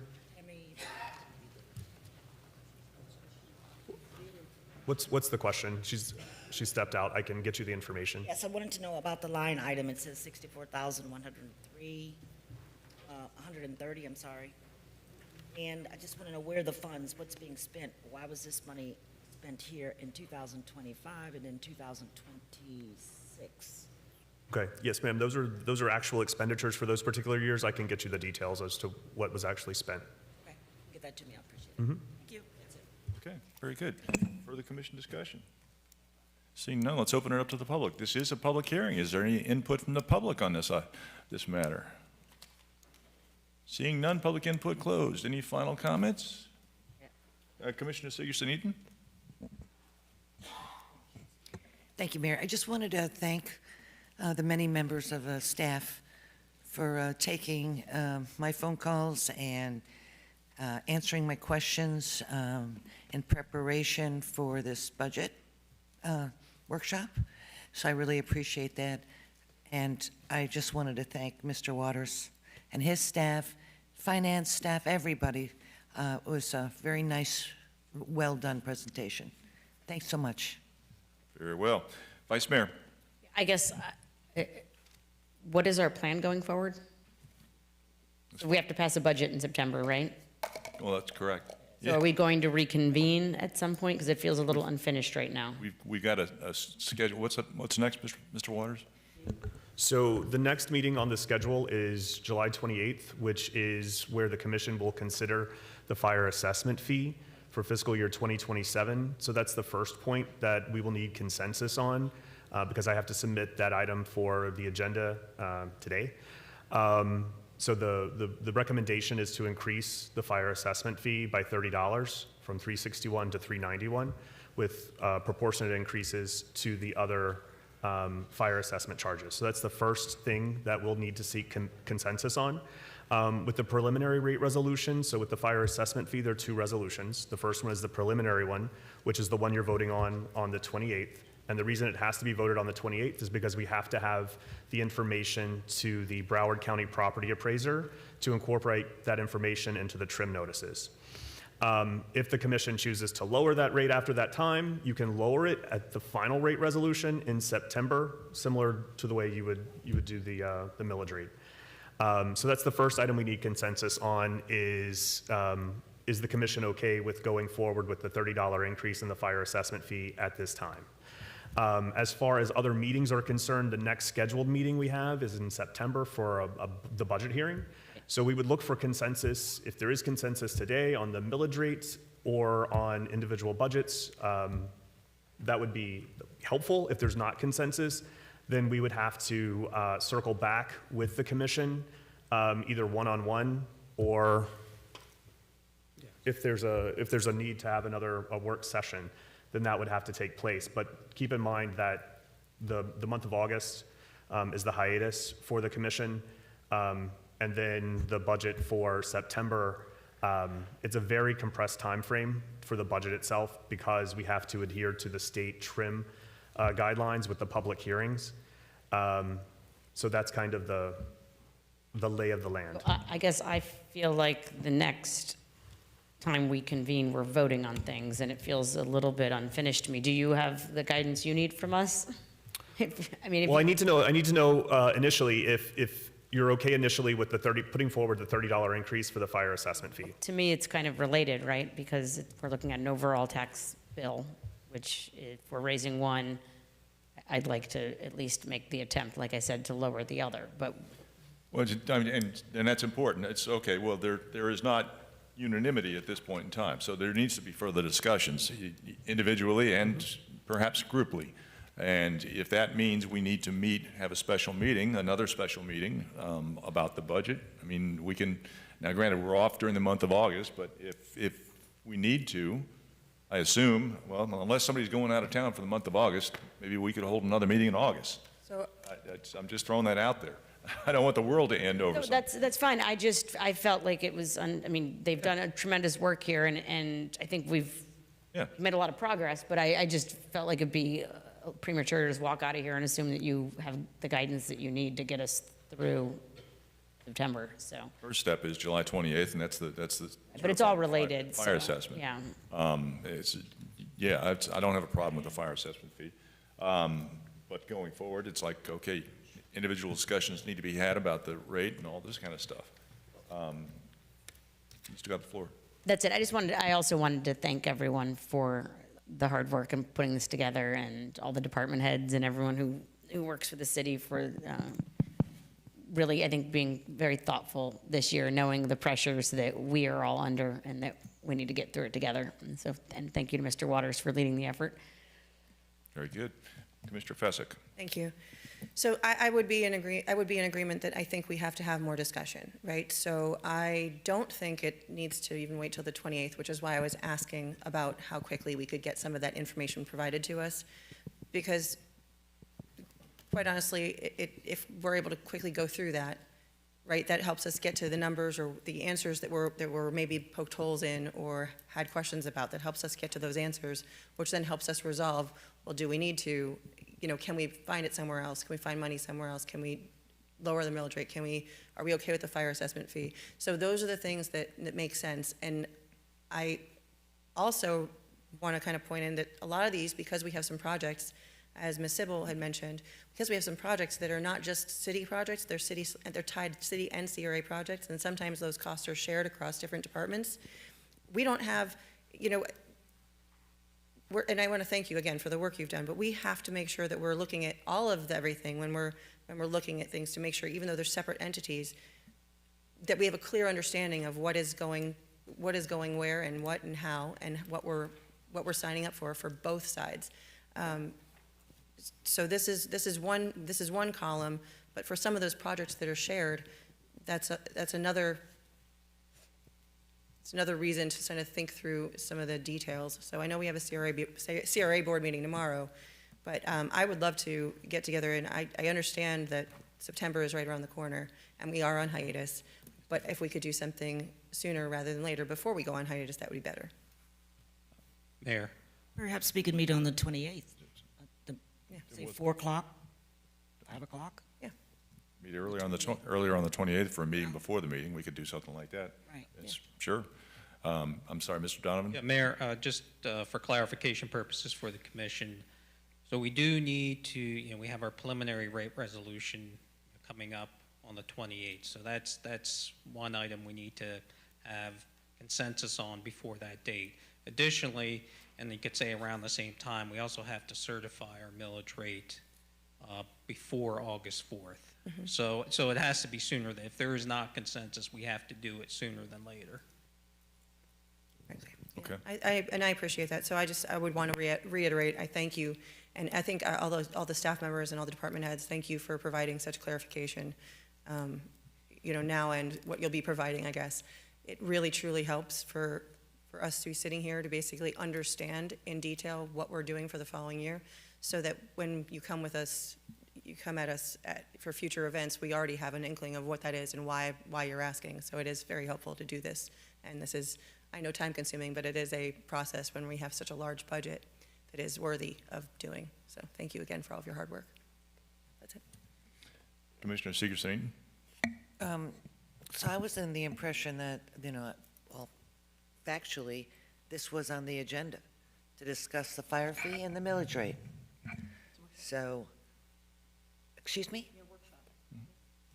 Well, we haven't done it. We haven't talked about the fire fee except for the presentation, and we know what they'd like to raise it to. And we haven't talked really about the millage rate, with the exception of Commissioner Fournier saying she wants to lower it,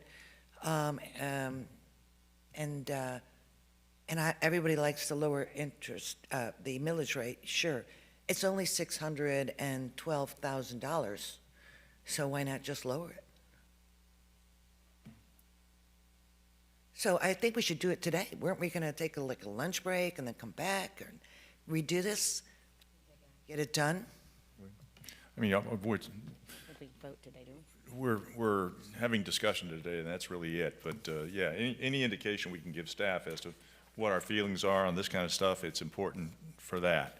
I don't have a problem with the millage rate where it's at, but of course, everybody does want to reduce it. And if there's a way we could find the funds to do that, I'd be looking to Mr. Harrison to come up with some good news between now and July 28th.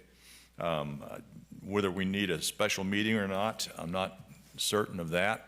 I assume between now and the 28th, you're going to have some discussions with all of us, Mr. Harrison, I expect, to find out where we are as a group. And it's important to verbalize where we're at.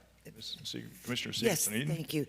So, yes, I'm open to having a special meeting if we need to do that. I also think that we recognize that the city is growing in population. We have more and more residents moving here, and fire rescue is a very important element of public safety. And I recall from a couple years ago when they did this study, I don't remember if it was 2018 or 2019 or 2020, but we hadn't raised our fire fee in many, many years, and sort of fell way behind the curve and needed to, redo that. And yes, so thank you, Josh. So there we are. I mean, and we are subsidizing it from the general, so I would not have a problem raising the fire fee. That's my position. So I just thought I'd put it out there. Okay, that's good. Thank you. Thank you. Further commission discussion? Commissioner Fessick. I think with, I would like to have the information provided, and I'd like to have that meeting, the special meeting, where we can direct things, so we can have those final questions answered in time. If it needs to be the 28th, because I'm pretty sure it would have to be publicly noticed, right, Kervin? Did that? Yes, it will have to be noticed. So if we can do that, where we can get the information and maybe have a meeting, if it's the 28th, it's the 28th, if it's the 27th, that's fine too, whatever works for everybody else. That way we can have the information before we have our commission meeting, and we can discuss any final things, so that when we do go on hiatus, you can work towards the budget, and we'll come back in September and it will be well aligned, I think. Okay. How about a special meeting on the 28th at 4? So is that the consensus? Sure. Okay. So what I would respectfully request is that each one of you please meet with me one-on-one on Monday, the 27th. You have assigned times that you meet with me on one-on-ones the day before the commission meeting. And I would plead with you to please come and meet with me. Does that give you enough time? Would you like us to meet with you? I mean, it just seems like meeting the day before. Is that so you can brief us on what we're going to see at the special meeting? I just want to make sure that in the meantime, we're going to provide everything that you all have requested today. So we're going to do that in the next couple of days. But what I'm wanting to try to accomplish on the 27th is that we've answered all of your questions. Okay, and then you'll tell us what you're, if you're proposing anything different or plan on proposing any Yes, ma'am. changes to it. Yes, ma'am. Thank you. Okay. Anything further? Not today. This meeting's adjourned. Thank you. Thank you all.